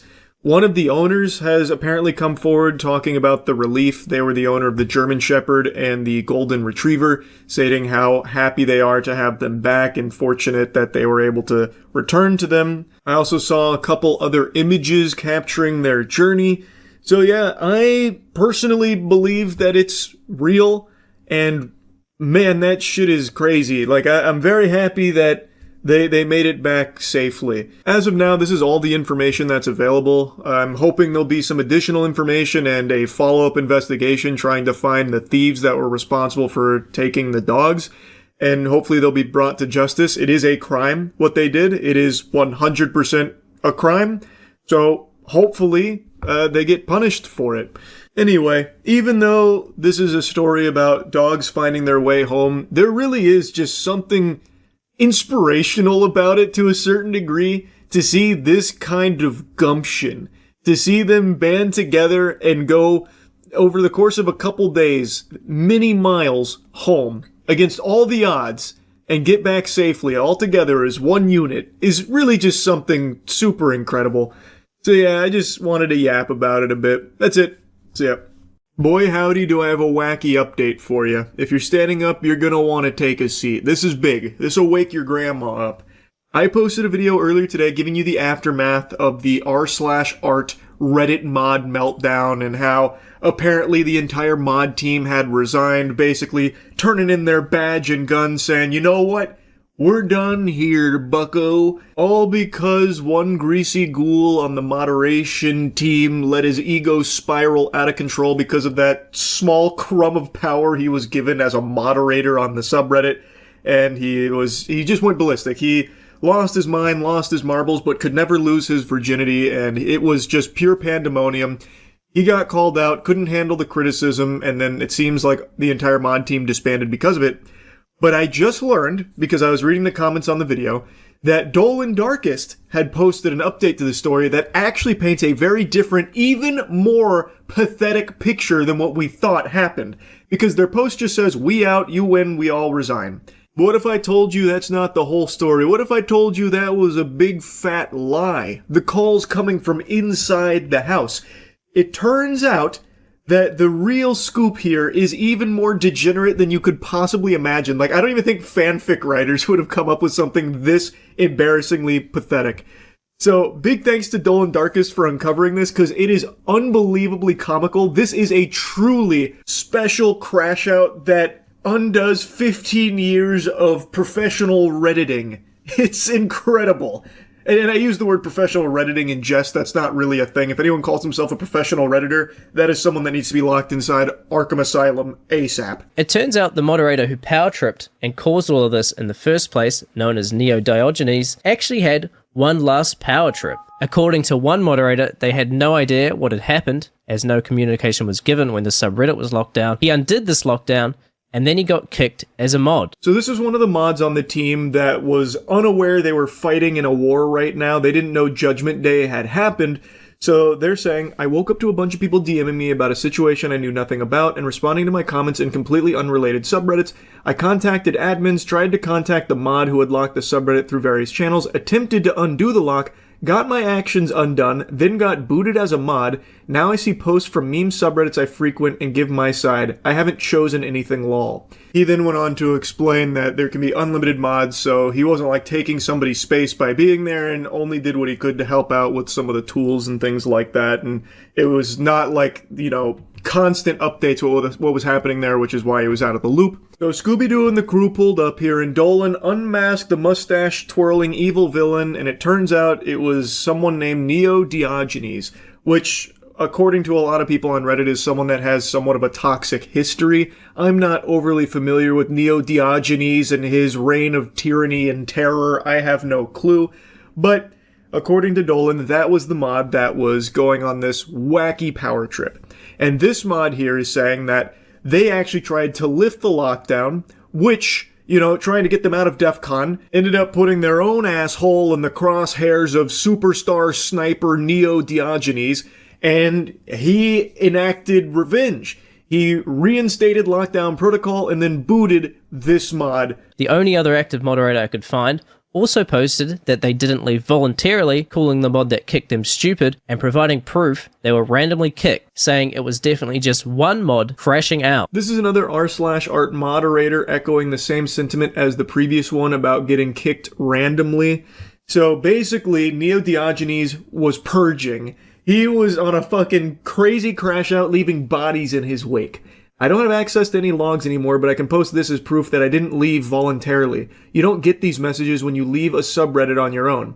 I'm not sure which mod did it, but they're fucking stupid in any case. And then they posted the screenshot. The other message Dolan highlights from this mod is about how they believe it is one mod crashing out, which I think is the correct theory here. I think that's pinning the tail on the donkey.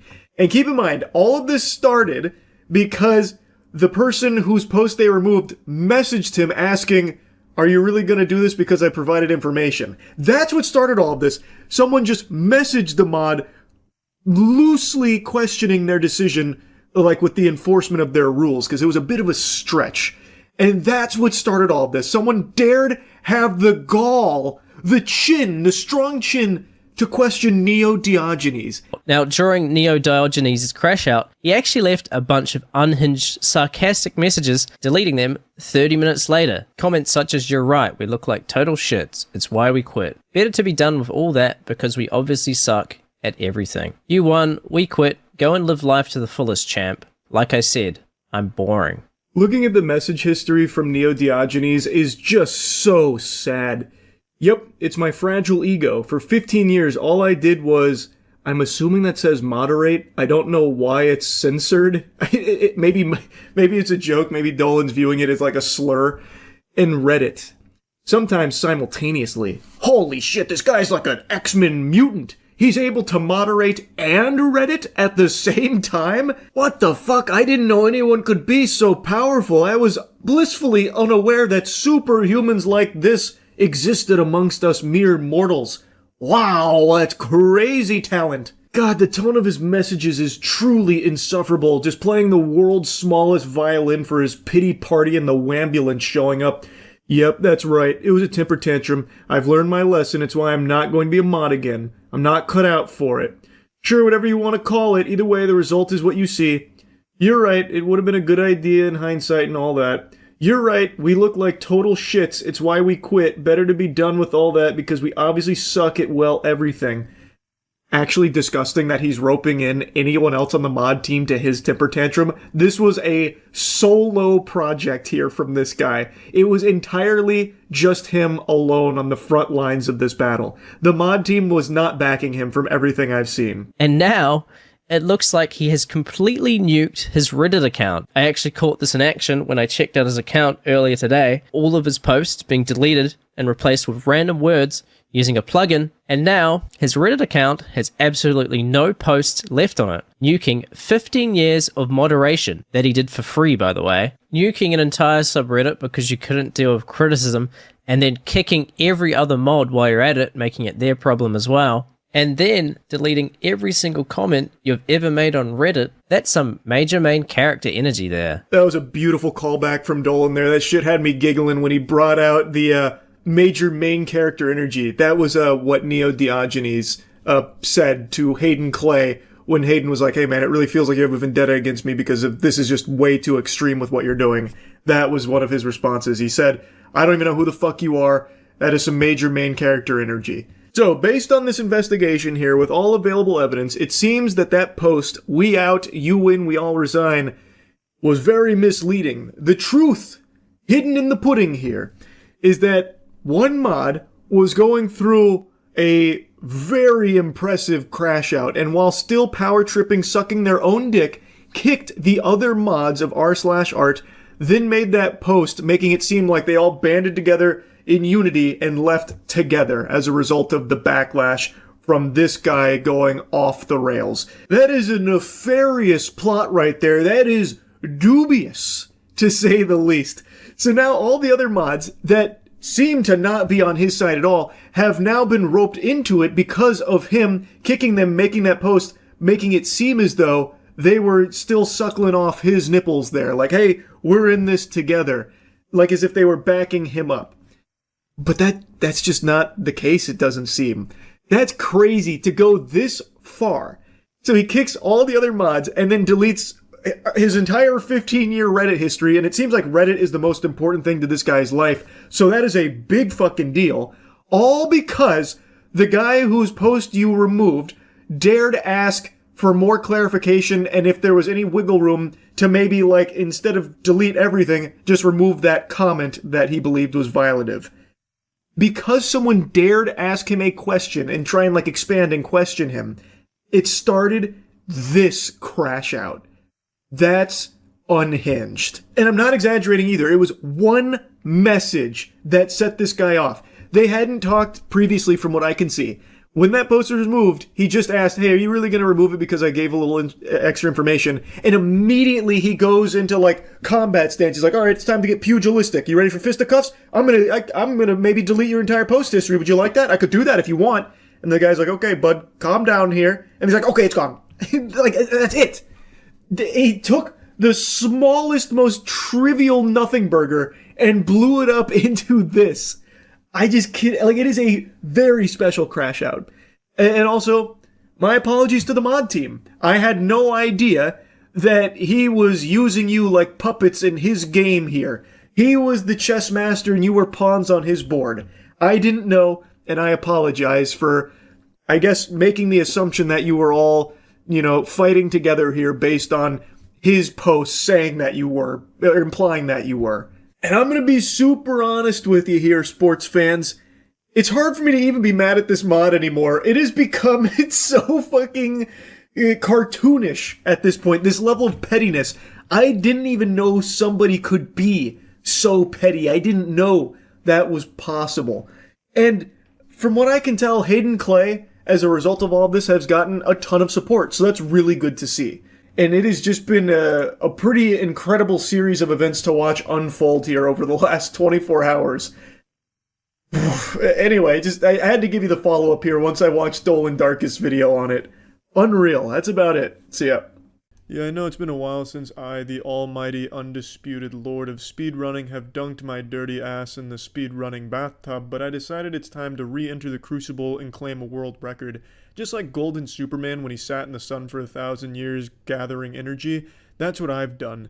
On a much larger scale. So I'm coming back and I'm definitely getting a world record here. This is on a porn game called Game of Moans. If you follow the official podcast, you know that our friend Jackson made this game a couple months ago and put it out. Since then, it's been getting frequent updates, but the first version he published is this version, and in this build, there's a game-breaking bug, an STD, if you will, that allows you to beat the game way before you should be able to. So with an optimized route that I've calculated and put into practice here, I should be able to beat this game in under a minute, when normally it offers far more than a minute's worth of gameplay, unless you prematurely ejaculate from all the build-up and also all of the sex and porn. So let's go nuts to butts here. Time starts once I hit enter on my name, so let's begin now.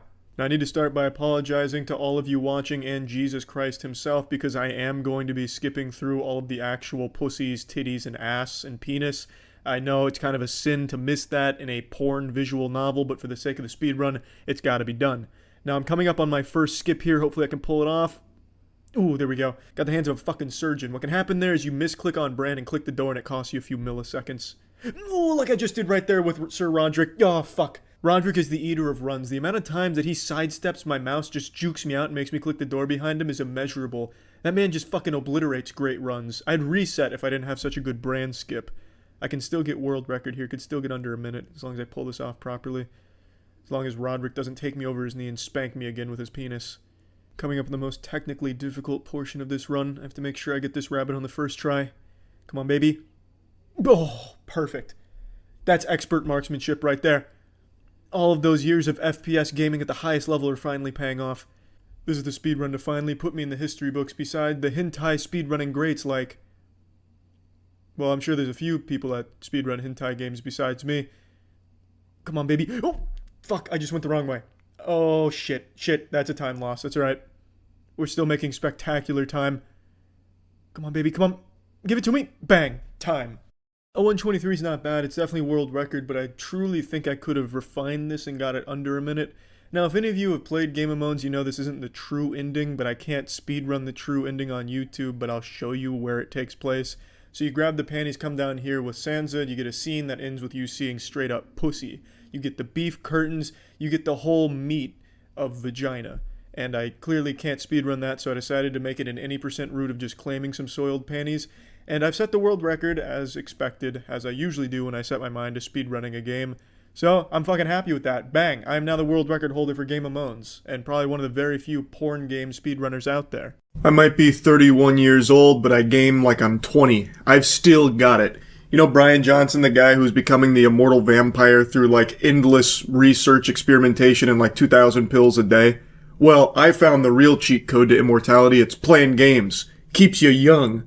And man, do I still have the ability to do that really well. I got reflexes like a cat and aim like a geriatric octogenarian trying to get piss into a toilet bowl. Point is though, I've been playing a lot of games, and something very special happened.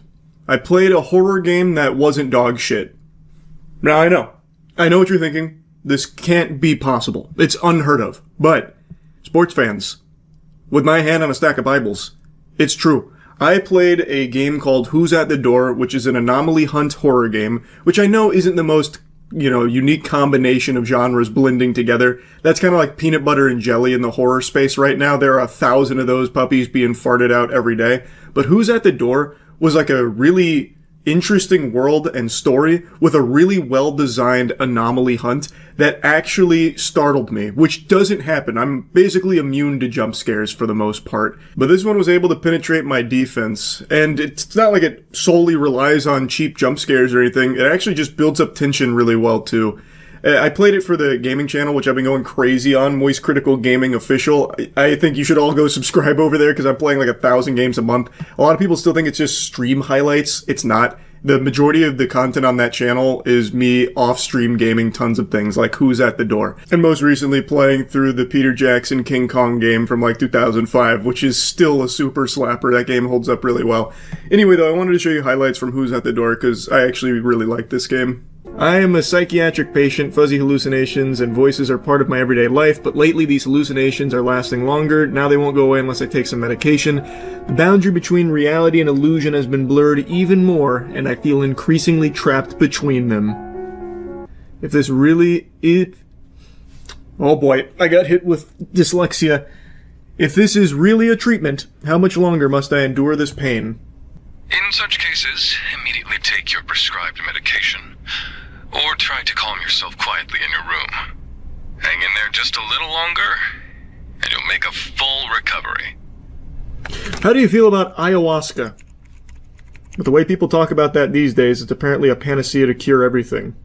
It's quiet now, no voices, no shadows. Should be safe to open the door at a time like this, right? Hey, what's up, buddy? Can I help you? Man, the Fent has really hit this neighborhood hard, huh? You hate to see it. You really hate to see it. No, Jesus! Fine, come in. You're welcome.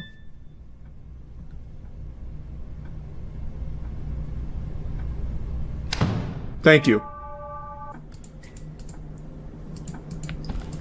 Ooh, a bar of soap that's not cheeky? Oh! I see why this is a horror game now. Oh my god.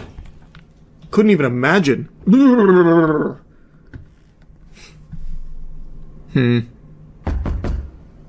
Hallucination? Or is he choking on like a giant hairball? He could need assistance. This is a tough deduction. Kinda looks like Gollum from this angle. Man, what the fuck do you want from me? Here, come on in. I got some brewskis in the fridge. I'm not gonna let him in. This ought to banish you to the Shadow Realm. Come on, come closer. What are you waiting for? You know my door's always open for you. Come on. Come say hi. I miss you. TV's working now. I get a new station. Well, that's not good. You could have just knocked on the door. Just a minute, I'll be there in a second. A little tied up here. Hold on. I think she's got me. No, maybe not. Now, you've made a mess of yourself. You've got ketchup all over your face. Do you feel embarrassed yet? Would you mind if I went and answered the door? I don't mean to be like a rude host or anything, but there was someone trying to get my attention. Just give me a second here. Come on in, join the party. I don't even need to see you.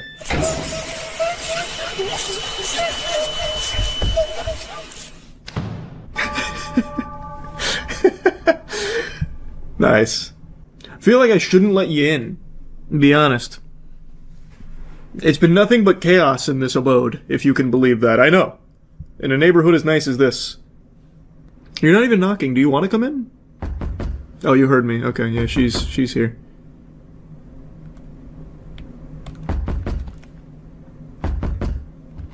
I mean, last time you gave me medicine, so I think you're safe. You didn't hurt me.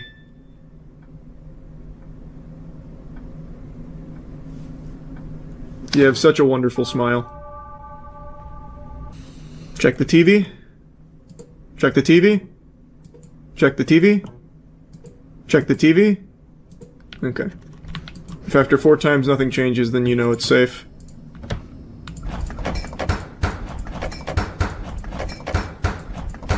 Imagine I just unlocked a super secret ending with that. I input a cheat code. And now I see myself in the game. Who are you? Dr. Manhattan? What are you doing in here, man? Some Donnie Darko shit. Pardon me. Oh! He can touch me. I assumed... since when can Ghost fucking tweak on my nipples like that in the fucking physical world? Now, does every day start the same with my friend? Yeah, it seems like it. Okay. Nope. Okay. I guess not. Okay.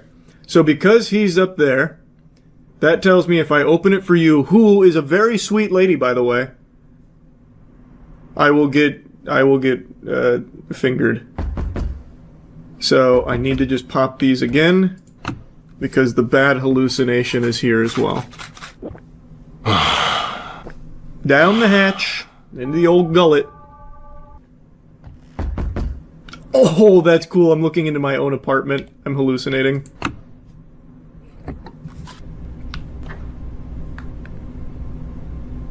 Dropping Labubu from the ceiling, guys, really? No ghost chef cooking in my kitchen. No ghost freeloader using my tub.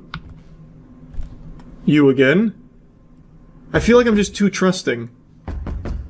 And you know what?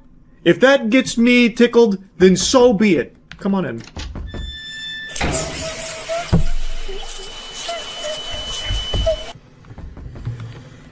My furniture is attacking!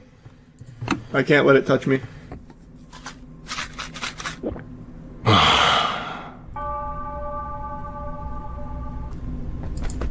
Oh my god, the game knew I stepped away to tinkle! Well, that's not true. I also filled up my water. Oh my god, the game knew. Who's at my door? They're in here fucking watching me. Uh-oh, the lights haven't turned on. Oh, hey! I think I'm hallucinating. Who's here? I mean, it's probably better. I think if I went and looked in there, I probably would have got fucked. Don't get too close. Oh, fuck. To what? To who? The door, maybe? Oh, to you. That's probably hallucination. Oh, but it might have disappeared. I think I was a little too hasty. Blood on the fridge. This is a hallucination.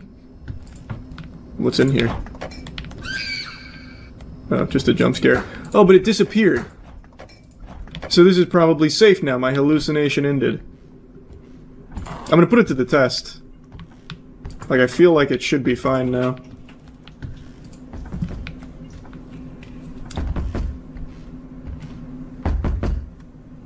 It disappeared, so I think we're okay. Nice! Thank you so much for coming by, bud. Fuck. Alright, we'll know for sure now. If I get jumped while the napkin here, the handkerchief is there, then we'll know that it's supposed to... Huh. Well, that's probably a hallucination. Which tells me that the handkerchief is correct. So I'll know going forward, if it's anything but the rag there, it's a hallucination. Yep. Probably hallucinating. Do you leave? You gonna disappear? Looks like he's about to start fucking popping and locking on me. Just entertain yourself. I'll be back in a moment. Just need to pop some pills.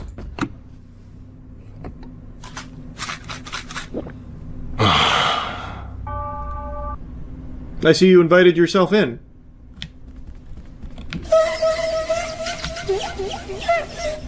Okay, she really turned on the turbo boosters there. I think I probably wasn't supposed to look at her. I thought it was going to be like Weeping Angels. It was not. Alright. God damn it! That just reset me from the beginning. Alright. I was cruising too. Oh boy. Oh boy, okay. This is a big one. That's a big doll head. Go, go, go, go, go, quick, quick, quick. Take my pills. That can't be! I immediately turned and sprinted. And he still caught me. Now I lose that doll head? What? What kind of baloney? Holy shit. That was loud.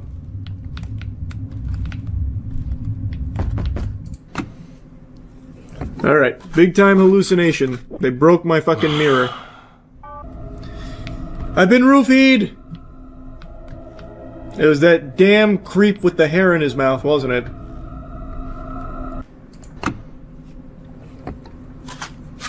You watching me take these? Are you happy about that?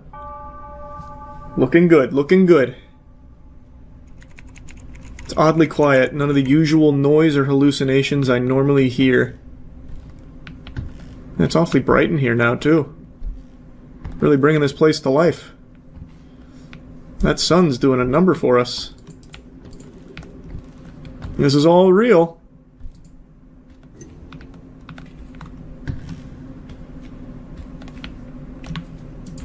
Now I knock on someone's door. Do I just go into the dark? Oh, okay, there we go.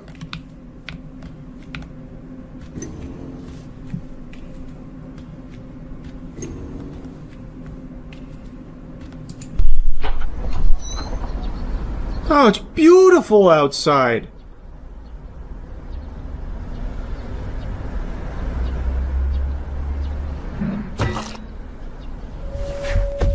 What the fuck? Who hit me? Muriel brought the frying pan out and just blasted me? It hurts, there's no escape. You went outside?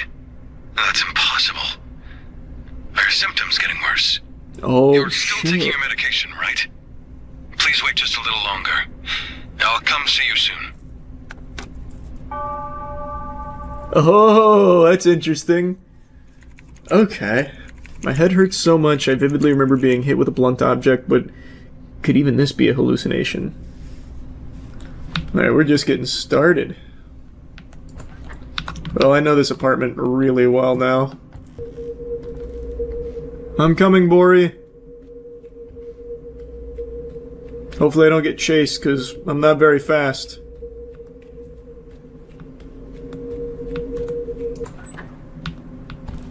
Where am I? Excuse me, Doctor. Someone, please. Ah, you're awake. What is it? Sooner than expected. Why am I tied up? Untie me! Right now! I can't do that. You're about to become something more special. Of course, you're already beautiful enough. Yet beneath the surface, I believe a truly perfect form lies hidden. You'll become so beautiful, even your reflection won't recognize you. Don't! God damn! Jesus. You'll mess up that flawless skin. If you need help here, I'll come rescue you. Moving. You might not turn out as pretty. He set up an invisible wall. I can't help you. Shit. Go, go, go.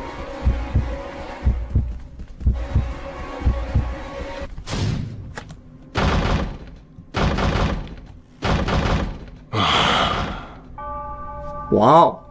Damn, this game is cool. The pain she endured still won't leave my mind. It's still fresh in my memory. Oh, there's the drill that was used on her face. This is a hallucination. Oh, another doll piece.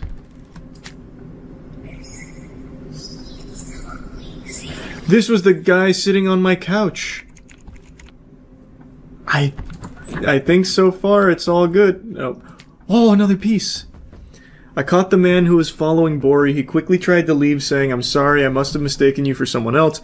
His name is Taku. He said his young daughter was kidnapped and went missing long ago.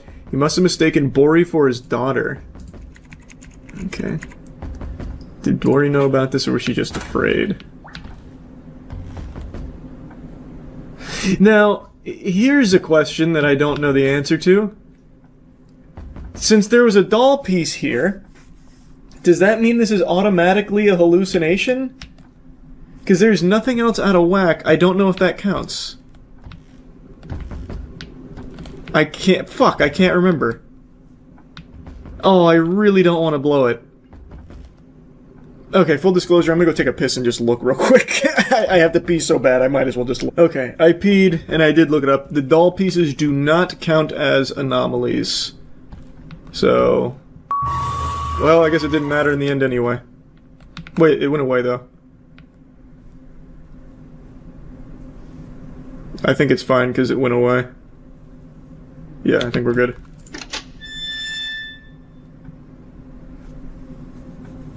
Thanks, bud.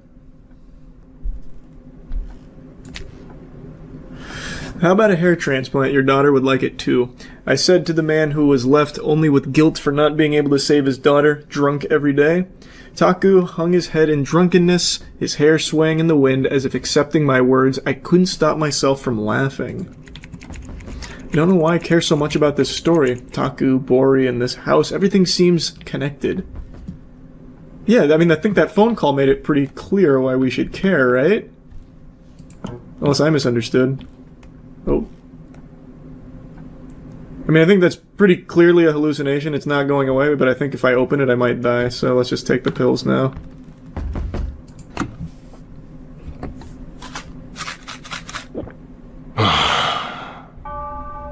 Day 9. What do we got? Was this Taku also a victim of the doctor?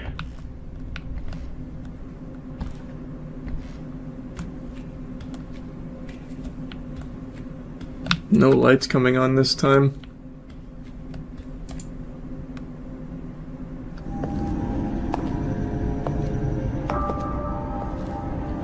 That's one of my neighbors! That guy's been really nice recently. Taku. That hair transplant surgery I mentioned earlier, I just came up with a really ingenious method. I'm going to do it myself for you. Your daughter will be delighted to see this too. Soon, you'll be completely transformed.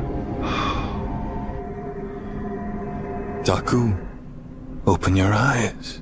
The surgery went absolutely perfectly. As one of your neighbors, I can vouch for that. Now, you look extraordinary, how about Taku. you take a look in the mirror. Even you won't recognize yourself.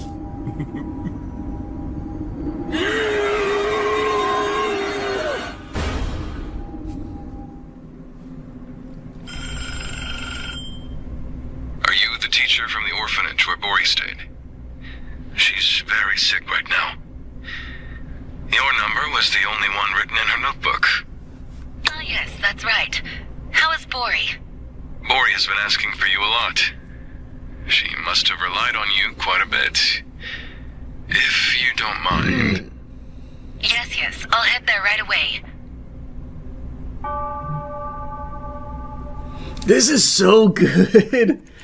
Why did that doctor perform such cruel procedures? What was the purpose? A good question. I was wrong, see? It's a good thing I checked. We're hallucinating. Did I just see a light turn on? Oh, it was this light. Okay, I think this one's safe. Nope.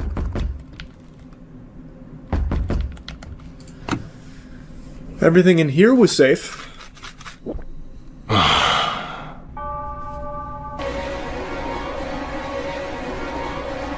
Is this gonna go away, or... It doesn't seem like it. This seems like immediately take my medicine.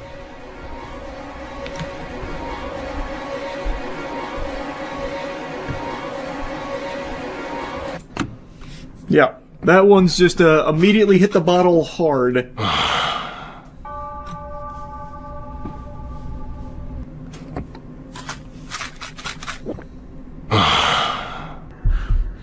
Oh, something's happening. Ahead of schedule.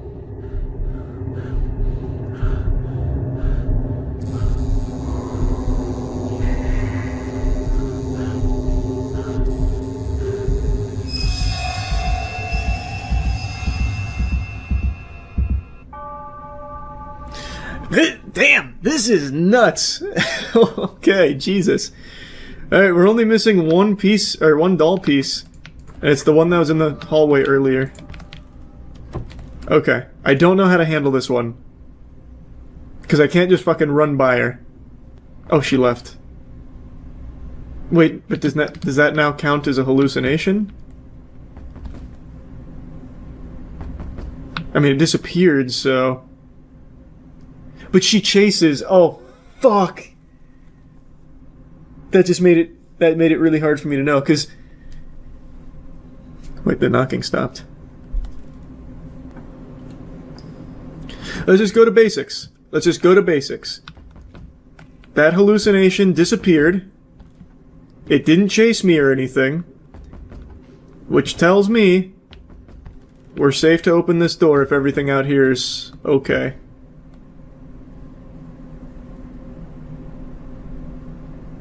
I don't remember if you normally do this. I think you do.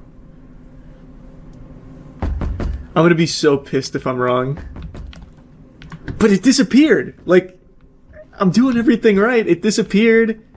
Everything else is in order. There's not a fucking hair in this apartment out of place right now. Let me double check in here. We're so close. I already went to this window, but I'm gonna do it again. I think we're just good. It disappeared. Everything else is perfect. Nothing out there out of the ordinary. Nothing with you out of the ordinary. Alright. Okay.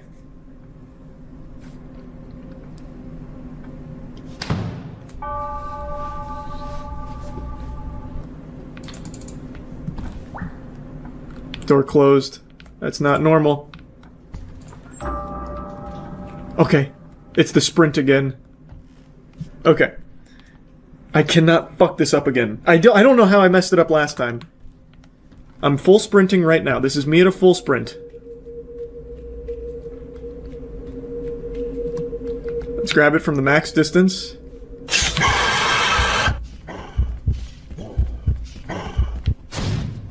Got it. I got the last piece. Let's fucking go! Huge. Huge! It's not on the doll, though, for some reason.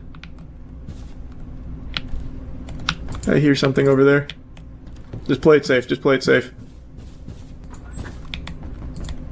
Oh, this is one I need to look at. Fuck. Okay. I can't get close to it. Oh, no, no, no. This is bad. How do I squeeze out of here? I need to get him even more in this corner.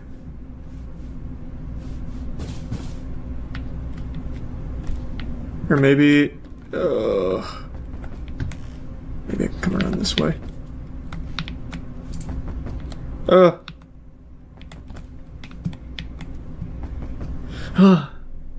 Fuck.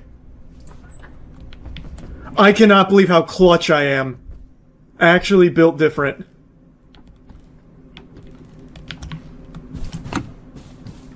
Holy Lord, that was clutch. Oh my god, I can't believe I squeaked that out from between my butt cheeks. That was unbelievable. I didn't get to read all that. It said the doll is gone.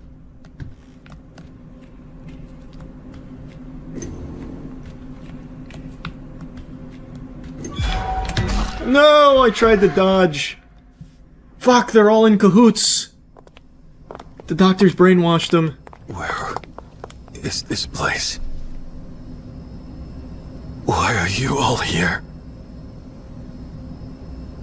What is this? Why are you doing this to me? Untie me. Right now! The pills you took were poison that slowly eats away at your brain. Seeing you flail around lost in hallucinations was truly entertaining. The pain and despair we endured. Now it will seep into your flesh and bones. I used to think you were really nice. You're no savior.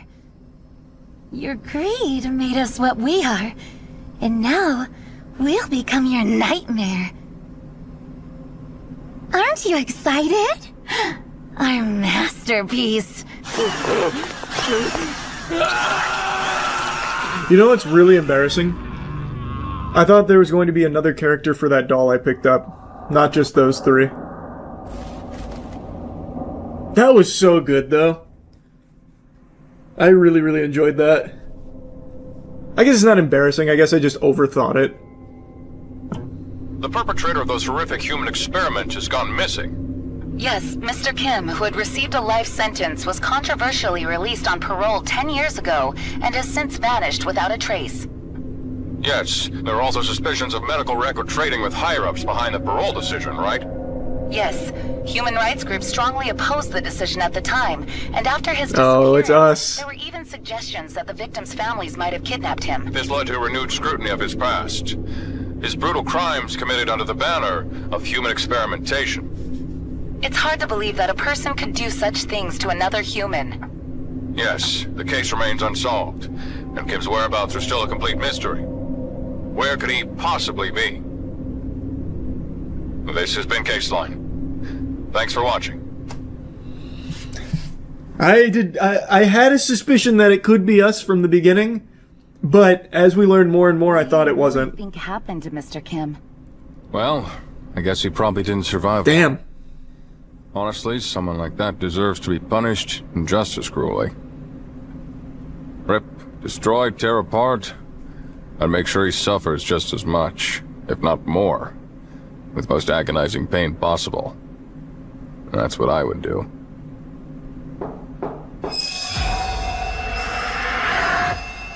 This was such a banger, holy.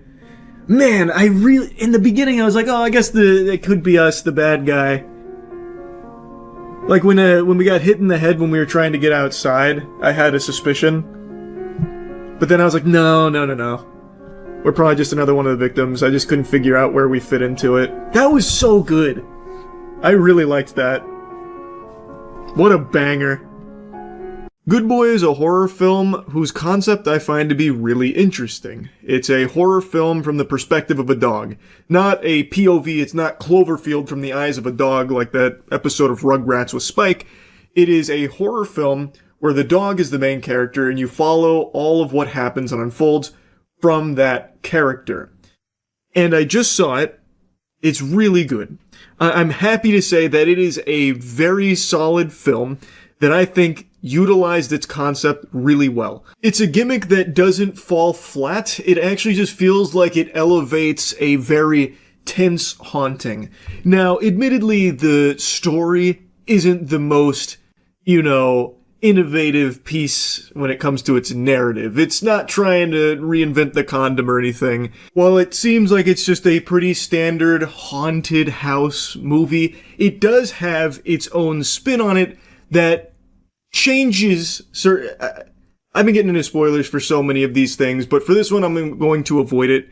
It does do something a little different with the concept and caters it more to a deeper meaning, especially to a dog. I'm finding it hard to get the right words across without just spoiling it, but most of what you're going to see are things that you've seen in other horror films when it comes to like its scares or like its tension building, but there is a deeper meaning to it, albeit I don't think it's one that really is a game changer for a horror narrative or anything, but it's not like I'm disappointed by that. You get your jump scares, then your music cuts out, it's silent, then nothing. You get all of that, the same formula there, but using the dog as the main character and having that perspective does make it feel fresher. Like, it does breathe a little more life into it. And the way the movie is shot, I think, is extraordinary. I really like the cinematography here. I think they have some very creative shots that help elevate things that otherwise would be pretty stale in other movies. So, since you follow the dog, you never really see, the full face of his owner, Todd. And Todd is sick. Todd is very ill, and he moves back to the old family home where multiple generations of their family have died at a young age. And his sister really doesn't like that, so she's trying to convince him not to and tries to talk to him pretty often to get him out of there. He refuses. And he takes his dog, Indy, to this house to live with him, their new home together. The house is haunted, and there's a lot of spooky noises going on, and some kind of weird monster creature that shows up occasionally before disappearing and stuff, and it's trying to, like, get Indy and get Todd. And this entire time, you spend the whole movie following Indy. And since you're following Indy, you never really see, like, a full picture of things that includes Todd. So you never really even, like, see his face. You get, like, these silhouetted outlines of him pretty often. When he's watching TV, you'll see TV from, like, a bigger perspective, because to a dog, it's much larger. And then you'll see some things out of the corner. And it's really cool. Like, I love the way some of the shots look, and it makes it more tense. And I think the choice to follow the dog makes you naturally more emotionally invested, especially if you're already a dog fan. Like, if you already have some pets of your own, you're going to feel, I think, a lot more emotional in certain scenes where the dog conveys so much. Like, it really does seem like, you know, fear and being frightened and analyzing the unknown. What does it all mean? And not fully understanding what's going on, like with Todd and wanting to be there for Todd because he's so loyal to Todd. I think the dog actor Indy did an amazing job. And interestingly enough, at the end of the film, the director, Ben, is talking about how they made this. And Indy is not a trained dog actor. It's just Ben's dog. So him and his wife and his dog, over the course of 3 years, filmed this movie in 1 to 3 hour chunks. Like, shoot days. They filmed for like an hour to 3 hours, depending on, you know, how cooperative Indy wanted to be over the course of 3 years. And I think the results are extraordinary. I think that all that time they put into this, all that passion is very clear on the big screen.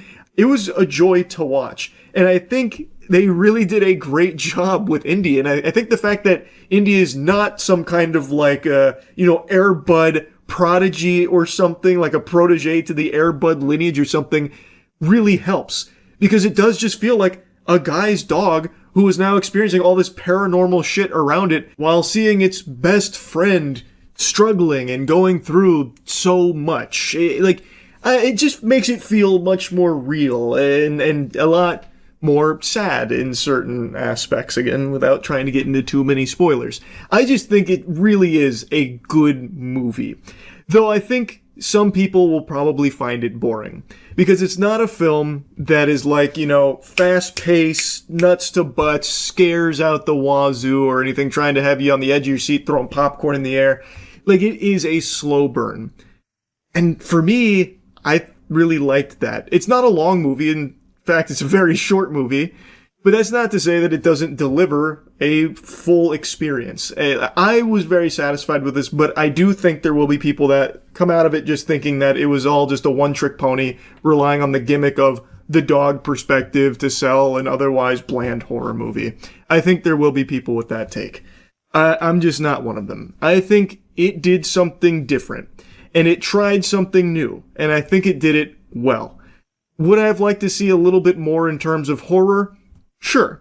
But I think what's here is executed well, and I think their spin on it is something that will resonate with people that bother to pay enough attention to it, especially if you are a pet owner. I won't yap about it too long, but I will also mention that I found it extremely cute that they did the behind the scenes at the end of the movie to show you how they got Indy to do certain scenes. And I just thought it was so cute. It's no easy feat being able to have a dog perform in a movie like this. And they didn't try and force it or anything. They just did these short work days over the course of 3 years. This is a longer development time than a lot of Marvel projects get. So I really appreciate that dedication to it and just wanting to build something special. And as the director mentions, this was like a family project for them. And I think they did a great job. I also couldn't help but get some Courage the Cowardly Dog vibes for certain scenes, especially when it came to how they lighted certain elements of it. Like scenes where Indy would be roaming around the house and there'd be this strong moonlight illuminating some very, specific piece of furniture as like darkness creeps up on it. Like I did get some Courage vibes. Maybe I'm just, picking up on something that wasn't there.